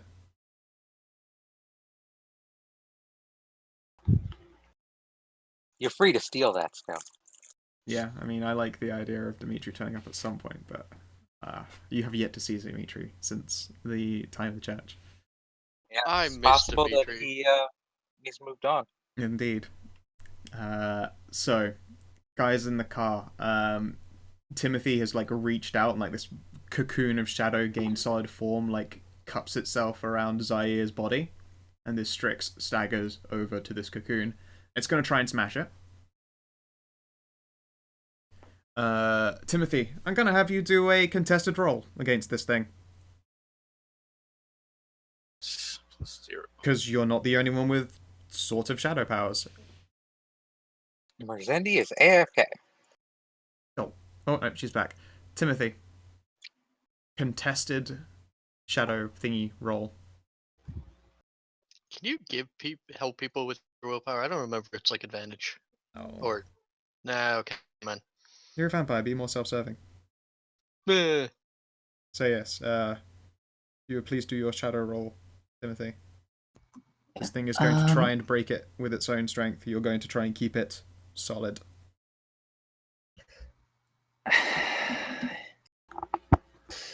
Well, I think I'm gonna be running through all of my willpower. Yes. You just feel guilty about saying he could have tried the dodge, don't you? Yeah. Especially since okay, so it's really eating me right now. I actually would have been more fine if I just got screwed by the dodge and that was nothing I could do. But How many for you, successes my was character, that? It meets. That's 4 with it getting to roll one more dice. Yo, Scowl, so about them good Oh. rolls you're getting. About them excellent Bill and Ted rolls you're getting. Tim, sack of willpower. Unless you already Can I did. spend more than 1 willpower? Oh, No. no, never mind. So, only 1 point per action. So for a Yeah. single solid moment, Timothy, you think you've got this thing. You think you've got it held down, but then like a knuckle pops through the shadowy shell, and then the rest of its fingers, and when it pulls its arm away, it seems to just rip away this shadow. I also have worse news for Zaire, who cannot currently defend himself against the arm that's in him. You take 1 point of damage. Well, it would be lethal damage. It advances to aggravated. How do I put in aggravated damage? It just becomes another thing. It's like an asterisk in the box. Click it again, and it looks like an Oh, asterisk. so I was using the wrong thing for lethal. Lethal is 2 X's. Yeah, bashing's a slash. Lethal's 2 slashes. That makes sense. Yeah, and you now have a point of aggravated damage, along with the rest. That was its turn, and on Zaire's turn, Zaire is out cold, and Timothy, your shadow shell has broken, and this thing is stood over Zaire.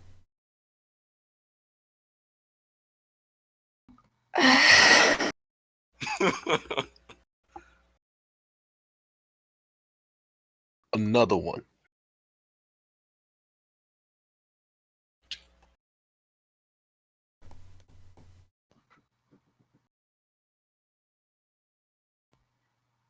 Yeah, I think just trying it again, maybe less ambitious, maybe not like a shadow shell, just like a shadow rope around his ankle or something like that. Something Alright. less complicated and more dedicated to just moving him. It'll take a chunk out of him on the way, but it's something.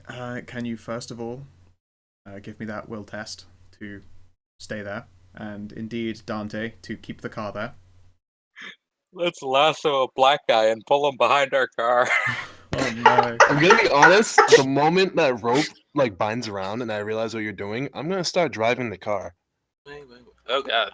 So, alright, so regardless of how this turns out, Dante is going to be trying to reverse the car very far away. So, Timothy, first you're resolved to try it. Yeah, I only have 1 point of willpower left, though. I don't know which one to spend it on. And like it's not a physical one, so I can't spend like my now last point of vitae to boost it with that either. Wait, I don't have to declare I'm using willpower until after I've rolled. But using it before gives you, I think, an extra die. Does it? I didn't think I don't know. it made I a mean, I thought that's what you did because you had a positive modifier instead of a -1 or a 0. Yeah, because I had multiple points earlier, I was just spending it a bit willy-nilly. Right. So, I mean, you could try and add 1 after the fact or 2 now. I suppose that sounds fair. I thought willpower added a 3. I have to check this fucking book again. I don't think I have that though. He can't heal that anymore because he'd have to try and heal off aggravated, which takes 5 vitae. Okay. Willpower. Isn't he swimming in that? Never mind. Is the Imroy a Imroy ability? No, Emery is a person. That's the thing they said in stream. Okay. Yeah, spending a point of willpower adds +3 I mean, that would have die been bonus useful. to most dice pools or +2 to a resistance trait. Oh, okay. That would have been useful. a So few times. actually, this should only be at +2, not +3 if I do it here. It's one of those things that would have been useful a few turns ago. Just like Yeah, it's... how my freaking dive to cover would have been useful a few turns ago. Regardless, though, I mean, you could heal the damage with Vitae, do it, but you're not waking up. You can however heal that damage, so maybe you aren't killed by being dragged by this car. I'll let you do that. Yeah, that's fine. I'll heal the damage because I got the Vitae to burn. So yeah, you can burn 5 Vitae to undo that aggravated damage. Oh, Yeah. I actually have enough Vitae for that. That's over two nights to. Oh, is aggravated. aggravated take even longer? Then Yeah, I'm using so, willpower. So what I want to do is just remove the lethal, right? I think you have to do it in order, don't you? So it's aggravated, then lethal. So you Mm. can't. I think it's from the rightmost. Oh, rightmost box. Let's see here. I think. I mean, that would make sense if when that's how the damage is staged works. up. Let's have a quick look here. Oh my god, I hate this button. Alright. So, upgrading damage. And the health track's already full, blah blah. And damage. Leftmost goes up. Alright. So yes, you can take off rightmost wounds. So yes, you can take off lethal. Yeah, with your Verte. That's fine. Alright, Makes so sense. You heal bruises faster than you heal a chainsaw wound. Exactly. Alright, Timothy, you hang in there. You're willing to try your obteneration thing. Give it a good luck.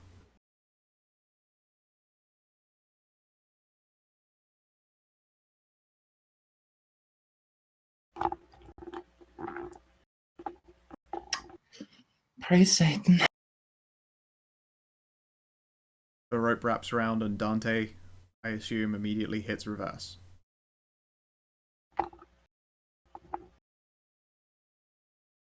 Okay. You have succeeded in pulling Zaire away from the Strix. And begun driving away, presumably. However... Now it's time to play How Fast Can Zaire Heal? Well, yes. most of the Strix. Yes, because also you're going to be taking damage being dragged by this car. You're also going to be taking lethal damage from the arm buried inside of you. Yep. And the arm will keep on going for a number of rounds equal to its shadow potency, which is still a lot.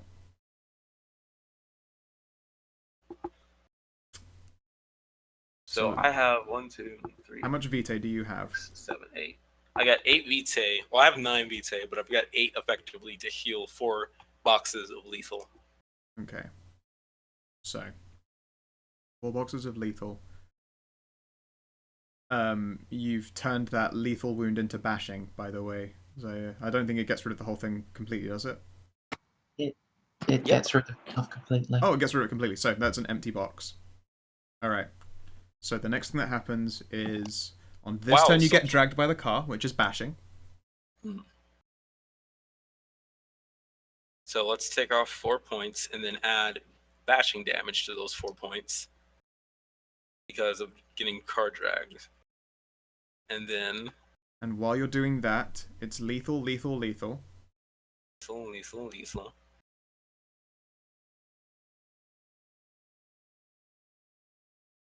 Is that all of your Vitae spent?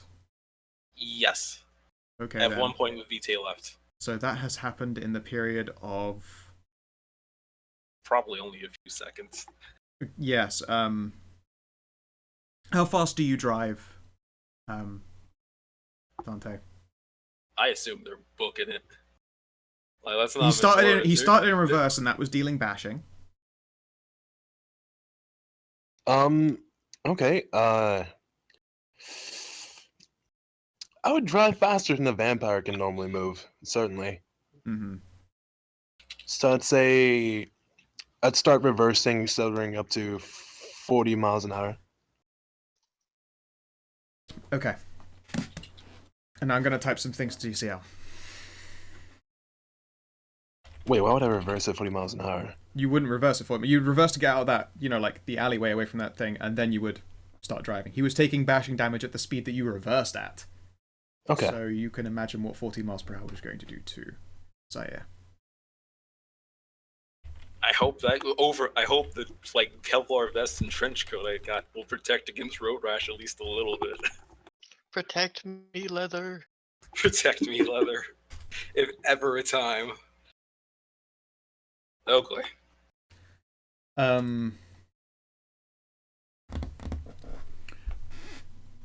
Yeah, there's a thing. He's wearing armor. He is, but armor is basically protection against rolls, and the floor isn't making a roll against him, and neither is the car. Okay, can I ask Zaire and Timothy, respectively, to roll me a d10 chance die? And fate spits on me one last time. I'm dead. Every possible roll, everything This is one of those situations where your character is just dead because every roll was against you. Every roll. Oh god. Several chances given. So the moment before I asked for those chance die, I did send a message to DCL that said this probably kills you multiple times over. Those chance dies were basically like, for one, does Zaire's ragged body get lucky? And then the other one was for Timothy, does his obtenebration snap? Which puts him in a different kind of risk, but, would prevent him from taking lethal damage before it happened. I'm afraid it doesn't. Zaire dies 3 times over, essentially. His lethal damage is very quickly raised to aggravated damage. Can the road turn aggravated damage? Yes. 40 miles per hour being dragged by your leg behind a car. It's not good. Could I try obtenebration one more time to, give him some sort of padding? I'm afraid not, no. You're currently driving very fast in a car. Well, Zaire. I'm very, very sorry, DCL, but... I'm very upset because all of this could have been avoided if I had remembered I had 1 feet. And I did not remember in time, and now I am dead.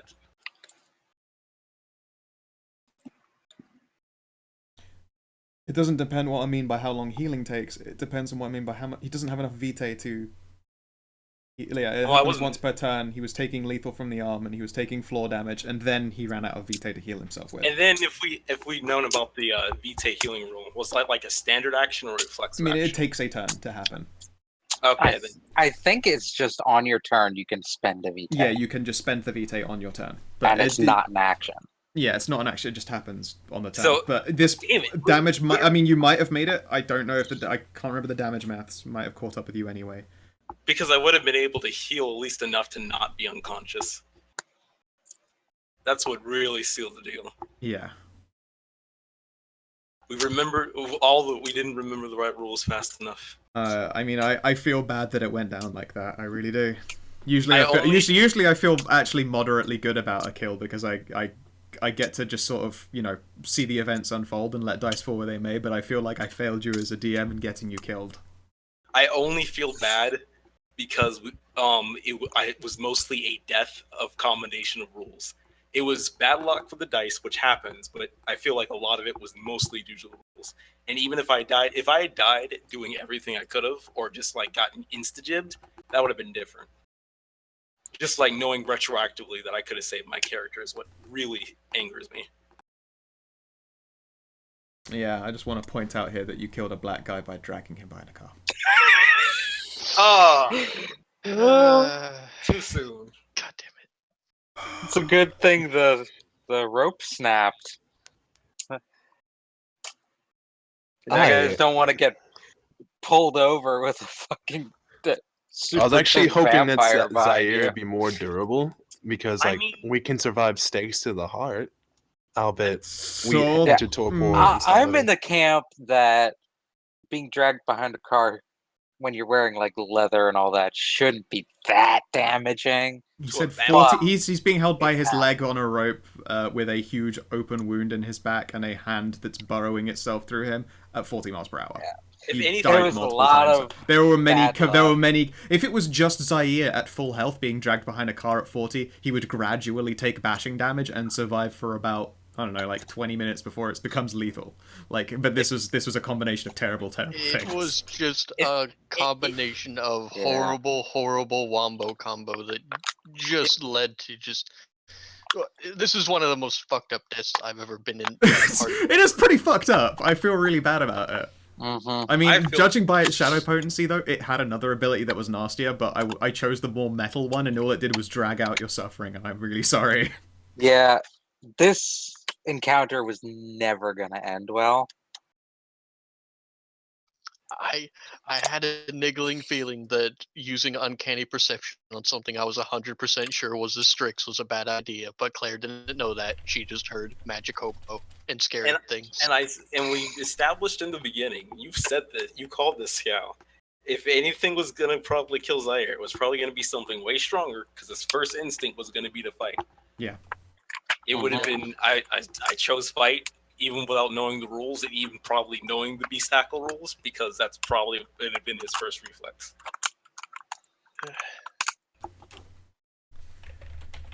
Yeah, now that I think about it, it was a wombo combo of dice. It was a wombo combo of rules too.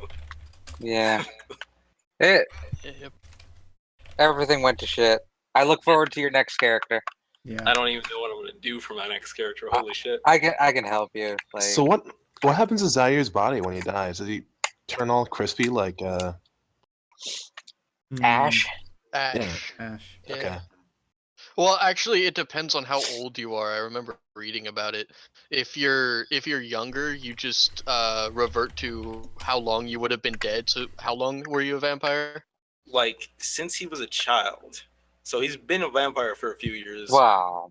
Child. Well, Since you- like old enough to look how he looks, and now he's been like he's young. Yeah, he's not like a super ancient. Like how many years since you returned? Like let's say a maximum of probably like 12 at the most.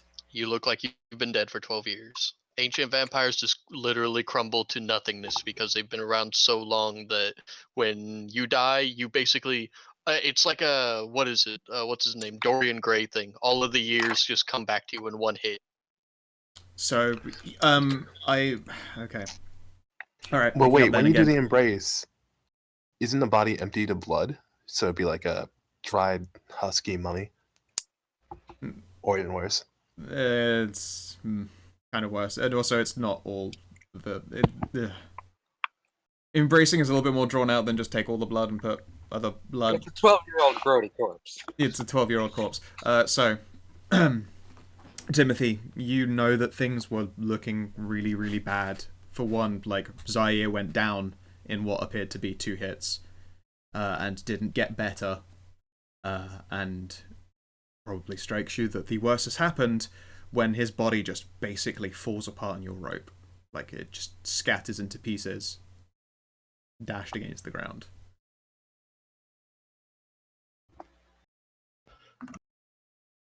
And I mean, like, if it splits like into bits, which means that it probably would have had to have deteriorated very quickly, which would indicate that the final death just hit him while he was being pulled, and his body decayed at an extreme rate.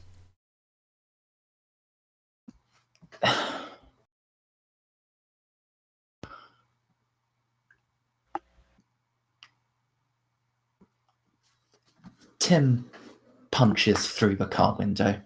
Oh! That's Dante's touchstone. Now you've left evidence at the scene of a crime.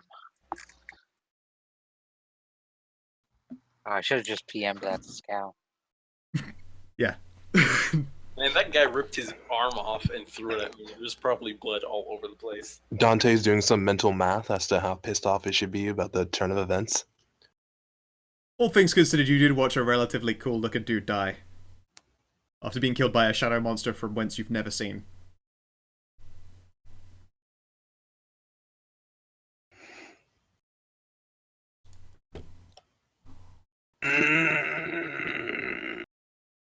He'll take care of it when we get back to safety, because this thing is scary.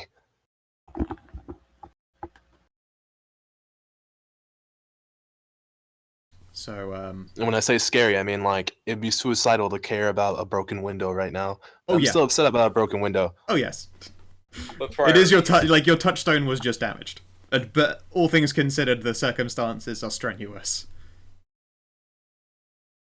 Is the arm crawling up the back of the car? No, I wish. That would be amazing. It's like, but you look, and the shadowy rope was still there, you didn't dismiss it, but there's a hand on the back of the car. No. It's fine. Yo, Fucking what if the rope was Terminator 2 intact style. and then the hand was just like crawling up the rope, like, oh god. Yeah, it's like you that try to would be dismiss dumb. the shadows, but they don't dismiss. It would very much turn into the Evil Dead, and then Yeah. we'd have an entire situation where we're trying to kill a hand. Well, Latu Varatu, please, it's please something. do not liken this to a horror movie. Why? Because the especially black since guy the died guy first? The black guy. Oh, it keeps getting worse. You really, I mean, like, the final blow that was dealt to him was the car, which means you literally did kill a black man by dragging him behind a car, and he was the first to die in a horror movie situation. Wait, doesn't that mean I sort of indirectly killed him? Indirectly, yes. You had a hand. Also, You had a hand. murdered. You had a hand in his death, but you also had a hand in his attempted escape from certain death. So I mean, the two balance out. Oh shit. So I don't get beads. Well, actually, that's a very good point. Is there anything that you, as the player, think that Dante could have done to better improve the situation than just choose flight and then peace out? Well, honestly, I think the ideal option, personally, would have been for me to ram my car into the creature and then get him out. But then that include damaging my touchstone, and Dante decided not to do that. Yes. However, you know what? I will let you, because I thought this would never happen, but yeah, killing an individual, investigating the covenant. You've been party to that killing. I'm gonna let that happen at the end of the session, which I believe is gonna be now on this cliffhanger. Timothy or It's not much of a cliffhanger. It's not a cliffhanger, but I guess more like the resolution of this will have to be in the next episode. I can just see Rose's reaction now. I'm kind of wondering if he would have been better off left there. Or, I mean, I guess... Oh, no, definitely not better off left there, because Astrix would have then, like, eaten his soul and then climbed into his corpse. Okay, can I ask one question? Go ahead. To soothe the soul. Would the fire grenade have helped at all? Yes.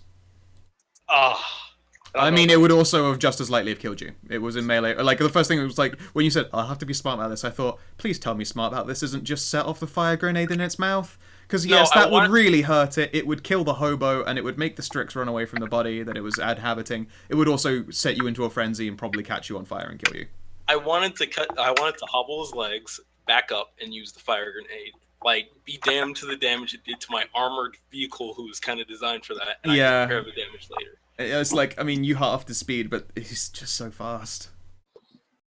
Like, Dante is one of the worst people for combat because he's not built. Oh, the whole party is, dude. The whole party, except for Zaire. Would have been fast enough to get away from it, but rocket punch. Yeah.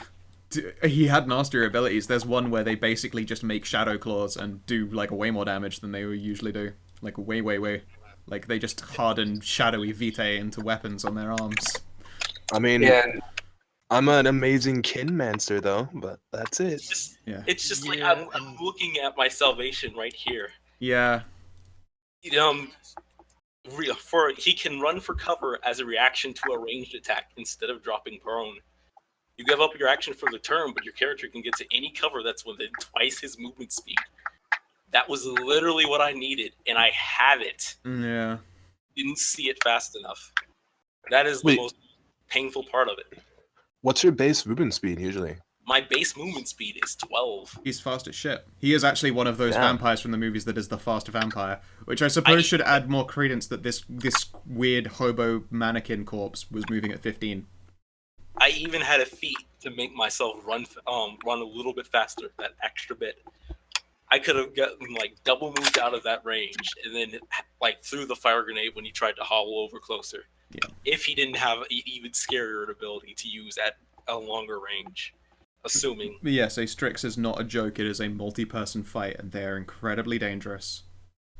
And besides Zaire, the team is not made of fighters, and flight was definitely the smart option, and you had means to get out. But sadly, that was like, as DCL said, when Zaire was first invented, I said, you realize that it's entirely likely that you're going to get into a fight and it's going to kill you because you'll only want to fight something bigger than you. And it went down like that. I feel bad, but I mean, Zaire went out like he would have probably wanted to, going out fighting against Kindred Kind's greatest enemy. And the worst part of it is that I was already planning that if it looked like my character was just going to die anyways, that he just used the incinerator grenade at close quarters, and I didn't even get to do that. No. Yeah, that would have at least satisfied me if I had to go out that way. But not even that. No. Fucking rocket arm. I am excited to hear what next concept you come together with. I am very sorry about this turnout, however. So next time combat comes up, next time I don't care how long it takes. I'm breaking all the rules. You're bringing all the rules. It's fair. That's fair. And so, everyone, this is, I believe, the last session of Vampire the Requiem for the year of 2016. No! No, fuck 2016. Yeah, I mean, it's No, a bad... good. Yeah. 2016 was the worst We lose year. David Bowie This is and the now Zaire Alti. This is the capstone of the worst year to date. This makes sense. I would like this to be the capstone of the no, worst year no. to date, because there's still a bunch of December left to ruin. Fuck this year. There's still Including Christmas. Holy Yeah. fuck. It all started with a damn gorilla. It all started. Started with, what's his butt? Fuck. David- Professor Bowie? Snape, I can't remember his name. Oh yeah, that guy. Alan That- Rickman. I don't. Alan Rickman. Goddamn national treasure. Yeah. I- God. And you're Every supposed to pronounce his nation's name correctly national as well. treasure. Alan Rickman. I think I actually enjoyed the year Steve Irwin died more somehow. And that was enjoyed a it? sad, yeah, more like that compared to this year. I mean, it was the death of Steve Irwin was a sad, sad time, but I think the rest of the year wasn't a shit show. No, it Yeah. actually did start with David Bowie. David Bowie died Yeah, on David January Bowie died 10th, and January. Alan Rickman the next No. month. Yeah, They said it started with the death of a gorilla. was Yeah. Harambe before Is it- David Bowie? No. That's what I was saying. Yeah. Not Dang. Harambe. Dick Selfazai, yeah. Oh, fuck you, fuck you, Emery. Am I the So, only one yeah. who just loves that meme where like, Dad, tell me about 2016? Yeah, no, it is just the guy with the shot Yeah. glass who goes, yeah, okay, so first there was this fucking gorilla, you guys. Yeah, I adore it, and it is how this story will be told. I'll even have to, like, I'll be like, alright, here's my story whiskey. Mama's gonna tell you a story. Here's Mama's story cigar, she's also gonna have this too, it's delightful. No, child, you can't have the story cigar. You can have some of Mama's whiskey. Anyway. So, I would. Be I hope that happy you to help guys have make your enjoyed the next character. session. It was I should- interesting. I mean, sadness about Zaire aside, I still had a lot of fun. Really quick, Yeah. a technical question. Shoot. Oh wait, no, never mind. I used beast hackles the first time, so it was a different thing. Never mind. I don't have to take away a point of vitae. I feel like we should have turned around the moment we noticed that Madame Hoots isn't here anymore. Or Zaire noticed that. Yeah, the moment I the think we should- moment that the other Strix left him is the time to run. FYI, since you'll never find out why that happened, that Strix had Madame Hoots had the Loner feat. When something comes within its range of shadow potency, it will fuck off. Madame Hoots I is afraid think of that we other Strix. I think we should have fucked off the moment where Claire did beast hackles and found something incredibly powerful and just all of the nope. That's when we should have left. Mhm. Nope. Everybody wanted to fuck off, and it should have happened, but I couldn't. I told Scal it's been what Zaire's been based off of, so Yeah. I was not about to be like, oh, he runs away this one time.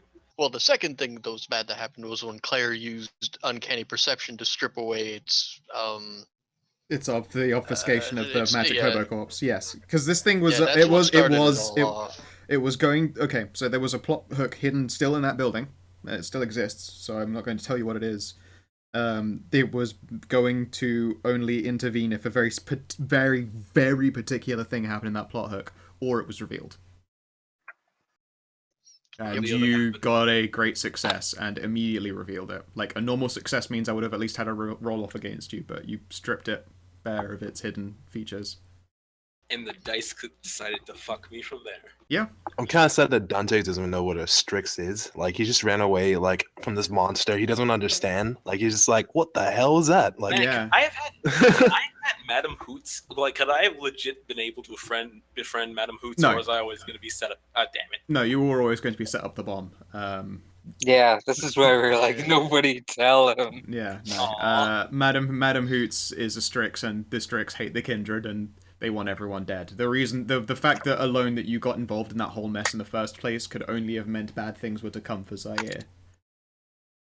Either at the hands of the Strix or at the hands of your fellow kindred. Exactly. I couldn't even befriend it. Part of me was like, a couple months from now, it's going to be Timothy putting the stake in Zaire himself. Like, I trusted you. But that didn't. Thankfully, that didn't happen. Zaire got to die Oh, before I I did. think this counts as that. I mean, yes, you did, but at the same time, it's like although Zaire dies, he dies with his honor and his honor unsullied and his reputation undestroyed. Next session, Madam Hoots is poking up Dante's part of the woods, like, Yeah. oh, Hello, master. How's it going? Who are you? It My name begins is again. Madam Hoots.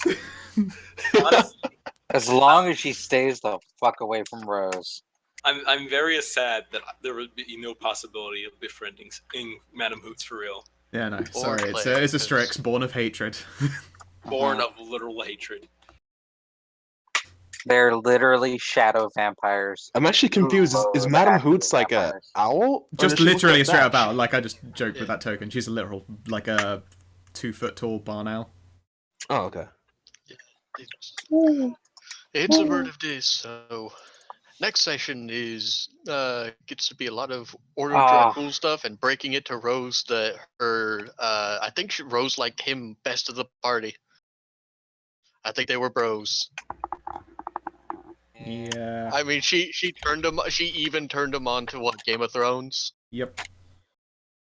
So I'm still Zaire wondering. was the only person who knew where Rose lived. I'm still wondering, like, what happens to his ghoul now, because no one The knows poor about, like, his ghoul. apartment. She went Yeah. off to get cleaning equipment, and she'll never see him again. Yep. And she doesn't know. Actually, she does know where the Elysium is, so she might still turn up. How hot is she? Pretty hot. What would you rate her? I mean, look at that. She's an attractive lady. Her name's Griffith. Yeah, her name is Griffith. Andy Griffin? Andy Griffith. It's Griffith Andy. I hated that show. Yeah, no, she's Isn't that like? she's So attractive. she's the main villain from Berserk. She was technically a bad guy when she was first ghouled.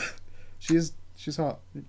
She's still a little okay. bit. She's still a little bit racist and a little bit a little bit too Catholic, but I suppose I could just absorb her into my harem. Yohrim. Harem. Of Lawson. There you go. Yeah, no, good old Griffith. She's a cutie. Like just a few days later, it's just like, boom, boom, boom. Where is he? Like who? Like where's Zaire? Yeah. Oh, he There is did. there is no Zaire. Only so. So. Only Andy Griffith. And now, everyone, you gain 2 beats for the end of the session. By the way, DCL, if you could keep track of Zaire's beats, you'll be adding them onto the next character you make, so you don't fall behind. Okay. I do have an idea for my next character. So do I get an extra beat for? Now, being yes, the Zaire? we'll go one by one. Okay. Okay. So, Okay. first, Lillian, you do not know yet why the hunters, overall, the hunters hate your group. Yeah. You've never Didn't yet. participate in that one Nope. today. You did, however, teach Etienne domination and score a foursome, 10 out of 10. She In fact, you scored a learned- moresome. Yeah, she learned that really quickly. Yeah, I didn't expect her to beat you. I Yeah. did a secret roll, and she got a great success. So when you did your thing and took a dramatic failure, us originally, I was like, "Oh, it turns back on you." I was like, 1 second, and then you might have even heard it. I've got my little dice here in my actual bowl because I couldn't be bothered. Oh, to you type didn't it. have me roll to resist, though. To be fair, you chose a dramatic failure, and I rolled a dramatic success. In what Oh, world does a God. resist roll do anything to change that fact? God. I rolled a lot of 10. I could have rolled I thought you you could. Okay, I tell you what. Roll 10d10. I mean, it doesn't affect anything now. Yeah, no, I know, but try and get 10d10's worth of successful resistance. What was resistance, blood potency, and posture or resolve? Resolve. Oh fuck! So yeah, how good would you have? How did you make it to 10 successes on that dice to break the difference? Can't select blood potency. Yeah, you just So add I'll a add mod of 1. So I mean, you are 9 successes short to keep yourself from fingering yourself in the middle of a BDSM club. Oh wow. And I mean, it did technically score you a beat. Yeah. I'm surprised you didn't hear me rolling dice. It's not come out very clearly. I don't really pay attention to that because you could just be fiddling with them. That's true. You know? I keep a whole bowl of them here. So many dice. But yeah, no, I rolled d10s, and she got 10 on 3 of them, and like an 8 and a 9 on another one. And I was like, all right, re-rolling. More re-rolls, and 6, awesome, good. Now she wins. She got a crazy good on that. Yeah, she got crazy good, and you got crazy bad, and then you chose the dramatic failure, which technically, if you ever try to dominate her, then you'll probably fail and will instead get dominated counterwise. But we have both agreed not to do it. Yep, it's true. And yeah, so you score both of those, and now beats with double. So overall, you gained 6 this session. Damn, nice. Good job. Alright, DCL. Mhm. You did not take down an opponent stronger than me. However, I will let you score that plus beat because you fucking died fighting an opponent stronger than you. So you gain 2. You never understood Madam Hoots, and you never found out what happened in the month. And then that's the end of your aspirations. So you gained 2 for the end of session and 2 for the fight to the death with the Strix. And then that is the end of Zaire. So, I know what my next as I say, character will. yeah, keep track of the experience you've got because you can put it into your next dude. Alright. Mars. Finding a priest for St. Mary's Church has a plus in it because you've done the initial work for that. Find out more of the Kaibeat's history hasn't changed, and see Benedict settled into society hasn't changed. So you've got 3 aspirations sat with a plus in them.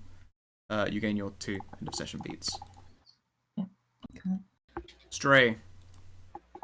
Yo.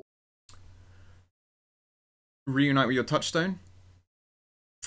It's still got the same old plus beat in it. I mean, you found out she likes that deck, so that's nice. Good for her.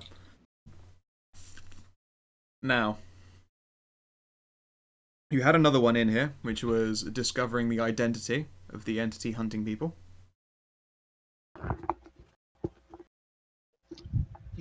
Was that actually confirmed, or? You saw it kill just my Zaire. Well, yeah, but do I actually know that was the entity we're hunting, or did we stumble across it? I'm just wondering if my character knows. I hate to do it to myself, okay, but it's true. Well, that's the thing is, like, I guess, do you count identity as a literal person? Because I don't think you ever can, because the Strix are like, they're a flock, essentially. Like, they're just a mysterious shadow. So you can say, you know what the identity of the entity you're hunting, it's a Strix. It's not that, might not be that Strix that killed Zaire, but it's a Strix. So, yes, you can score that one. So, I don't think I had any pluses in that, so... It's just 2 beats. Just 1? No. Oh, just 2 beats? Everything's double beat now. Oh, so right. if you finish an advancement, it becomes 4, which is pretty cool. Okay, so question. Shoot. Are there such things as, like, not old vampires in the normal sense, but vampires that look old?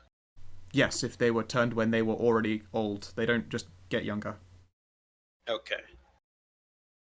Yeah, I mean, technically you can look old as shit and still be young and strong if you wanted to.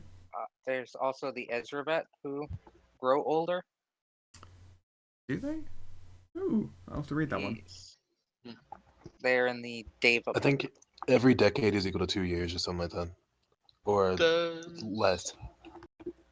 And for the last one, would this count as a perilous nest or not? This is not a worm's den. You don't know what this is. They actually grow more youthful through torpor. Okay. Yeah, cool. So, whatever, Kun. And for you, finding new objectives to the group unrelated to the Covenant's projects. They haven't gone to that project yet, I'm afraid, so you can't score that one. Finding rules to suit your taste and qualifications, you've not advanced anyway. However, killing an individual investigate with the Covenant, I'll let you have that. It's 2 beats for that, so you've gained 4 overall. Haha. You did indeed kill him by driving really fast with your car. That is as technicality based as it gets, but I think that I don't think that you're ever going to get a sweeter moment to top an ally without, really obviously doing it and becoming an outcast and losing your ability to play that character with the rest of the group. So there you go. Congratulations, you came out of that pretty well. Well, okay. Most people came out of that really well. I came out of it. You came out of that excellently. You made 6 beats and got many orgasms, and that was your adventure. Well done. Third one at being a vampire. Yeah, you actually won the. Do you want to retire that character sheet? I don't think you can win any harder. Okay. All right, awesome. Congratulations, Thad, for winning at vampires. I'll be bringing in my mage next. Oh God. Your rage could just be another really hot woman in Rose's harem that just grows in the calendar now. You got a mage ghoul now. It's all fucked. Everything's fucked. Can that even happen? Yes. A ghouling can. Mages can get ghouled. Don't embrace them, but you can ghoul them. Alright. It's not recommended that you feed from them either. No, it's like drinking fire. Yeah, well, it's like you're taking a drink that is laced with the promise of realities that may or may not occur. Which I imagine is suits to some people. It's like the idea of, when you just drink hard, like just drinking fucking straight ass hooch. So there are gotta be some vampires who are like, that fucking burn, oh, it's so good.